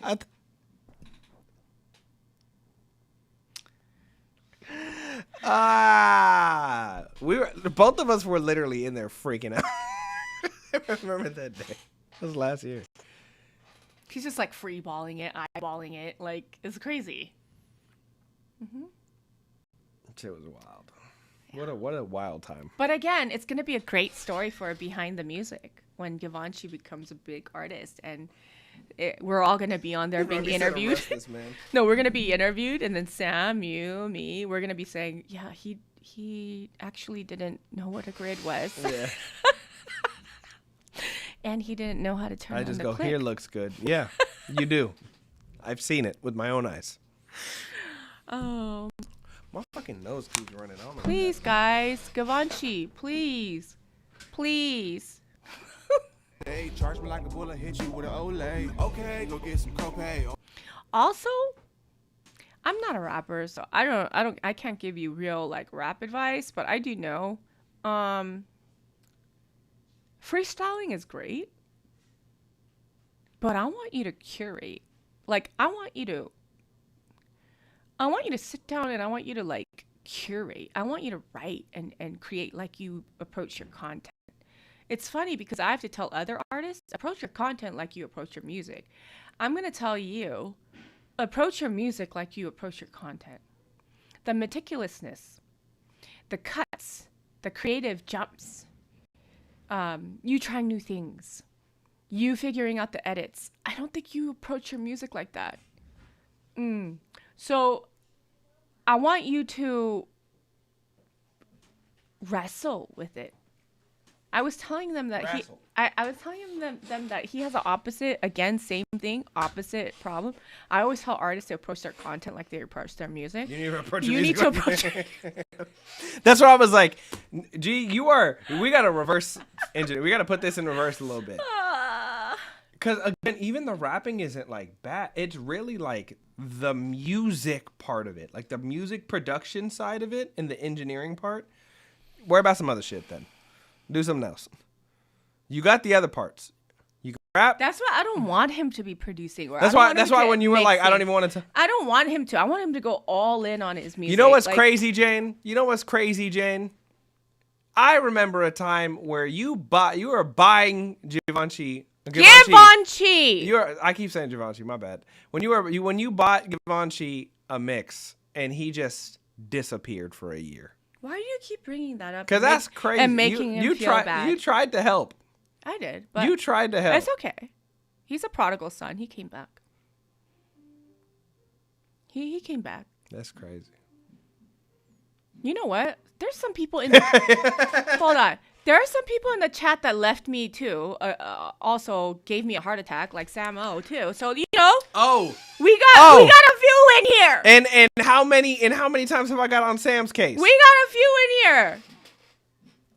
I'm on that ass. Is it true or not that I called you and I was freaking out about Sam O? Yes or no? She literally thought that you were unalived. No, that's not true. I didn't think she you was were scared. unalive. She was like, "Is he okay?" She's like, "Go find out right now." I was did like, say that. I was like, "You need to get whatever you're doing, get out and go find Samo right now because I don't know. I haven't heard from him for a long time." Julian, I'll never leave you, Jay. That sounds stalkery. I'm never leaving. Julian, jeez. Don't worry, Jane. You can't get rid of me. You won't be the first one to say that. Jane's got stalkers. Yeah. Mm-hmm. I'm the Avatar, master of all genres. I like how Sam tried it. He's like, hey. We're talking about G, remember? This has nothing to do with me. You guys. Okay, so it's a team effort. We're going to work on this together, okay? Please. She's going to make me work on it. Please. That's love. You're in charge, okay? So I need you and Sam to help Givenchy, please. I want something in my inbox. I just started finding time to sleep. In 4 weeks. Givenchy, I want a song in 4 weeks. Givenchy. Sam, you start the melodic stuff. Send me the stuff to do I with the drums. want my mind to be blown, and I want the mix to be decent. Robbie wants to make harmonic choices. Robbie's involved. Come on. Yeah, Sam, send me something melodic, Guys, and then I'll work on the drums. Please. And the arrangement. For me. Please.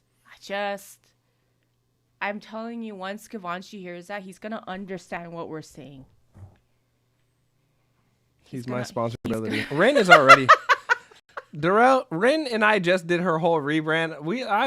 I have so much to do. Are my drums still light skin? Your drum has no skin. Your drums. It's skinless. No. Your drums. You have boiled chicken drums. It's pink. They're apple loops. No, they're just pink. They sound like apple loops. They're transparent skin. They are boiled chicken. Givenchy, you got no skin. Boiled chicken. It's just no seasoning. It's pink or transparent. It's one or the other. We got no light skin here. It's boiled chicken and white rice. No flavor. No sauce. It's against the law at this point. A little pink on the inside. No, it's very pink. It's just raw. Okay? I will leave it to the He said, "Got it. All right, I am done. Sorry for ever telling you anything." Are my drums light skin? No skin. Yeah. Okay, you just got no skin. You're just banging on. Because at least you got no skin. Light skin drums are at least in where they need to be, kinda. They just need some juice. I wish they were light skin. They got no skin. Givenchy. She said, "It's just meat. You got flesh drums. It's not even a whole person. Just flesh and bone. Barely some tendon." Just no skin. You got anatomical, like the anatomical dummy drums. No skin. You wish they were light skinned. You remember that song on Windows computers, Just Like Humans Do? That's what it reminded me of.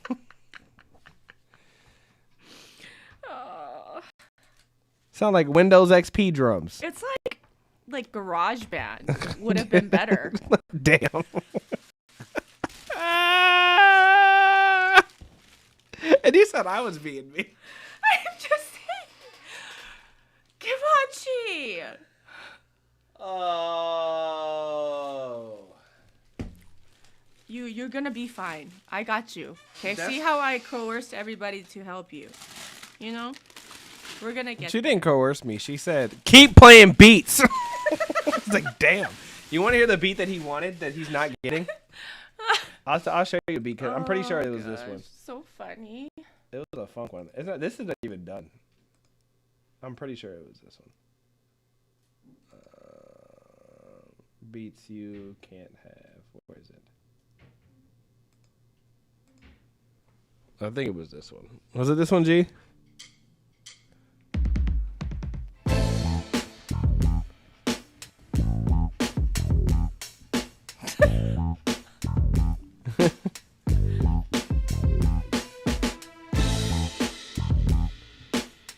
No? Okay.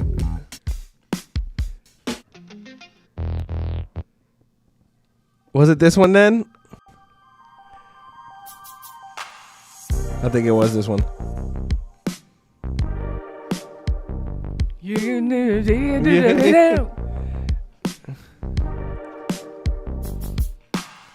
can't have this one either.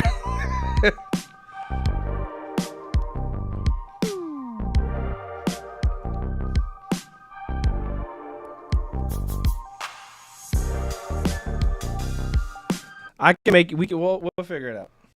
Because those beats specifically are actually going out to some people. And those are like demos. Those are not even actually done. Let me get that, Joel. No, Darrell. No. Okay. I want something in 4 weeks. Hold on. Let's look at the calendar. That was something nostalgic. Trust me, there's a couple projects. I need to give you guys a date. Okay. 1, 2, 3. Can it be 2 months? No. July 17th. Can it be the end of... Can we make it the end of... 17th. I don't know why I'm so into this. What do you mean? July 17th. I can you know what I kind of want to see? Hold 31st. on. You know what I want to see? I want to see a Joel plus Givenchy versus Samo and Givenchy, and I want to see. Not mixed. Not mixed. No mixed. Because I'm about to start mixing Sam's stuff too. Yeah. Like. No, but I you feel like it's not don't fair. have to mix theirs. Okay, but that's what I'm saying. I feel like that's not fair because if I'm about to even mix Sam's records for him. So We're what talking does that about have to do with this? No, you ain't. Okay. So I'm saying, Joel plus Givenchy versus Samo. You ain't mixing shit. Givenchy, Okay. All right, and you got it then, big dog. Offer off the table. I want to see what song comes out. Offer off the table, Sam. Good job. No, he's saying that you're not mixing his Givenchy track. No, he said no. You don't ain't. Be soft. Bro. I don't need nobody. All right then, big dog. You see? Don't be soft. You see? Don't be lame. Okay. That's all. Kids, stop fighting kids. PDs, you said you guys having a beat off is insane. That sounds wrong. It does. It sounds awful, PDs. That sounds wrong. Okay. I will give you till July 31st. And then we're going to open a bet. By the way, Joel, that was a huge taco earlier. Oh, the fish taco? Yeah. Yeah. Okay, July 31st. August 31st. If anybody wants to get in on this Givenchy tournament, Robbie, you want to join too? Y'all got it. Make it Robbie versus Sam. No, think about it. Make it Robbie versus Sam. Givenchy has to write so many songs. Make it Robbie versus Sam. There you go. Okay, Robbie, Joel, and Sam. We got 3 now. Make it Robbie versus Sam. Why, you scared? No. You scared?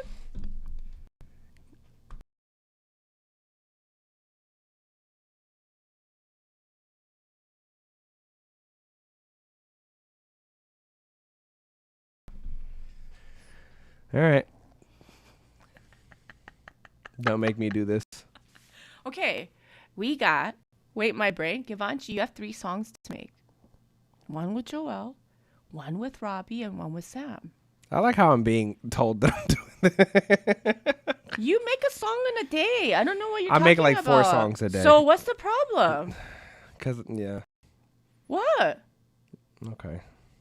I'll do it because I'll do it because you're bullying. July 30th. I'll do it because you're bullying. July 31st is gonna be the Givenchy song. We're gonna have the competition. Whoever wins. Jane likes you a lot. I do. I love Givenchy. She is bullying me, like literally. I can see it in her face. She's like, "You better fucking do it." Jane has Givenchy. never done this, by the way. I She's love never him. tried to big dog me into doing something. I never want to force you to do something unless I think it's good for you and the other person. She really likes you. You better never disappear again. Yeah. PDC. I love having so much to do. Give him 4 weeks. Why are you just said I make 4 songs a day. What is the problem? Do you have a problem? I don't have a problem. I told you I was going to do it. Then stop complaining. Jay, I'm light skinned. I can't. I can't stop complaining. Givenchy's no skin. That You're light skinned. have you listened? Givenchy no skin. Jade, have you ever listened to Drake? No skin. Have you ever listened to a Drake song? That's all we do. That is all we do. No skin, light skin. Mix that together. Why you gotta fight with me at Cheesecake? You know I love to go there. Say I'm acting light skin. I can't take you nowhere. This a place for families to drive Camrys and go to Disney. Okay. They don't need to know all of our business. I am so excited to hear your version, Sam's version, and Robbie's version. Honestly, I'm just excited to hear it because all of you guys are talented. On Juneteenth is crazy. I honestly think this is going to be an incredible experience for Givenchy to work with talented producers, and it's going to elevate his game. That's all I want. That's all I want. You know what? You know what I'm gonna do? What? I know I'm gonna do something crazy. Sam, bring your best one. Oh. What about Robbie? Why are you throwing Robbie out the door already? Oh yeah, I forgot you had Robbie. Hey, why are you Hold throwing?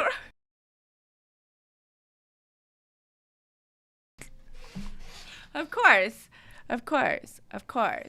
So, Non-forgettable. Shout out, Robbie. no, but honestly, Robbie's a genius. You know So what? As a matter Robbie's of fact, Robbie, I actually I low key I can come up with pretty good bass lines. I need a bass player to replay some certain things, so I've actually been meaning to hit you. I've just been trying to get certain sounds and stuff the way that I need to. Robbie's before. a genius. For sure. So honestly, it'll be interesting. You know what's funny? Danielle Jarre, because I've sent some stuff for her to write for me, because she's gonna pitch a couple things for us. But she's like, Joel, I feel like all you need is an instrumentalist that will take your ideas and just play them for you, so you have like a legitimate player play it, and I think you would make your music would go crazy. And I'm like, I know. It's like but I don't go outside. This is my problem. I stay in the house all day. But I feel like I'm looking for instrumentalists that know how to take some direction, because I got some things on the table that might be pretty cool to have happen. Because there's other stuff too. Can you tell Danielle to hit me? Hit you? Why is she punting? Are you okay? That's masochism, sir. Okay, that's right. Dirty Dan says, so what's next? Nothing, Dan. You know what? We're done for the day. Don't tell us what to do. Wait, are we? No. Oh. Danielle, she's not been feeling good, but we done. Yeah. Bye, Dirty Dan. Honestly, get out of here. Everybody else in the chat, we're gonna put money on the person that we think is gonna win, and then we'll have like an illegal betting. You don't admit that on live stream, Jade. Oh. Because you'll get banned. Okay. Gambling is bad. Here's what I'll do. Since my loves. Even Sam's now back, and he said it's rigged. Since my loves, Sam, Robbie, and you, my loves, are doing this for Givenchy, I will put up a prize for the winner. I don't need it. I know, but it's just fun. Here's the thing. Even if I were to win, I'm not saying I will, but even if I do, whoever is the best out of them two can have it. That's stupid, bro. What do you like? What do you like? Mother Teresa? Just if you win, take the gift. What's wrong with that? Because I'm trying to give it to them. Why? They don't want no gift that they didn't win. All right, fine then. Do you want? Actually, you take it. Yeah. You do enough for me, though. You would take it. You do it. We're good. Okay. I'll think about what that gift is. But I want to, It's not for Givenchy. An all It's for expense you. paid trip. No, and not for Givenchy. The prize is not for you. It's for Joel. I'll take it. How about this? Sam, How about this? You or know what? Robbie. If I win, I want an FX3. I want the FX3 kit off of Amazon. It's like $6,700. You're lame, bro. That's the thing. None of the stuff that I want is like cheap. Like everything that I want is dumb. I never said I'm gonna buy you a camera. I said that I'm gonna give you guys a gift. He said he wants an FX30 for me. One day when I don't need my FX30, you could have it. It's gonna be a while. I use it all the time. I use it literally every day. I've already give you thousands and thousands of dollars of stuff. She literally gave me a little back. That's what I'm saying. You don't need to give me things. So shut up. Win. I'm trying to not to get more. I'm trying to take less things. Bro, and she's like, stop being lame. Win. I'll take a small gift of $500,000. I'm saying, I'll take a small loan. What do you guys think? I am a billionaire. I'll take a small loan of $1 million. Winner gets a forget trend your off. gifts, okay? Stupid. The gift is the friends that we made along the way. No. Somebody needs to win. Okay. I'm gonna lose on purpose. Okay, be a loser. I'm gonna get apple loops. I'm gonna use literal apple loops. Be a loser. I'm going to. I'm gonna sample different people farting and turn them all into different instruments. You probably win. Actually, that'd be fun. Like Givenchy's fart, your fart. Yeah. Yeah. And then just sound design them in serum. That'd be fun. That's enough, guys. Okay. Queef. What have we devolved into? Should I delete my loop library? Yes. Yep. Yeah. Yes, you should. Yes. Start fresh. Yeah. Let's add some skin to the bones. You can do this. Skin your bones. Mm-hmm. Yeah. I'm gonna delete Logic right now. Mm-hmm. All right. Next. I like how everybody just became like self-deprecating. Everybody just got depressed and make it on Ableton. Okay, everybody. To make it fair. We're going. All right, Sam. No, that's not fair. All right, Sam. Starting over on Ableton is not fair. You got to stay on Logic. All right, Sam. Keep talking crazy. Okay. Hold on. Up next, we've got Michael, 10 before 2 with Bruises. Dropped this on Tuesday. Even made some story teaser content for it based on your advice. Curious if you have any tips for future content. All right, let's see what we got.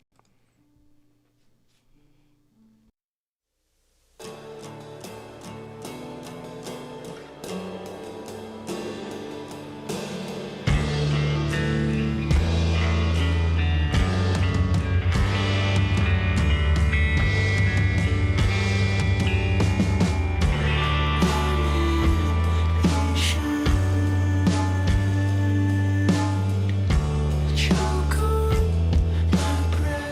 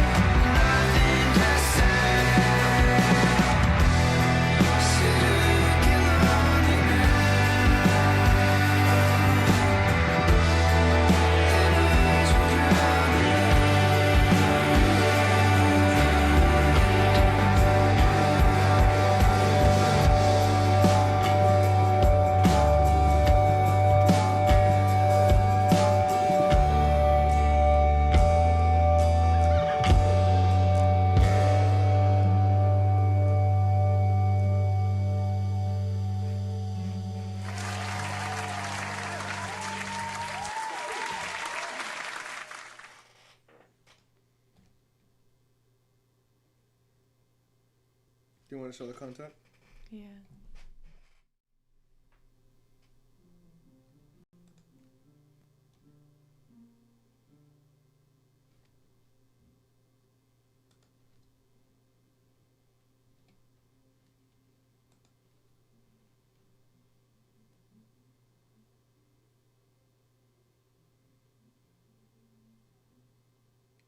You want to play the sound?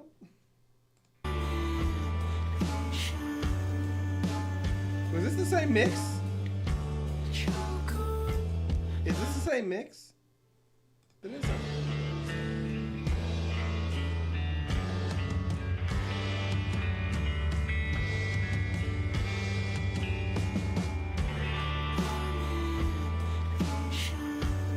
doesn't sound like it. It is? That's not the same mix, is it? Just seems quiet. The level sounds. I know that Spotify does the same thing. Spotify makes your music sound like shit. Sometimes we think that things will just, like a photo, just stay just how they are forever. Not so long ago, remember this time where things were so... Michael is so cute. Oh my gosh. Just want to squeeze his cheeks and shake him. That's illegal. Not if it's That's all. That's it. No, not if it's you know, consent. Yeah. I actually. What? I didn't like the mix. I liked it. You didn't I wanted like to hear it? him more. I liked it. It was loud. I liked it because I didn't hear anything he said. The main problem was before is that his voice was buried in the back. Now it's forward. Nah, but it's the music is so loud that I could barely hear him through most of it.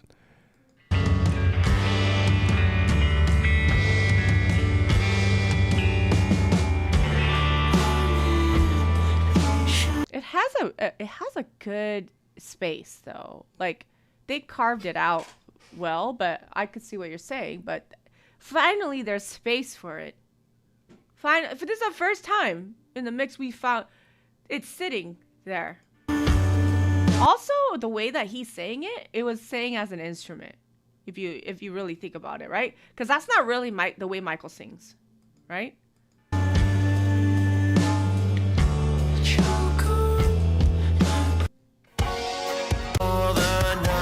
That's Michael's voice. Like, that's his voice. This? That's like... It's really good. But, you know, again, subjective taste on mix. But I really... This is the best mix that I've heard. This is the best mix I've heard. Yeah. By far. Also, why is the snare so loud? I've got some rocks in my shoes and a couple of cruises.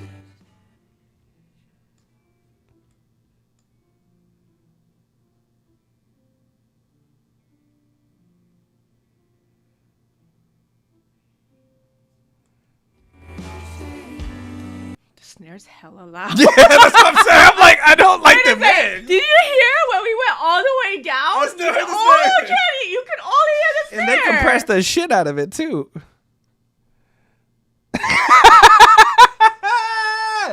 Y'all think I'm playing? You hear the compression on that? That bitch snappy, boy.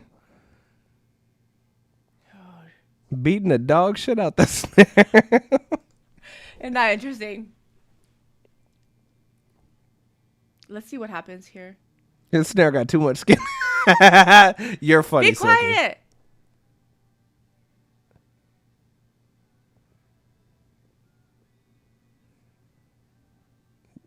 Silky. Why are you hitting the snare so hard? It's good balance here, though, huh? I think the chorus is good. Maybe voice slightly too loud, but... On the chorus? I think everything was too loud on the chorus. Guitar, slightly. I think everything was too loud on the chorus. Like, cause here's my thing: if we're gonna tell people that their song should have dynamic, I feel like we have to keep it. Like, to me, that's what this song was missing. Dynamic, I think, a little bit. We try to make everything big, and I don't think that it worked. I like Michael a lot. I do too. I like the direction that you're going with your music. I think that you're exploring with new sounds and new writing. I love that you're doing the falsetto. I love the writing. And I love the instrumentation and the arrangement. I think... Yeah, from the beginning was like all pretty. Boom, boom, Jesus. Just beating the dog shit out that snare. But honestly, my ears are tired. I can't hear anything now, but like... Also, the master was loud. That's what I do though. Like if my ears are tired, I just play everything really quiet. That might have low key been it though. I think they might have pumped the master a little too hard, and it like squashed the dynamics. I mean, it happens all the I time. think that might have been what was bugging me so much. Play it again. Play it quieter. Yeah. Like halfway. Like halfway. There's hella loud, dude. It is. It is. It's the master got smashed to hell.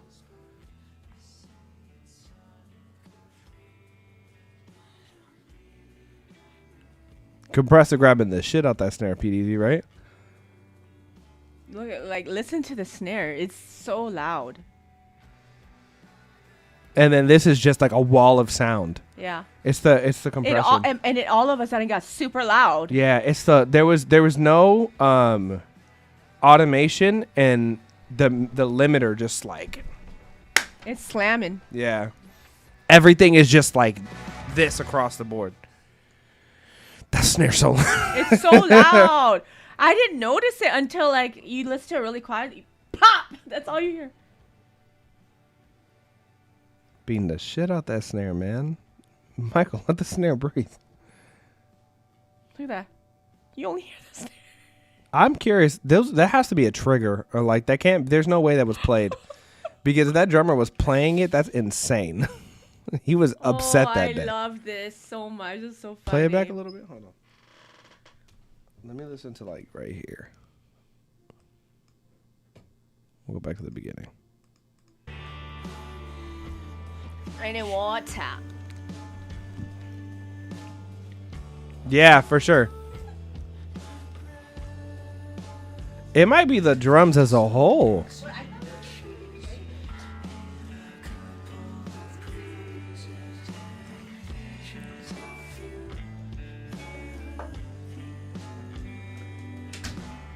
It's just not as much the kick, but even the kick is really big for the song.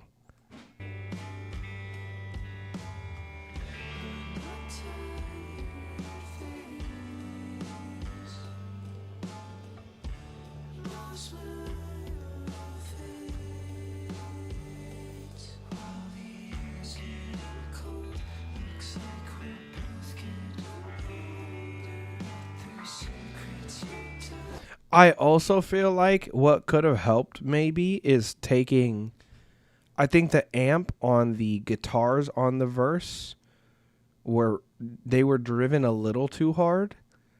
Like I feel like we could have brought the presence of the amps down on the verse to give a little bit more dynamic in the like build. It's like a touch too spicy. If it would have gave me a little less and gave me some softness, and then when we start that da-na-na-na-na is when we could have like, you know, amped them up and cranked them.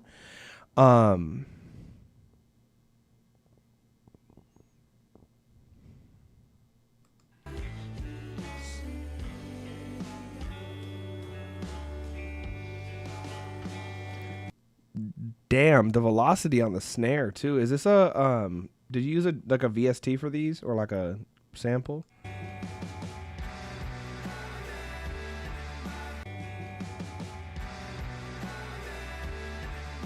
Yeah, make the contrast as contrasty as possible. I think so, Michael. Dude, he's fucking squashed this to hell with the limiter, man.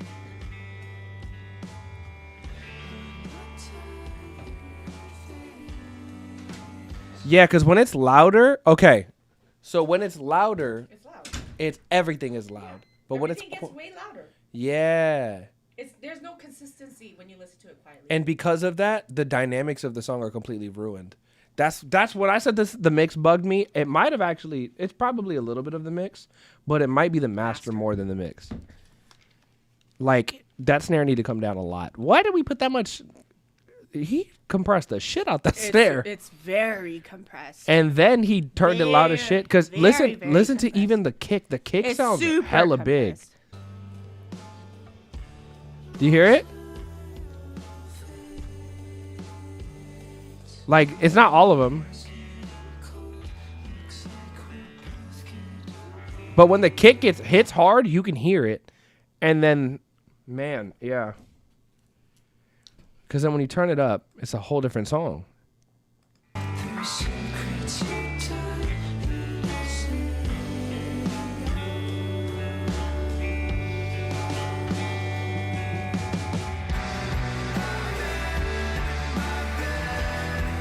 And I said, I think on the verses, we could have brought the amp presence down a little bit so it's not as crunchy.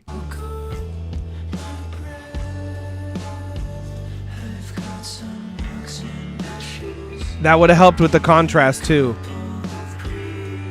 Because it's kind of bright.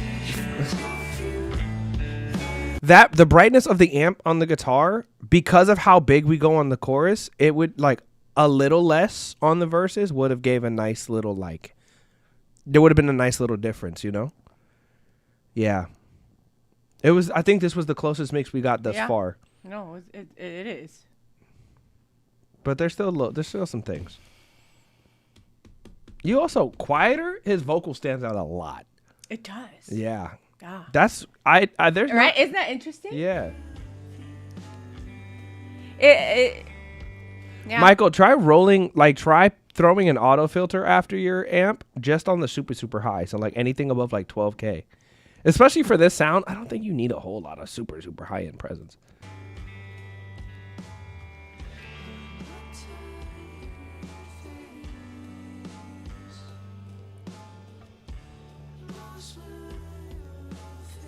That's so interesting. You get like a different mix depending on how loud the volume is. So it seems like, Michael, everyone's saying that this is their favorite song from you. That's interesting. And the thing is, I think that in terms of your content, I know you had questions on what you should be doing. I think that this is a time when a song is about the vibes. I think a lot of the times the burner accounts really help. I think that you pairing your... You know the post you did, that's the quick edits of the different things in your house and stuff into the yellow. That was effective. I would think about scenes that would match this. I would think about using something like Flow Stage to do a lyrics video or pairing it up with... You know what too, Michael? Go stand somewhere in public and like have a friend stand on a tripod. Like, stand near a tripod, get a video of you, and stand completely still as possible, and just let people walk past you for like 5 minutes, and speed that up, and then throw that in Flow Stage. And stare at the camera. Yeah. Like, you stare at the camera, let everybody pass through, and then there's going to be like glimmers of when you're just looking at the camera. Yeah, and then speed that bitch up. And Yeah. I think with the Flow Stage, like brat words that Flow Stage loves to put on everything, I think that you got something interesting. And then do the same thing at the same place where 2 or 3 or 4 or 5 different outfits. And then you can do quick edits of you with different outfits. Or you could do one outfit, one piece of content. The second outfit, one piece of content. Third outfit, another piece of content. Fourth.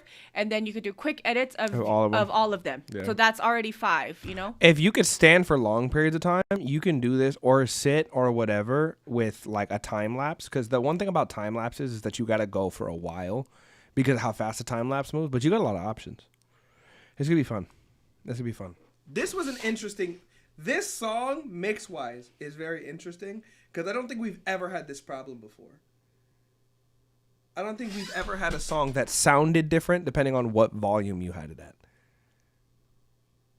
We never did it before. I just do that when I do my mixes. I listen to it on super quiet all the time. Yeah, pretty much me too. Because like super quiet. I need to go pick up some mix cubes, literally, so I have shitty speakers to mix on.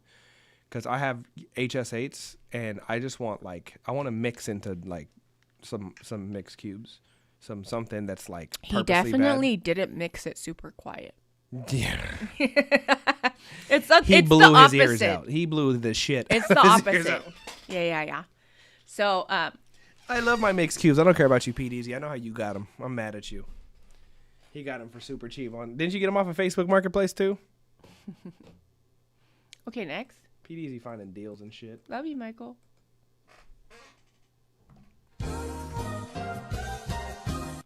All right, up next we've got Burb by Extra Tone. I like it. You're new. Offer Up, same thing. You're new. I like the name. Burb.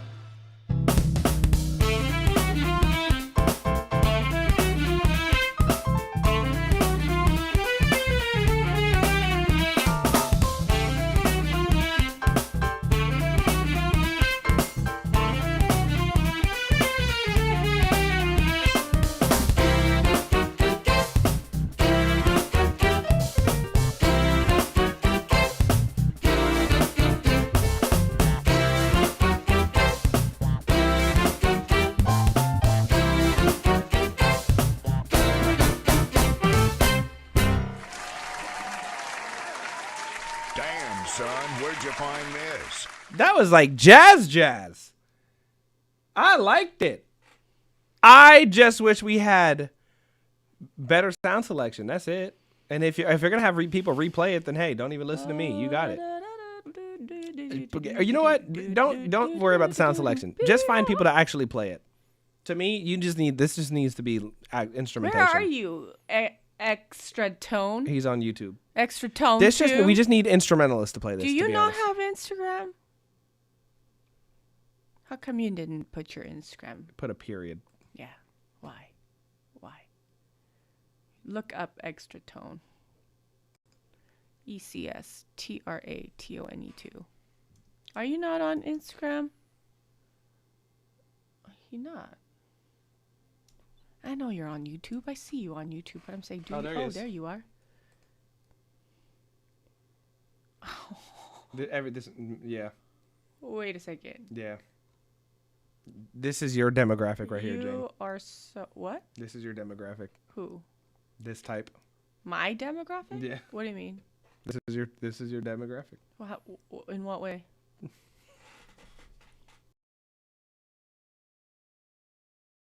I turned the mic off and they couldn't hear me. This is your type right here. Honestly, I like this. I like this. I feel like we just got to know how to use it. It's very interesting. This is very interesting. I think, yeah. Okay, hold on.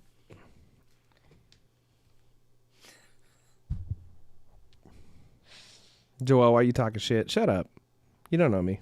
He's talking shit about me. Yeah, as a matter of fact, yeah, I am literally. My Instagram is weird. I saw. I like it. Here, yeah, that's why I want to say. I want to make that point. I like it. 'Cause my exact, what I said to Jane, I'll say it. I don't give a shit. I said, Jane, this is your exact demographic. She's like, what do you mean by that? I was like, autistic and talented. He always says that I'm autistic. I always say talented. it is weird. It doesn't make any sense. It is jam packed with interesting things happening. You just can we show it? I'm gonna show it. Can we show it? So Joel this is looks giving me Zach Fox. If Zach Fox made jazz music, and Joel says, "Oh my God, this is your people." this is like if Zach Fox made jazz. And here's the thing, I kind of love it. I feel like we gotta show. It's interesting. You gotta show. Look at this. Give me that handle now. Look at this.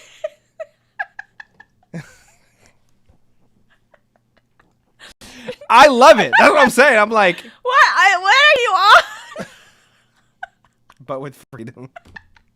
Wait, play the sound. I want to hear the sound. You're so funny. I want to hear the sound.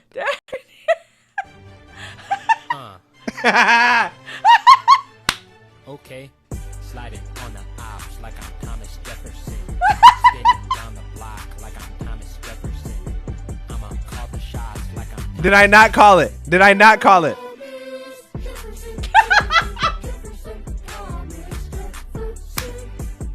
I called it. I called it. I said it's like. Gosh, I said it's you're like. So funny. I said Zach Fox. I said it's. This is how you this is weaponized autism, and I'm into it. So funny. Oh my God. You know who I This is chronic. What happens when you're talented and chronically online? Okay. You know 10 what? tenths. You know who this reminds me of? Who? You know that bass player Neon, what's his name? That just like, have you seen him? He is like he used to go viral during COVID for like playing bass lines while people talk, like he matches the tone while people are talking. Yeah. So I'm telling you, it's like similar. This is like weaponized. This is what happens Wait, when you're. What's his name? Neon something. I watched him go play live. But the way he dresses is very like. You know who else is like artist wise who's figured this out into their artistry? Thundercat. Thundercat is like the Blastoise. Super nerdy, but you know. But he's found a way to work his chronic onlineisms into his very talented music making. Like I think. Like, this is what I stopped doing the weird stuff and posting. I'm in the dark. You love when I start. I stopped doing the weird stuff and posted on TikTok. I'm in the dark. You love when I start. I got a fart. You went through. She's always talking about her poopy. So yeah. You need to learn. Not only do you need to go back to the weird stuff, you need to learn how to lean into the weird stuff. While you need to be the forefront of your funny content. Okay, first of all, what? Yeah. Okay, and then you could go back. You could just go back together. Embrace the weird. I agree.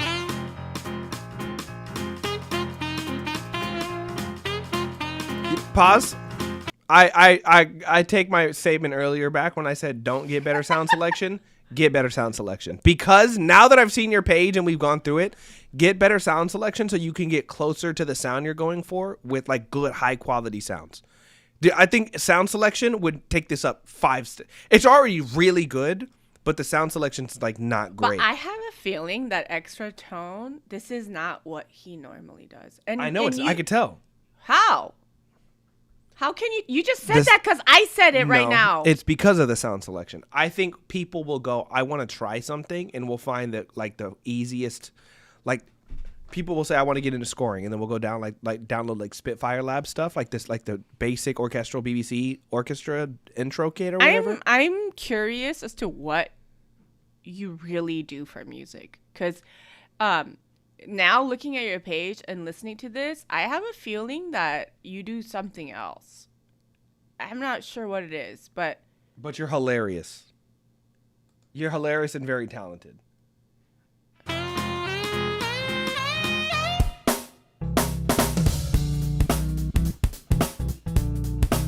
you make funk. For sure.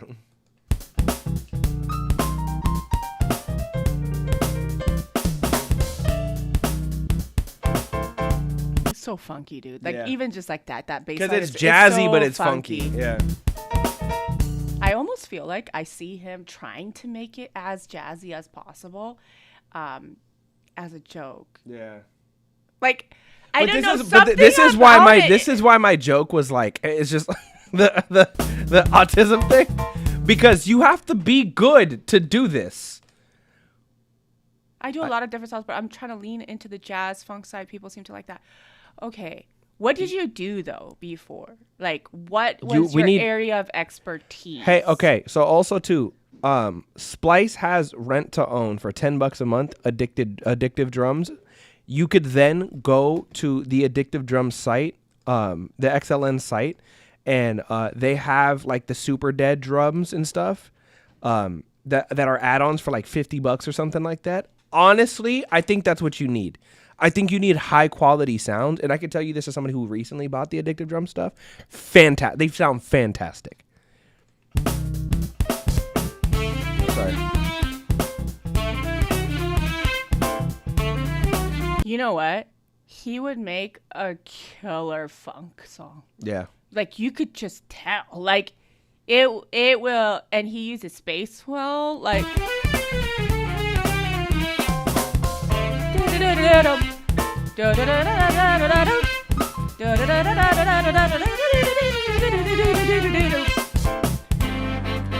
it's giving me like have you seen Hey Arnold? Yeah. That's what this kind of reminds me. I knew it, guys. Everybody on TikTok, Extra Tone says this is an unusual song for me. But I could tell by his sound selection, he was using what he could get a hold of, not like the best version of what he could do. You know what I mean? Honestly, horns, like it's gonna sound like that. Sax sound. Yeah. It's the lines, the writing, the lines. There's also not good. Like there's some things library wise, you could spend all the money on contact libraries. There's just some stuff you're gonna have to get replayed. Yeah. Horns are one of them things. Choirs are like that too.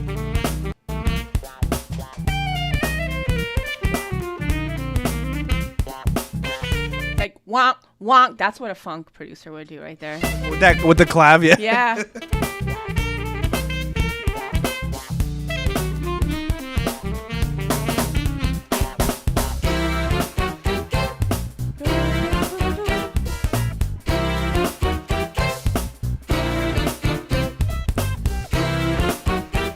We were just saying that it's like Hey Arnold.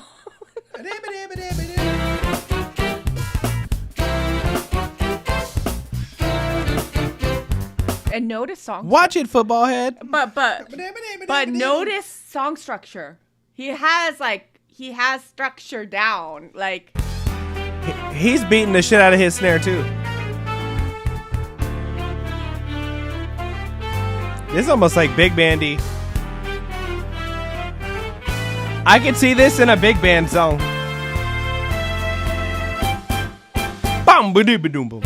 That's what I wanted. Woo! This is my favorite part, by the way. I wanted this is my favorite part. I wanted to fill into that part. This is my favorite part, melodically.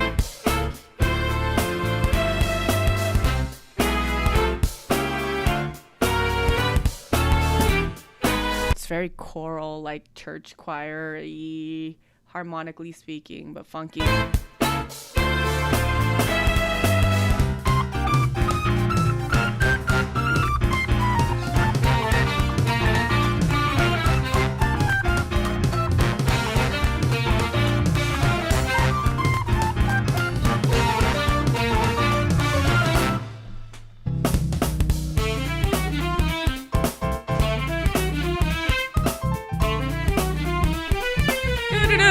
All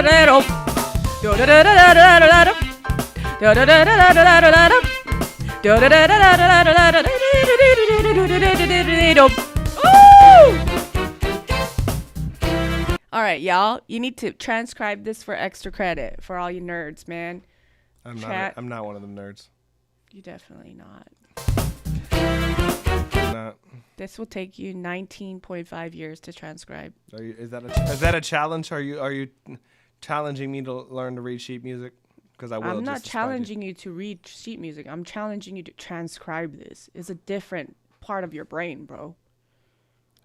It's way harder to transcribe than it is to read.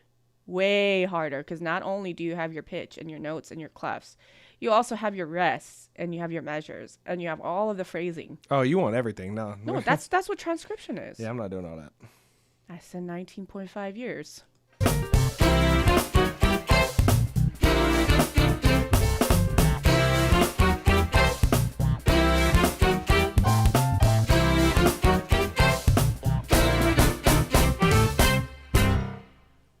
Also, that ending is so funny.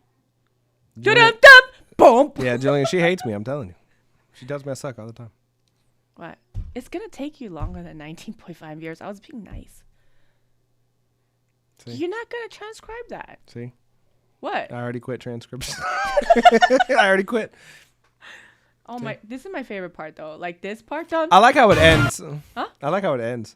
It's funny. Yeah, that's what I'm saying. Like you could. When I heard this, and then I saw his, I saw his page. I was like, "This makes sense." No, but it's funny. The ending is funny. It's funny musically. It's like it's hilarious. I think honestly, I feel like his next like level up would be like literally just sound. Like you need libraries, bro. You don't get to use samples. You're gonna have to find. You're gonna have to spend a lot of money, low key. Like you're really good. Time to get into some contact libraries. My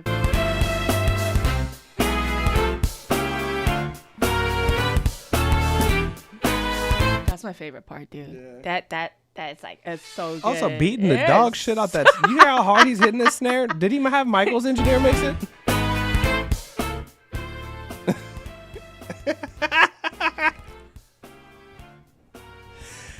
Michael's engineer mixed this snare for sure.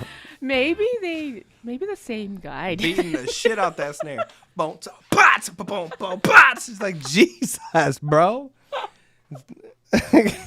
He said, "Help." Oh, it's my favorite part, though. One more time.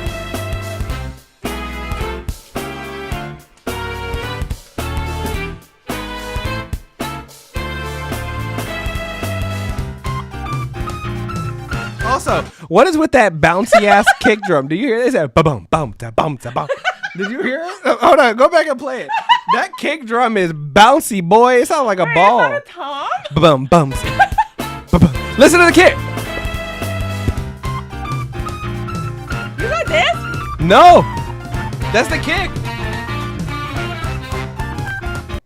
Are you sure? That's the kick.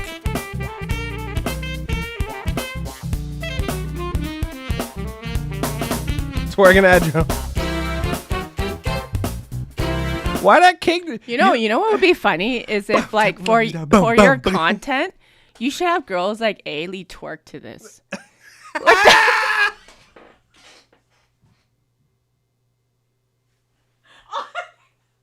Honestly, dude. No, not even Ailey. Find the like the video of the ratchetest. Like no.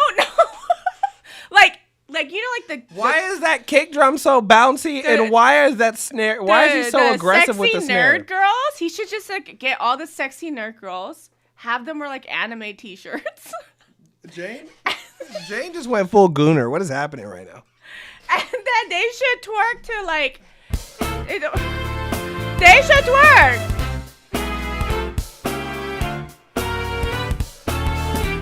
Dude, that would be so fire. It would go crazy. Like, what do you think about that? Hey, extra tone. Why is your kick drum so bouncy? It sounds like a ball. Like, you know when you kick a ball? Hold on. That's hold gonna drive me crazy. You know this saxophone line? Ailey, I know you're talented, but can you hit every note on the twerk? Just one cheek. No, like on the saxophone. You know the saxophone line?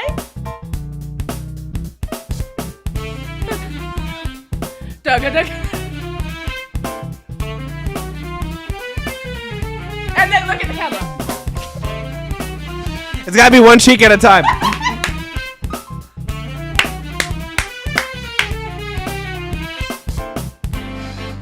No, Every but time it's a chord, you gotta do both. You gotta be really talented as a twerker to be able to do that. Honestly, look, it's gonna be a challenge. That would go viral. That would go viral. No, like it's like they do the twerk, right? But it's gotta be one. It's when it's a chord, you gotta do both. So Like it's gotta be what? like do do do do do do do. No, but they have to look at the camera after each phrase. Oh, that's rough. Like da da da da da da da. Jay got y'all out here multitasking. No, da da da da da da da da. Look. Both. That would just be impressive at that point. I think Ailey's impressive. She said, "You know what? I think Ailey has it in her." No, I've seen her twerk. Haven't you seen her twerk? I don't just Jane. We got whole different FYPs. No, she has done it with the Budgaga. We got a whole different For You praising pages. Jesus. She was twerking during that content. I didn't see it apparently. I think she could do it with her boobs too. You got the young ho dance? No, she's like. Have you seen the young ho dance, Jane? I got a lot of things. We're gonna teach Jane about some stuff. League of Legends, young hoes. Okay, mini twerking, massive twerking, whatever twerking is. As long as you can hit the notes that the sax is playing, young ho, then you get to pass. Joel's too tapped in. Extra I'm real interneted up. I work extra and then I scroll. tone.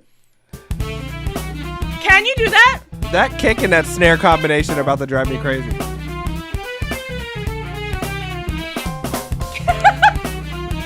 Jan, I hope you understand I am clipping this. No. Okay, calling all the twerkers. All the Everybody, tag your favorite BBL if beauty. you can twerk 16th notes.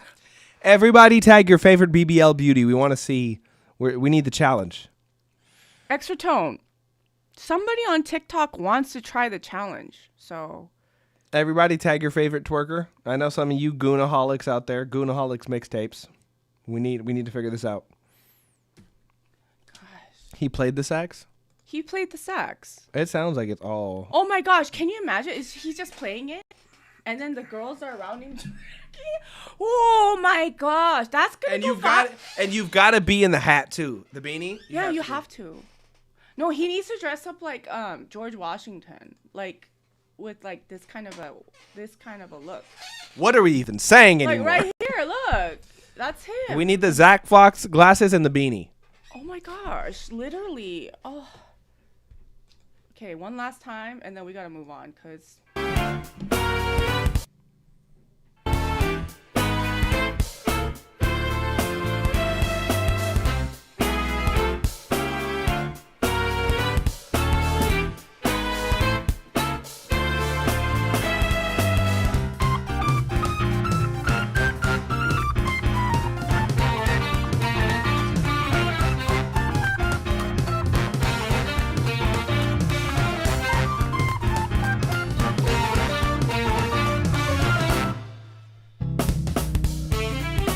And then Ailey's back, you know? Ailey's back. I do think it's mastered too loud. I do. I think that it's jazz hands, Charleston, exactly. I'm over here tap dancing. I'm doing time steps. I don't think it needs to be this loud. No, I don't think the snare needs to be that aggressive. I'm a cat and I'm a cat and I'm it hits over. Yeah. Why does it need to be that loud? Why y'all snares so offensive today? Because offensive ass snares. Because everybody has like it hits over -6 loves. Mm-hmm. Do you understand that the maximum for most like Spotify is like 10? It's gonna auto, you know. Did it compress it and make it sound like butt cheeks? like Ailey's butt cheeks that are going to be twerking to the sax line.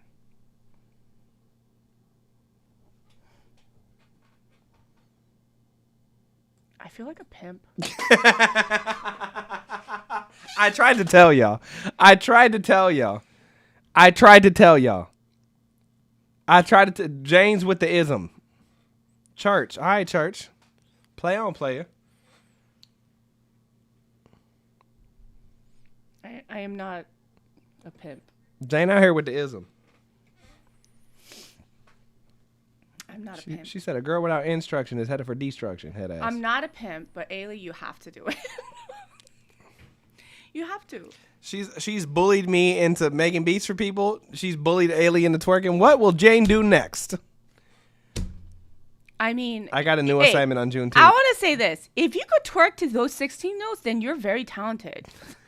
You should make money off of this, because if you could do that, and if you could actually go left, right on the 16th note, there's that's some people that can. There's professionals. That's what I'm saying. Those are professional twerkers. They're professional. You should make money off of that. They professionally do something for sure. They should get a brand deal or something. If you could do that, like that's Jade, what brand? I don't know, like anything, like vitamins. I don't know, protein. What is today's stream? Protein shakes. They're shaking some protein for shit show. That's what I'm saying. Oh my god, think about it. Protein shakes. We're done. We're moving on. I can't feel my face. I can feel my face when I'm tired. I need a nap now. Today was. Why did your voice shake right Today now? was too much emotionally. Sugar-free gently. Sugar-free Lee, I'm saying. Why did your voice shake right now?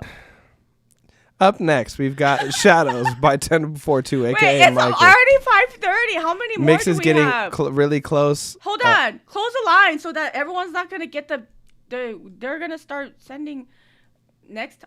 Okay, we got 5 more, right? No, I can't even. I ain't going to hold you. These snares have ruined my ears. Shut up. Hurry up. These snares Shut have up. I'm never going home. I'm scared. Shut up. Okay, after we go, make sure that you change the amount back to normal and then open up the line, okay? Yeah. I'm trying to get to Bashia's because she's been waiting patiently this whole time. 10 before 2, Michael. Come on. You're over here telling Ailey, instructing Ailey to move butt cheeks, and you're yelling at me like I did. Ah!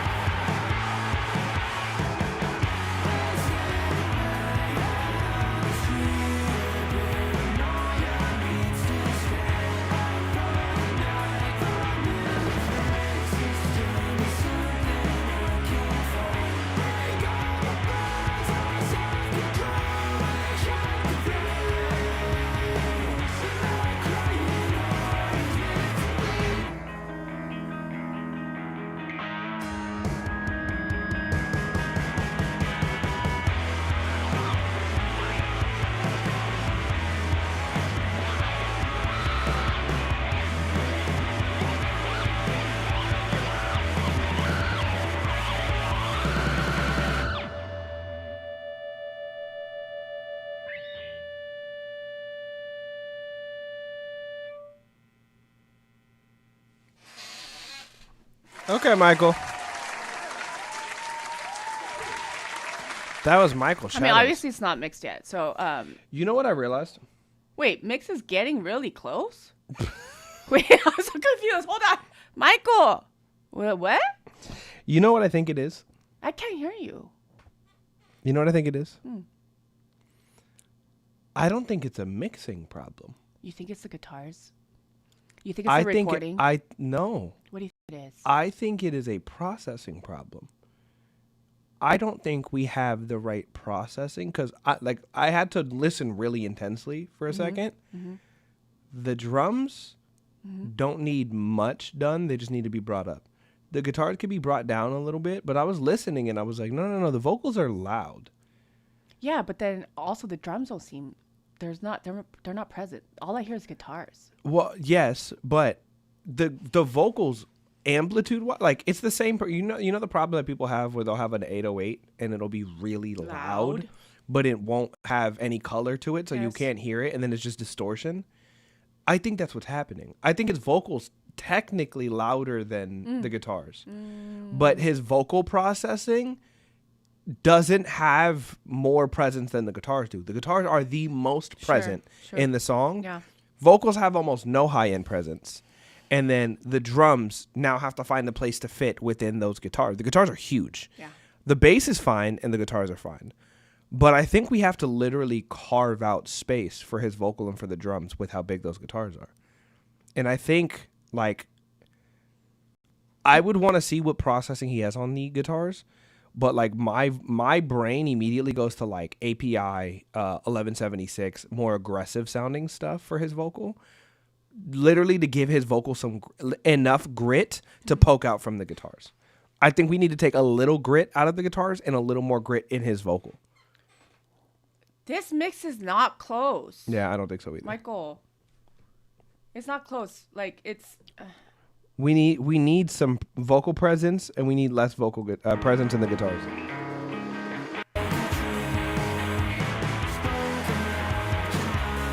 Because this isn't a... You see what I'm saying about the vocals? The vocals are, they're loud. But they're not present. They're not present.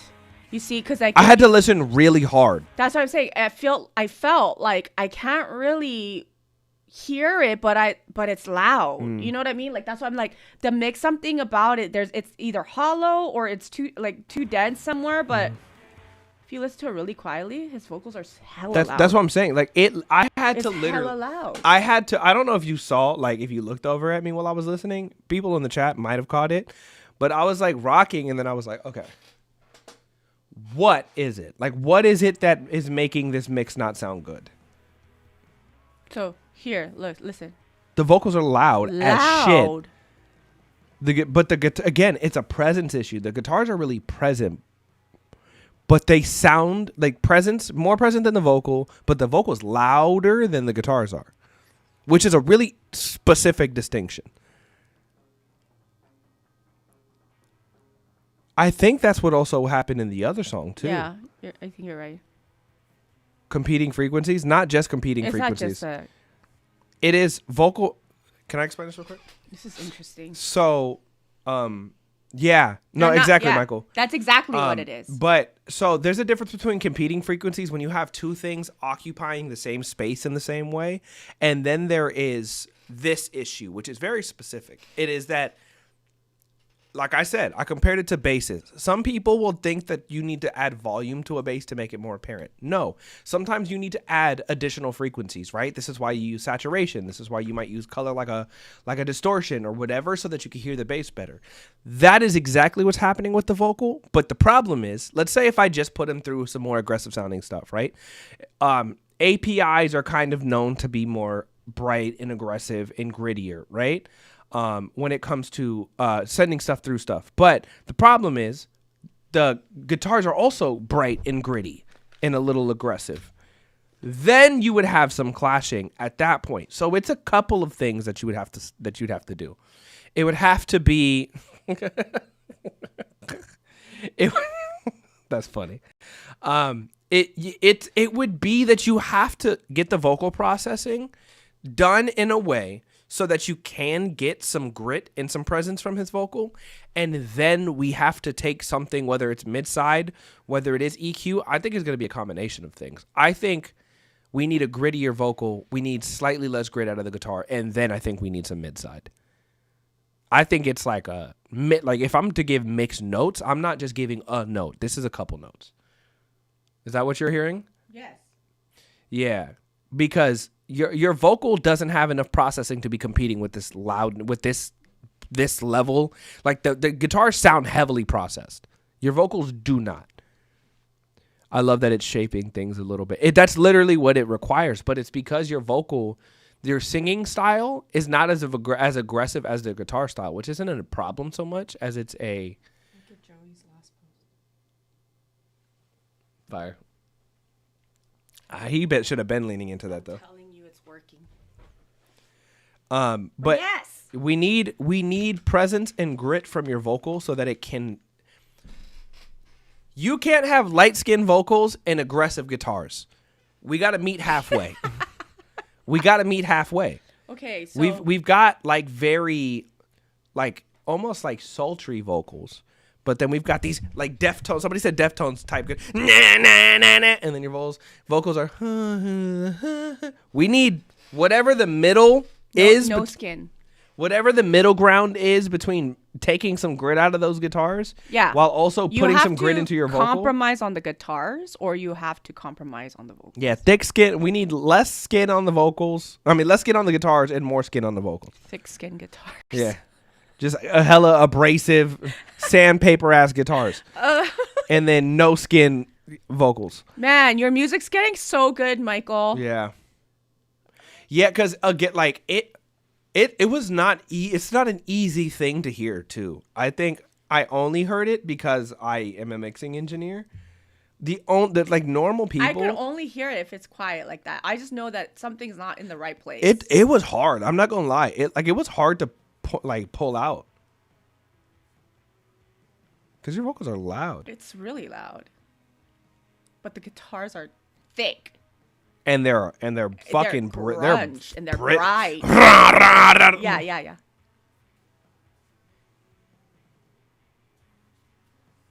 So they amp. The drums do. Your drums are pretty light skinned too. No, that's what I was saying. Yeah. The drums is like almost like in the back somewhere. Yeah. You know, right? Yeah. That's why I was like, oh, it's not mixed because the guitars are just like it's. I would say this. It's between 3 to 5K on the guitars. That's fucking. They're not harsh though. That's the crazy part.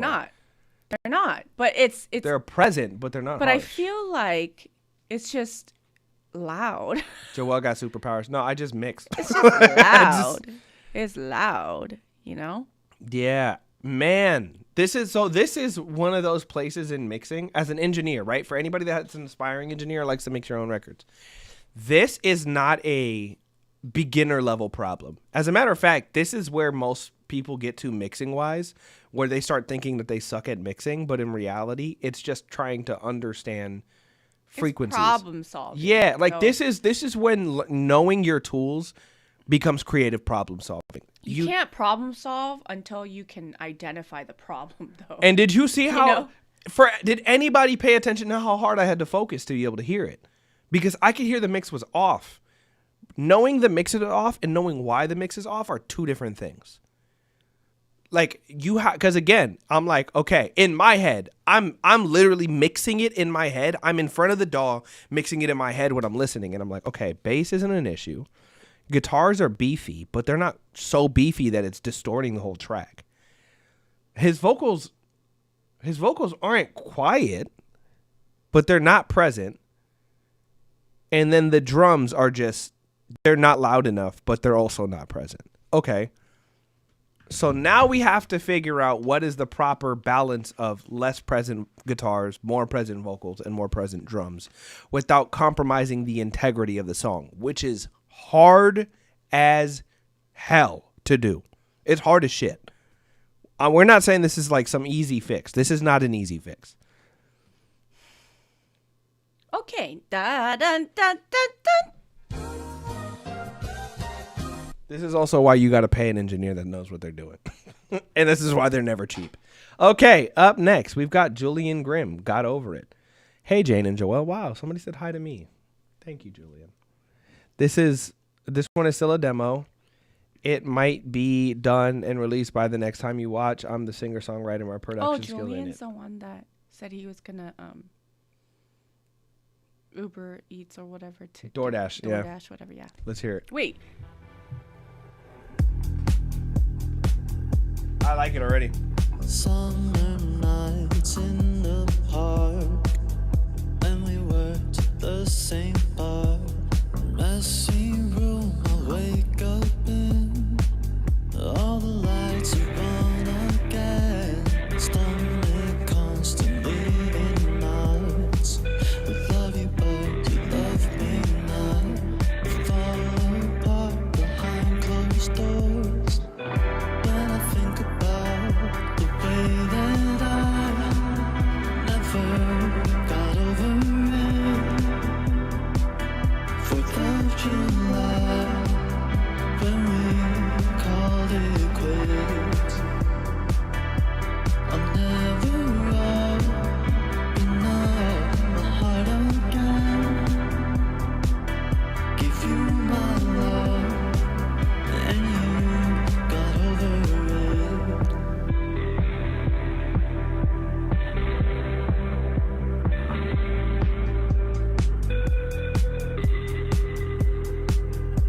I go outside and live my life. The city is just so alive. But panic on the drive home. I'm not okay when I'm alone. Cocaine and Bacardi Black. Still haven't unpacked my bags. Billy's on MTV. She sings about how you don't love me, and I never got over it. 4th of July, when we called it quits. I'll never open up my heart again. Give you my love, and you got over it.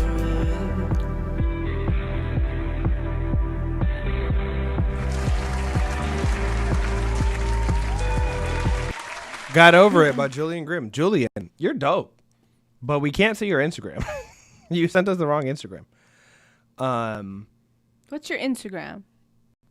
I want to see. I'm curious. Because I put in every variation of your name. You did not mix this one, by the way. You want to know the funny part? Yeah. Julian, you tell me this. Did you just record your vocal over a beat, or did you have the stems and stuff for this one?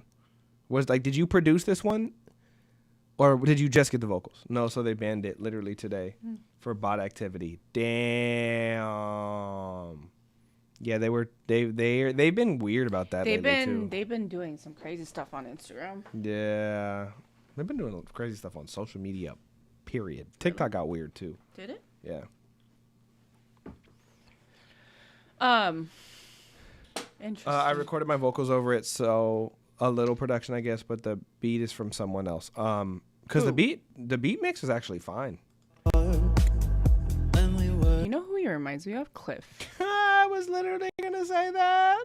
Shout out to Cliff, man. A little That's bit. my dog. A little bit. That's Reminds my me of doggy. Cliff, a little bit. The same timbre. I'm proud as hell of Cliff, by the way. Dude, his content is getting good. I'm telling you. He's He's improving like a every mofo. time he comes into Dropworthy, he takes everything that I tell him to do and he does it. It's crazy. messy room I wake up in. Sam, I agree. Literally, the vocal mix is the only thing holding this back. I feel like it's because the beat came mixed. You know, it's not just that though. Because the beat is mixed fine. You can make this work. One, you're gonna have to turn the beat up a little bit. But it feels like it's beat. It's not glued. Yeah, you know. Well, so can I?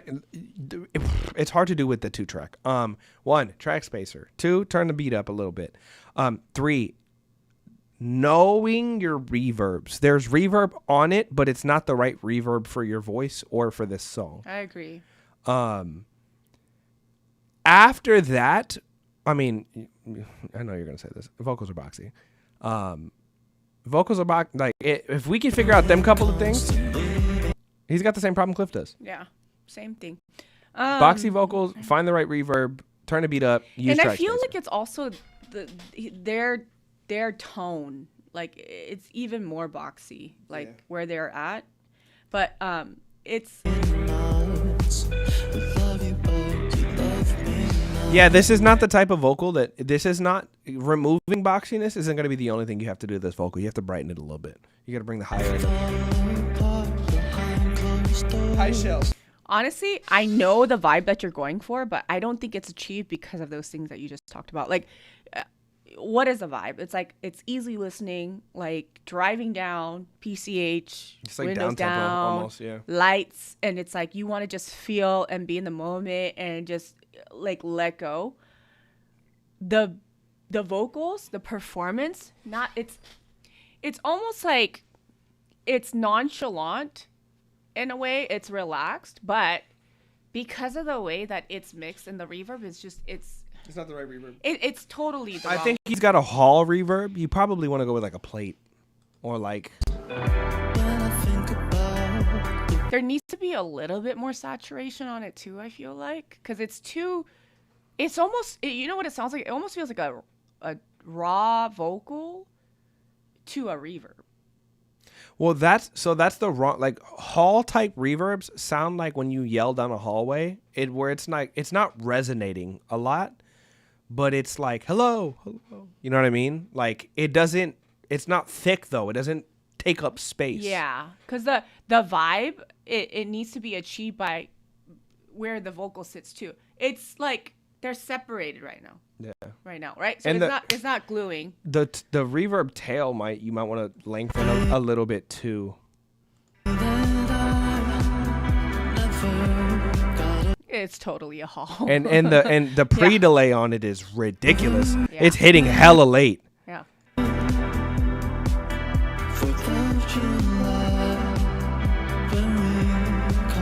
It sounds like a delay.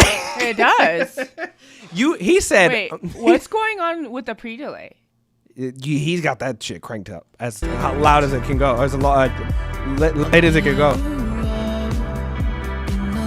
I would love it if your mains were doubled. There's actually a delay on it, but there's also a pre-delay on the reverb. The reverb doesn't kick in until like almost a whole second later. It's crazy. I would love if your mains had dubs and then hard panned, right, left, and then a different type of texture. You know what I'm saying? So that the reverb on the main vocal stands out and it gives it that ambiance, but then we still have that like feeling, because right now it feels very like here. You know what, too? I don't know how you feel about this. I feel like this, too. Some songs sound better when the reverb is like directly, not on a send. Sometimes it sounds better when the reverb's on the track. Yeah.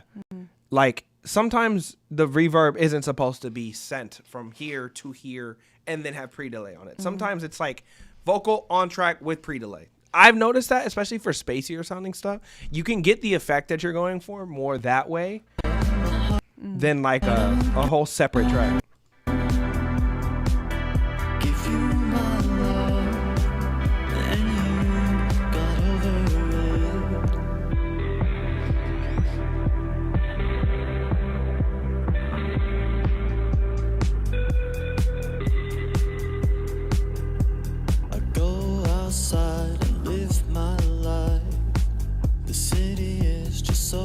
Yeah, I think the vocal performance is fine. I think that we can't really experience we can't really experience it what it feels like in the song. You might need to buy the stems. It's separated. Play it again. The drums might be too loud for the melody. It's separated. It's the fucking snare. Turn it down again and see if it's the snare. I'm gonna start freaking the fuck out at this point.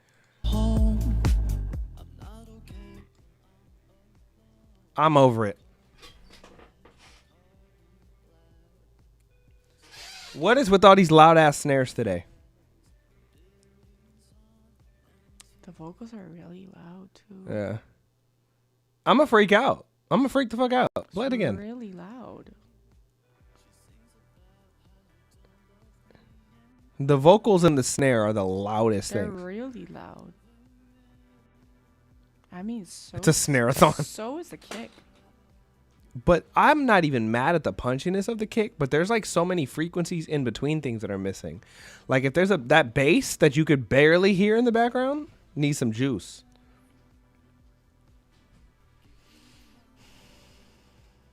Also, too, the fact that we've been here for almost 7 hours is insane. Yeah. That's how you know we love y'all. It's not even the kick. It's like the transient of the kick. The actual kick beef is not even really all there. It's literally just the transient. It's like... I can't tell you about the performance until I feel the overall vibe of the song. I think the danger with you releasing it like this, you sound like you don't care. Yeah. You might have to buy the stems. Because like this delivery without the proper coloring and the gluing to the track, it could almost seem like you're just singing it nonchalantly rather than it being a vibe. And honestly, like that's why mixes are important, because it glues pieces together and it gives you the final product. So I would need to, well, because Julian, when you hear like this, I feel like you took a beat from YouTube and then you sang over it, you added reverb delay to it, and then you put it together, you exported it, and then you have a song. So I'm not getting the vibe from the very beginning. When I hear this intro, I feel like I'm going to get something where it's glued to the track. I already know what the vibe's supposed to be like. So right now, your vocals are hot, they're sitting up forward, and they aren't meshing with the track. So now overall, the vibe of the whole thing feels slightly off, you know? And then your vocals are really loud. I want to feel the overall vibe of it. So what you could do is what Samo said, do a stem split and then go back and rework it.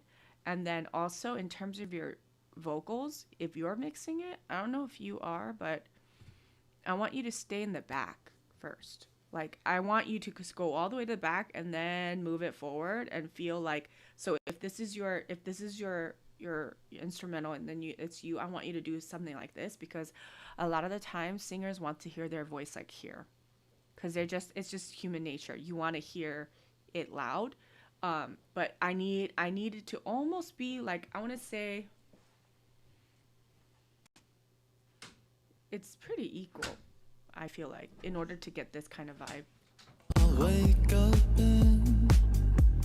It's too clear. Like it's too clear and it feels like there's too much hall on it. So like glue it together, you know?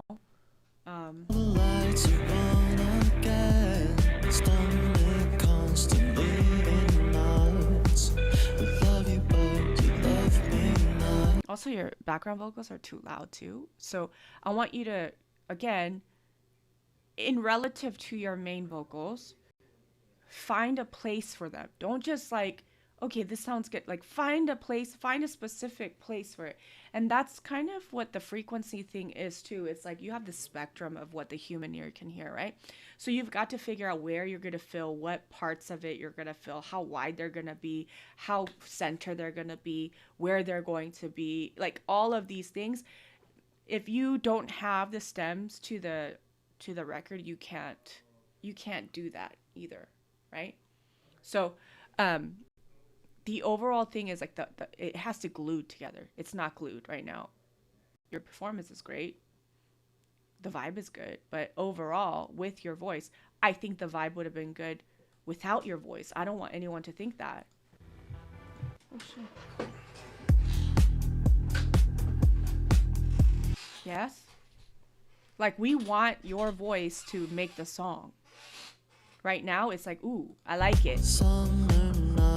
Yeah, we don't want to feel separated, right, from the overall track. So Work on that and then resend it. He's interesting, but I want to see her. Oh, he doesn't have Instagram because he because it got deleted. Okay.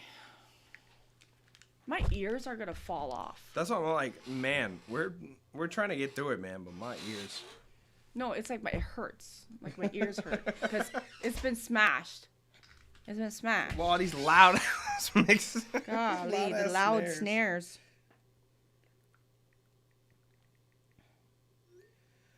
I gotta respond to this real quick.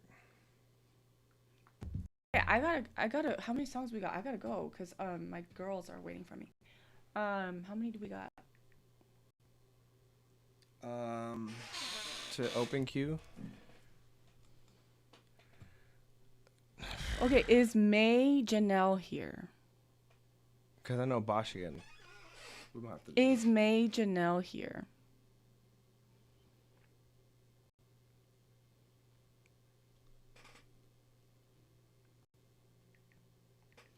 Because if May Janelle is not here, we might just save that for next let's week. save it for next week. Oh, Ailey wants to save for next week too. Okay. So So then then it would let's be go to Basha. I mean, yeah, let's go to Basha. Jacob Lecky. Are you here?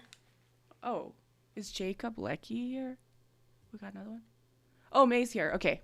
Wait, is Jacob Lecky here? Wait, May. May Janelle's here. Okay. Is Jacob Lecky here?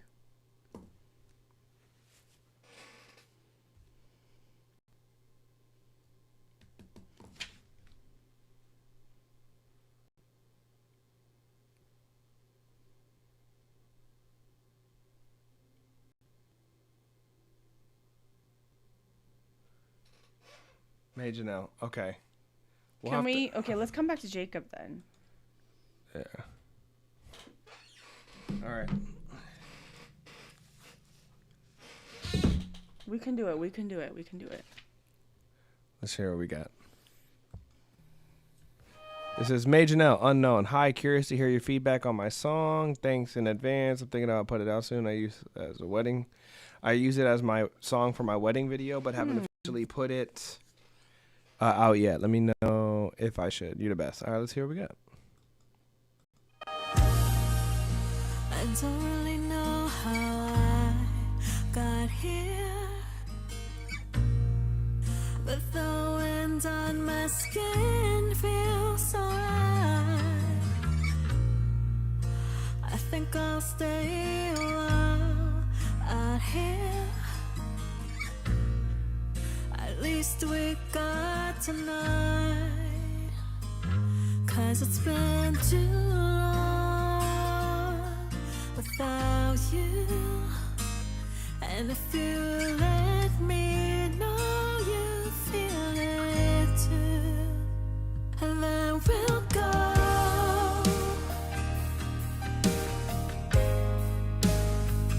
to the unknown.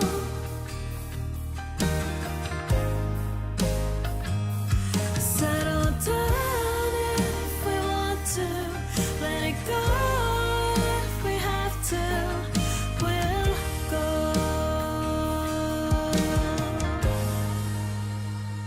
to the unknown.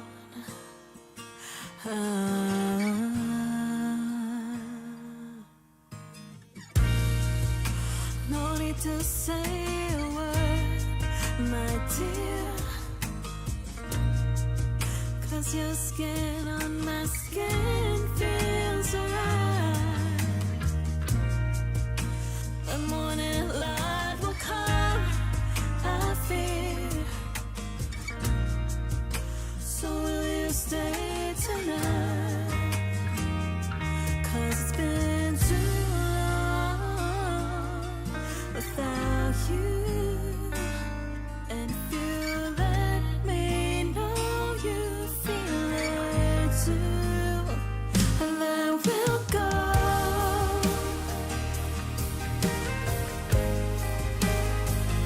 to the unknown.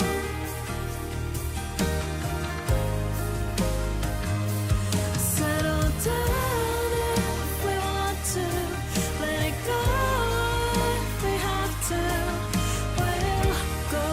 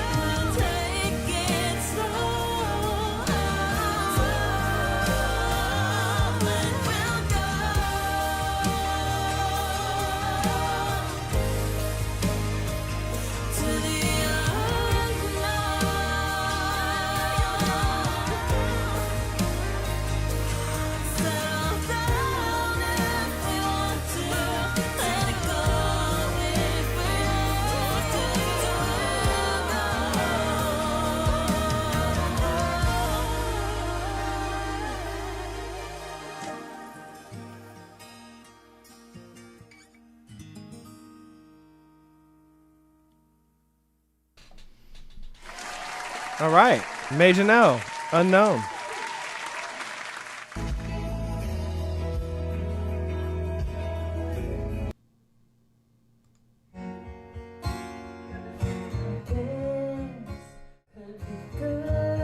It's already better now. And nothing's worse than knowing you're holding back. Okay. You could turn it back up. He's just locked in for a second. Okay. So I just want to know. Okay, I'm thinking about putting it out soon. I used it as my song for the wedding video, but I haven't officially put it out. Okay, let me tell you something. First of all, very, very similar to Mandy Moore. Do you remember Mandy Moore? Yeah. Do I remember Mandy? Mandy Moore, like, listen to her sound and then her air. I think I'll stay a while out here. The writing, too, is very, very Mandy Moore-y. What song is that? Oh, gosh. It's so Mandy Moore-y. But it doesn't have the high end presence of Mandy Moore. I don't think the vocal mix is like. I think the music is really loud for my notes because there's just a couple. I think the music is really loud. I think the vocal's missing some presence, and then I think we need a Melodyne. I think those would be like my three. I think that you should re-record, and I'll tell you why. Because you have an instrument that's good. Now you say you're gonna put it out. You already put it in your wedding video. That's great because it's something that's special to you and your husband.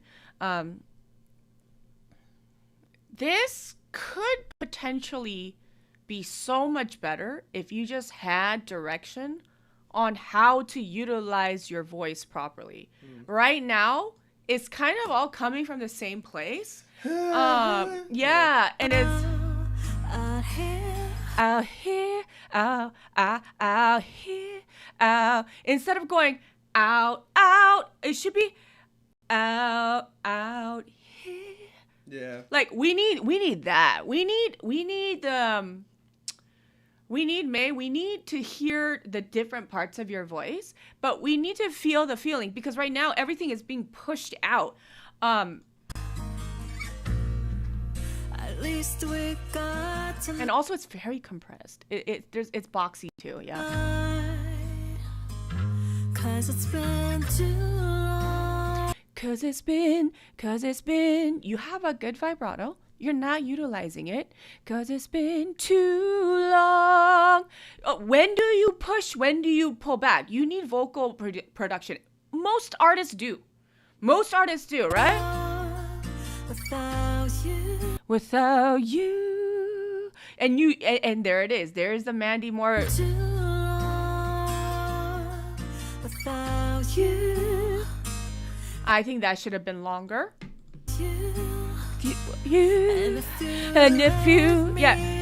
So I think there are certain things about this that could be enhanced tremendously if you had direction from somebody that really knows how to bring out the emotion technically through your singing and then your approach, right? Yeah. And if you, I don't think that's necessary. I don't think that's necessary. I think it should be. Does that make sense? Like I think that those small things, it compiles into one major thing. You know. You have a beautiful voice. Super boxy all of a sudden. Huh?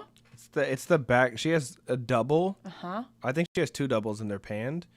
But the boxiness she had in her lead vocal, and it wasn't bad until they all stacked on top of each other. Oh, the piano needs velocity. To the no. Like I need to feel like okay. Play it again. I think low-key the instruments feel kind of like Apple Loopsy. I'm not trying to offend you, but it seems very karaoke. Yeah. You know what I mean? Like it's just everything is same velocity. Yeah. You know what I'm saying? Like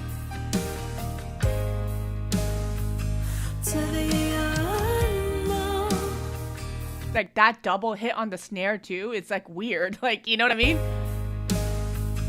To the unknown. Also, the piano is panned. Huh. Like to one side? Or is that me? Or my play it again? Or are my ears tripping? Because like it seems like it's heavy on one side.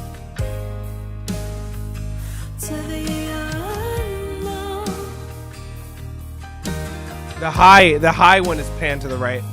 Settle down if we want to.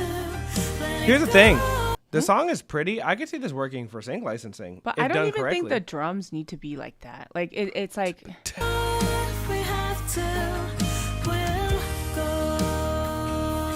The drums are a loop. Or they're like a cheap drummer, and then like the, easy and then drummer. the strings are also panned to one side too. To the unknown. That's not a real guitar, I don't think.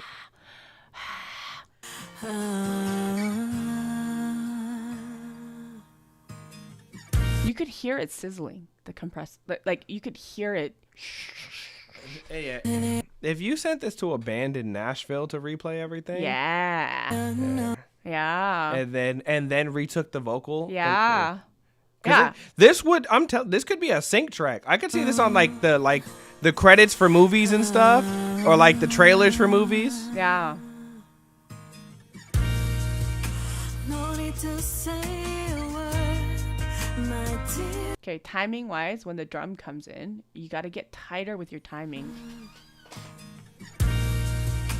No need to say a word. My dear. My dear. My dear. How to send to Nashville. Wow. It's not cheap. That's first and foremost. Skin on my skin feels alright. The morning light will come, I fear. So will you stay tonight? I think the dubs are too loud there. 'Cause it's been too long without Okay, timing wise, too early. So like all of these things, if I was your vocal producer, I would have fixed it, right? Like tonight. 'Cause it's been too long without you. and if you Not my own. Yeah, you see what I'm saying?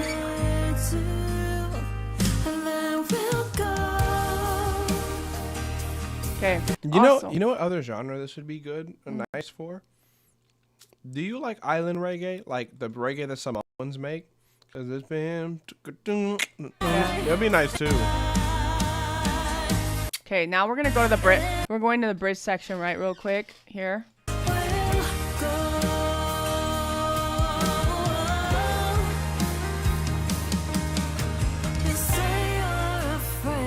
Okay, so now in terms of your writing, you are going go, and then it's going up, and then you go and it's like you kind of rob the moment by taking the bridge and going lower there, because my brain was slightly disappointed because I wanted something like tension building, da da da da da da da da da da da da da, but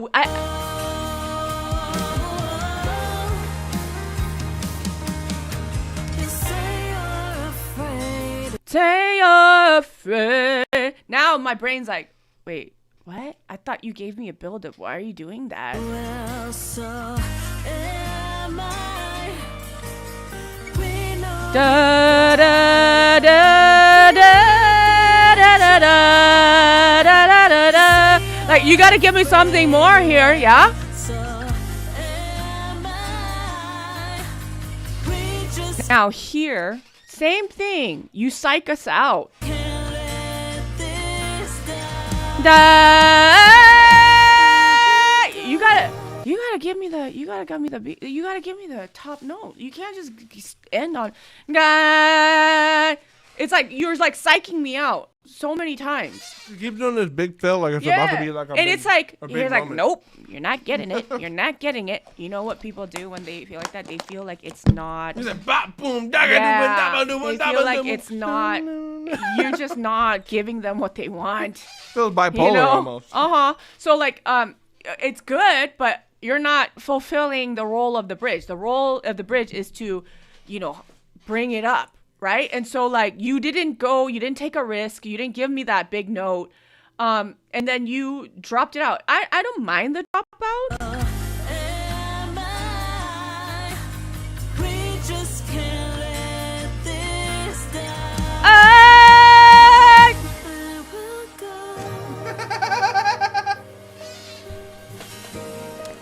I've dated a couple girls that have that same vibe. I think it's about to get crazy, and then they're like, "But I'm just having a hard day." That's literally what it feels like.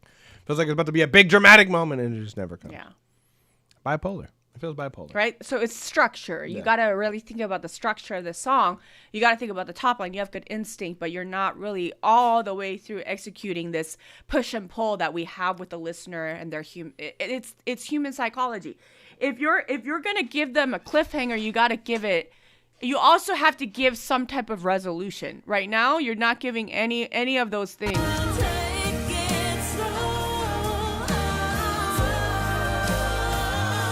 And it gets really busy. Also, too, not once does she really go out of this tone. She stays in this tone the whole time. She stays in these couple notes for the most of the time. Go a high. Like, we need you up, especially at the highest note that you sing. At the end, we're at 3 minutes and 28 seconds, and we haven't really gone out of the same, like, 5 notes almost. G sharp is the highest note, and I know you can sing way higher than that. Nah, maybe it's A. No. But, no, you could give me, you don't have to, but you can utilize it when you need to, because, go. Okay, you did it one. Go. You could give me, like something like that, but you're not giving me nothing. You're like, nope. Blue balls, like over and over again, like literally with your music. Like your writing is like, no, it's like da da da da. Like you can't do that. You gotta give me like da. Like you gotta go there. You cannot see that over there. Go there. You cannot tease the whole song. You're like teasing the whole song, you know?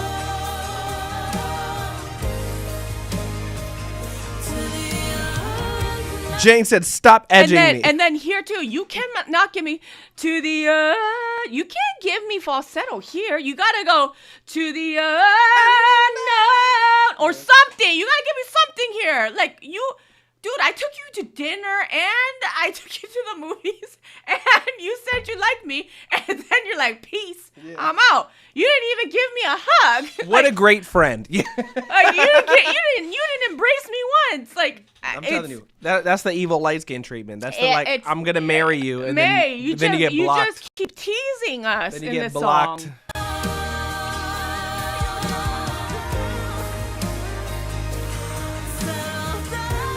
Okay. That's C sharp. Okay, so you go na na na. Musical friend zone. Facts. Okay, so yeah, May. There was a day hit today. I would re-record it because it's a great song. I could see this in like trailers. I could see this in movies. Like this is a really good. It's actually really well written. Yeah. I'm impressed. It just needs to be done well. Like the top line needs some structure change. So, step number 1, buy a ticket to Nashville. Step number 2, have a lot of money to pay people. Can you mute me for a second?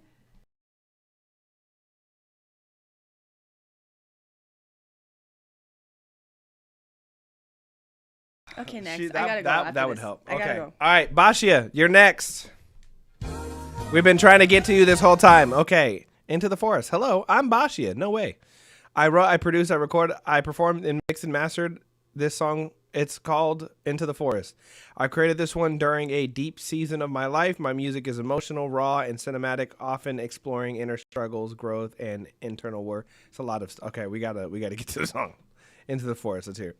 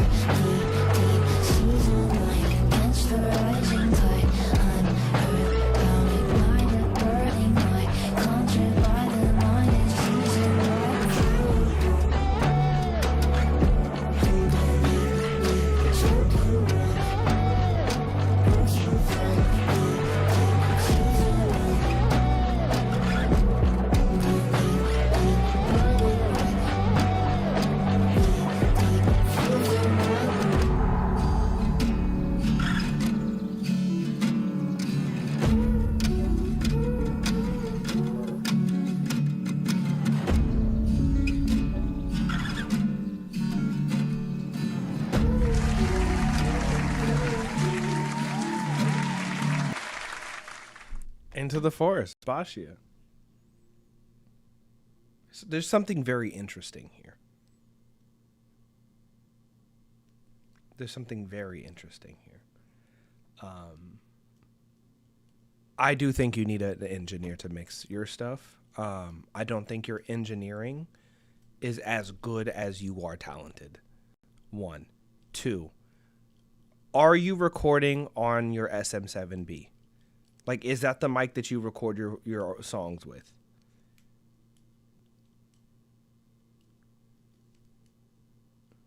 %, trying to get better. Okay. Get a different mic. You need a different mic. The SM7B is doing nothing for your vocal. It is a microphone that is dead. It adds nothing to you, and unfortunately, it would be more expensive to... I'm saving for one. Wonderful. Fantastic. Okay, then you already got it. Because if you're going to use an SM7B, you have to do a lot to make it sound like something, which... Or in some cases, it works for some people, but it's a lot more hassle than it is good in a lot of cases.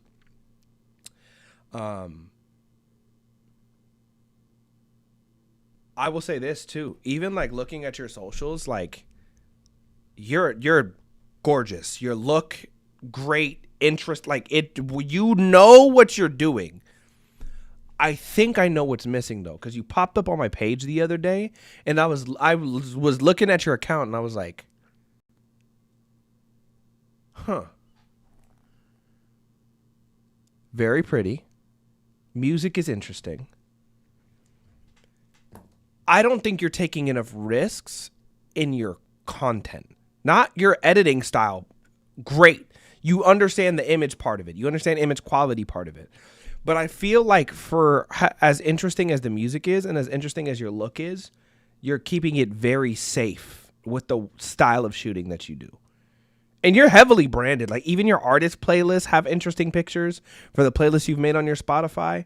But I really feel like we're not taking enough risks on the actual what we're doing in the content. It's not even the content itself. I think the content quality is fantastic. But I think we're like shooting at home and shooting at home adjacent. But it's not like, I think we need to get super creative. Like, I think everything about you is like developed other than the ideas of how you're shooting. Do you get what I'm saying? Like, I feel like Cliff's kind of starting to figure this out for himself, but I think we need to try things with what we're doing. Because the look is there. Like, even like this video, like she's got the quality thing, but it's all kind of this, you know what I mean? Like more locations to make it different. Storytelling. We just got to get creative because the music is interesting and creative. The look is interesting and creative. You're very pretty. Now we just got to have fun. We got to try stuff.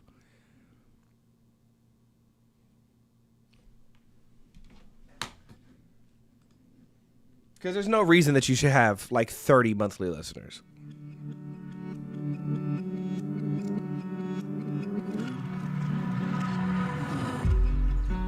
Into the forest, I went. Biba Doob, yeah.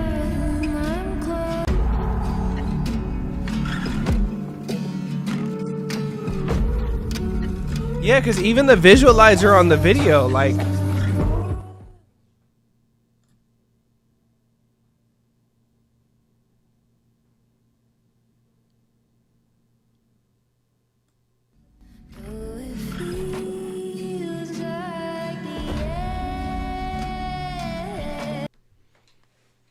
Reminds me of Avelia. You know who... Okay. I am... Okay. Basha. I have a lot of opinions about you and your music, but I am not ready to share them yet. Because I have to hear a little bit more. This is what she's missing.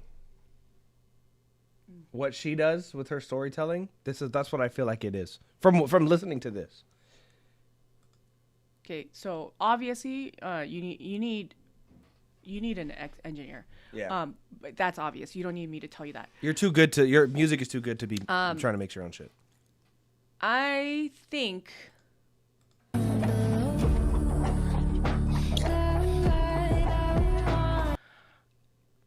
I'm not gonna tell you this, like that I'm 100% sure about this.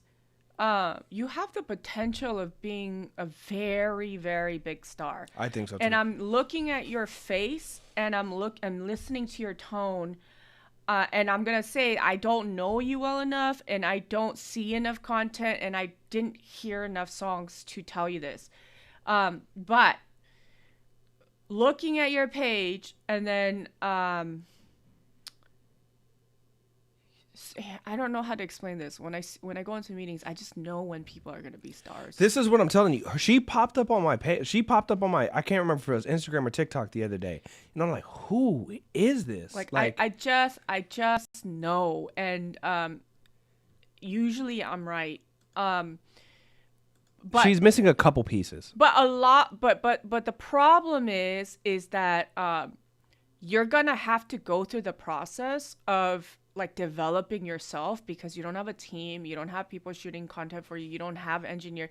Like, you're gonna have to start taking those steps in order for yourself to, for instance, if Joel found your page like he said he did. You say Joel? Joel, I said. You said Joel. Shut up, same thing. Get over it. Joel saw your page and he didn't feel compelled to follow. And even if you are a beautiful girl with incredible eyes, I don't think I did. There's not enough storytelling to convince me that I'm gonna miss you if I don't follow you. Okay? So that's the first thing. The second thing is, your music, I hear the artistry happening in terms of the direction that you're going. Into the forest. You have weird sounds in here, Basha. I love it.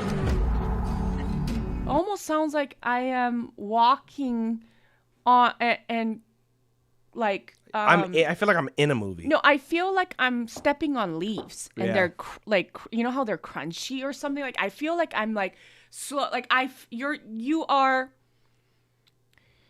you see, she samples Sticks and Dirt. I hear it. I see the artistic direction, okay? No one's going to hear your music. If you are not dedicated to going all out quantity-wise, this art will not be heard. Yeah, and I think, like, okay, in a perfect world, she has a budget, an artistic director, an engineer that can help her bring her concept like this to life, right? I don't know if you are also in the process of submitting your songs to sync libraries, but I highly recommend that you do it now. Yeah. Your song, like after you get a good engineer, I highly recommend that you start That would be first putting thing. catalogs together, songs after songs after song after song, and just submitting it to sync libraries. That's the first thing. Second thing that I'm going to say is you've got to level up. Yeah, You have got to level up. And you got to get out of your house. I think that's the thing that made me go, was literally the fact that, like, for as artistic as the image is, for as artistic as the edits, as artistic, even as the music. So with Pompeii, I keep coming back to him. The footage that does the best is the one where he's outside in public, even though it's just his face. Something about human psychology tells us that when people are brave enough to do things in front of other people, that they should pay attention. Now, I'm not saying that you have to be out like with a lot of people. I'm saying that something about you changing your environment. Like if your song is Into the Forest, Basha, you should be in the forest. Yeah. And you know what I'm saying? You should have sticks falling to the ground as that part of the song is there. A faded video edit. You should have a dress on and you should be looking messed up. Slow motion running. Messed up and just like twisting your body in the trees, and then you color it and you have the lyrics. Like, you have to have dedication to bringing visual translation to your songs. This is it looks like a fashion magazine. Yeah. Like that's the crazy part is she understands image and like she understands imaging really well, but she hasn't figured it out for herself. But look, and then on your let's Instagram, show these people real quick. On your Instagram, on your Spotify, your Spotify, you're talking about like how it's like ethereal soundscapes. Look, this is incredible, man. Okay. This is like 1/1,000,000th of what other artists are doing. Okay. First of all, that's the first story. There is something to be said about quantity. You've got to figure out a system, and you've got to have the courage to go out and be in front of people, and you have to take content seriously, because right now you're gonna level up on your music because you love music. I could hear it in your production. However, this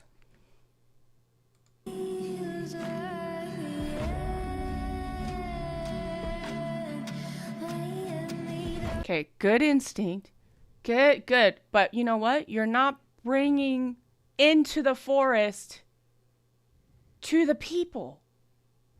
Like, think about it.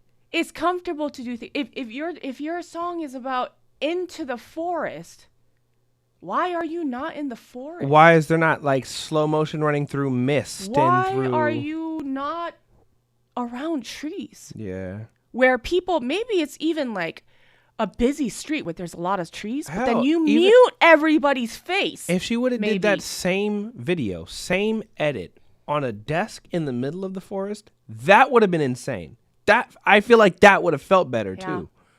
Yeah. Because it's not that you don't. Yeah. It's not that you don't.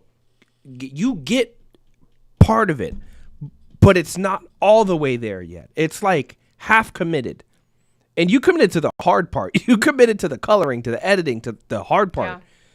It's missing the stuff that brings the story to life. That's it. Because again, even like the color, like this is the one that caught me. Like this one right here caught me. Also, you speak Spanish. It looks like, I don't know where you're from, but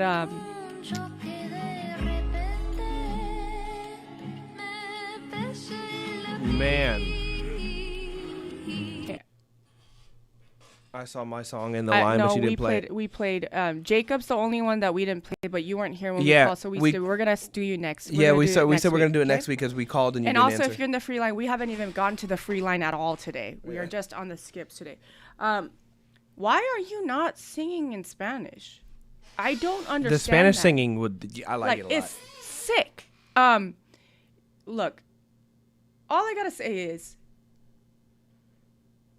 you've got to commit. What song? What do you mean pay guys? But I pay guys? I don't know. I think that's Jacob. But yeah, we call Jacob Blecky Music? But I think that's JL Music Producer. Is that you, Jacob Blecky? Oh, okay. Yeah, we called you, but you weren't here. So we're saving for next week. Okay? Yeah. We're going to save you. We're going to do first next week. Yeah, first next week. So you need to, this is the priority right now. You need to give it to me. You need to give it to the people, and you need to do it. Like, just like that getting 984 likes. This feels half committed. It feels committed to the edit, committed to the brand identity visually. But it's missing the it's missing the setting. It's the commitment. It's like, look, if I was if I'm doing a song about driving down the street in the middle of the night, messed up because my boyfriend like broke up with me, and I'm talking about being reckless in the car, I'm not gonna take the video in my room. Yeah, and you're not gonna be sitting on your bed while you sing it. Yeah. So like you've got to, and also it's you missing need to the be storytelling. Outside. You need to be outside. It's missing the storytelling. Inside, this is fine, but also this is very safe. Well, this is like one of the 20 other things you should be doing. Like, you have got to go all in, Basha. You have got to go all in. You've got to take risks, and as much as you're putting into the music, you've got to put it into the content. Storytelling. Potential means nothing. Potential means nothing. I can tell you potential has fucking borderline tormented me for much of my life. Potential means nothing. You can be unrealized potential forever. Trust me. So, doing the studying and trying and failing, being like feeling like you're embarrassed because you're out in public, that is the cost. That is the cost of the world finding out who you are. Yeah. You have to go all in. What camera are you shooting on? Like, do you have a camera that you're shooting on that's yours that you're doing this with? Because if you do, you literally just need to do exactly what you're doing outside at this point with some storytelling. I do feel like it's because of that. Okay, we can tell. Again, who cares? Who cares? These people don't know you. It's a Nikon Z50. She's got a good camera, too. I'm about to start screaming. Who cares, Basha? I'm telling you, no one's going to hear your music, and you're going to have 20 monthly listeners forever. You've got 80% of the work. 80% of the work. It's the last 20 that you're missing, and it's all commitment. Because I'm telling you, like, when she popped up on my page, I'm like, man, she's almost got it. Almost is never enough. Almost is never enough. Not even sometimes. Almost is never enough. Never.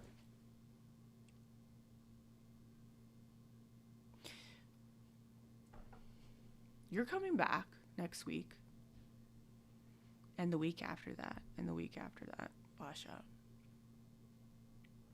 We're gonna get this together. But I'm gonna be here telling you that you will never be the star that you are supposed to be if you do not get out of the shell and start showing up for your art. You gotta stop playing it safe. You are not safe. Your music is not safe. Your look is not safe. Micro your eyes bangs are not safe. Nothing is safe about you. She's got the Knives Chow haircut from Scott Pilgrim versus the World. As the red hair, like you've committed on all the hard parts. Like you've committed on all the hard stuff. Like I gotta go. I'm so late. Okay. Sorry. Jane is late. So she gotta go. You could end it with them, but I gotta go, you guys. Sorry, my kids are waiting for me. You're good. Jacob, we gotta get to you next week, bud. I gotta get out of here too. I also have things to do.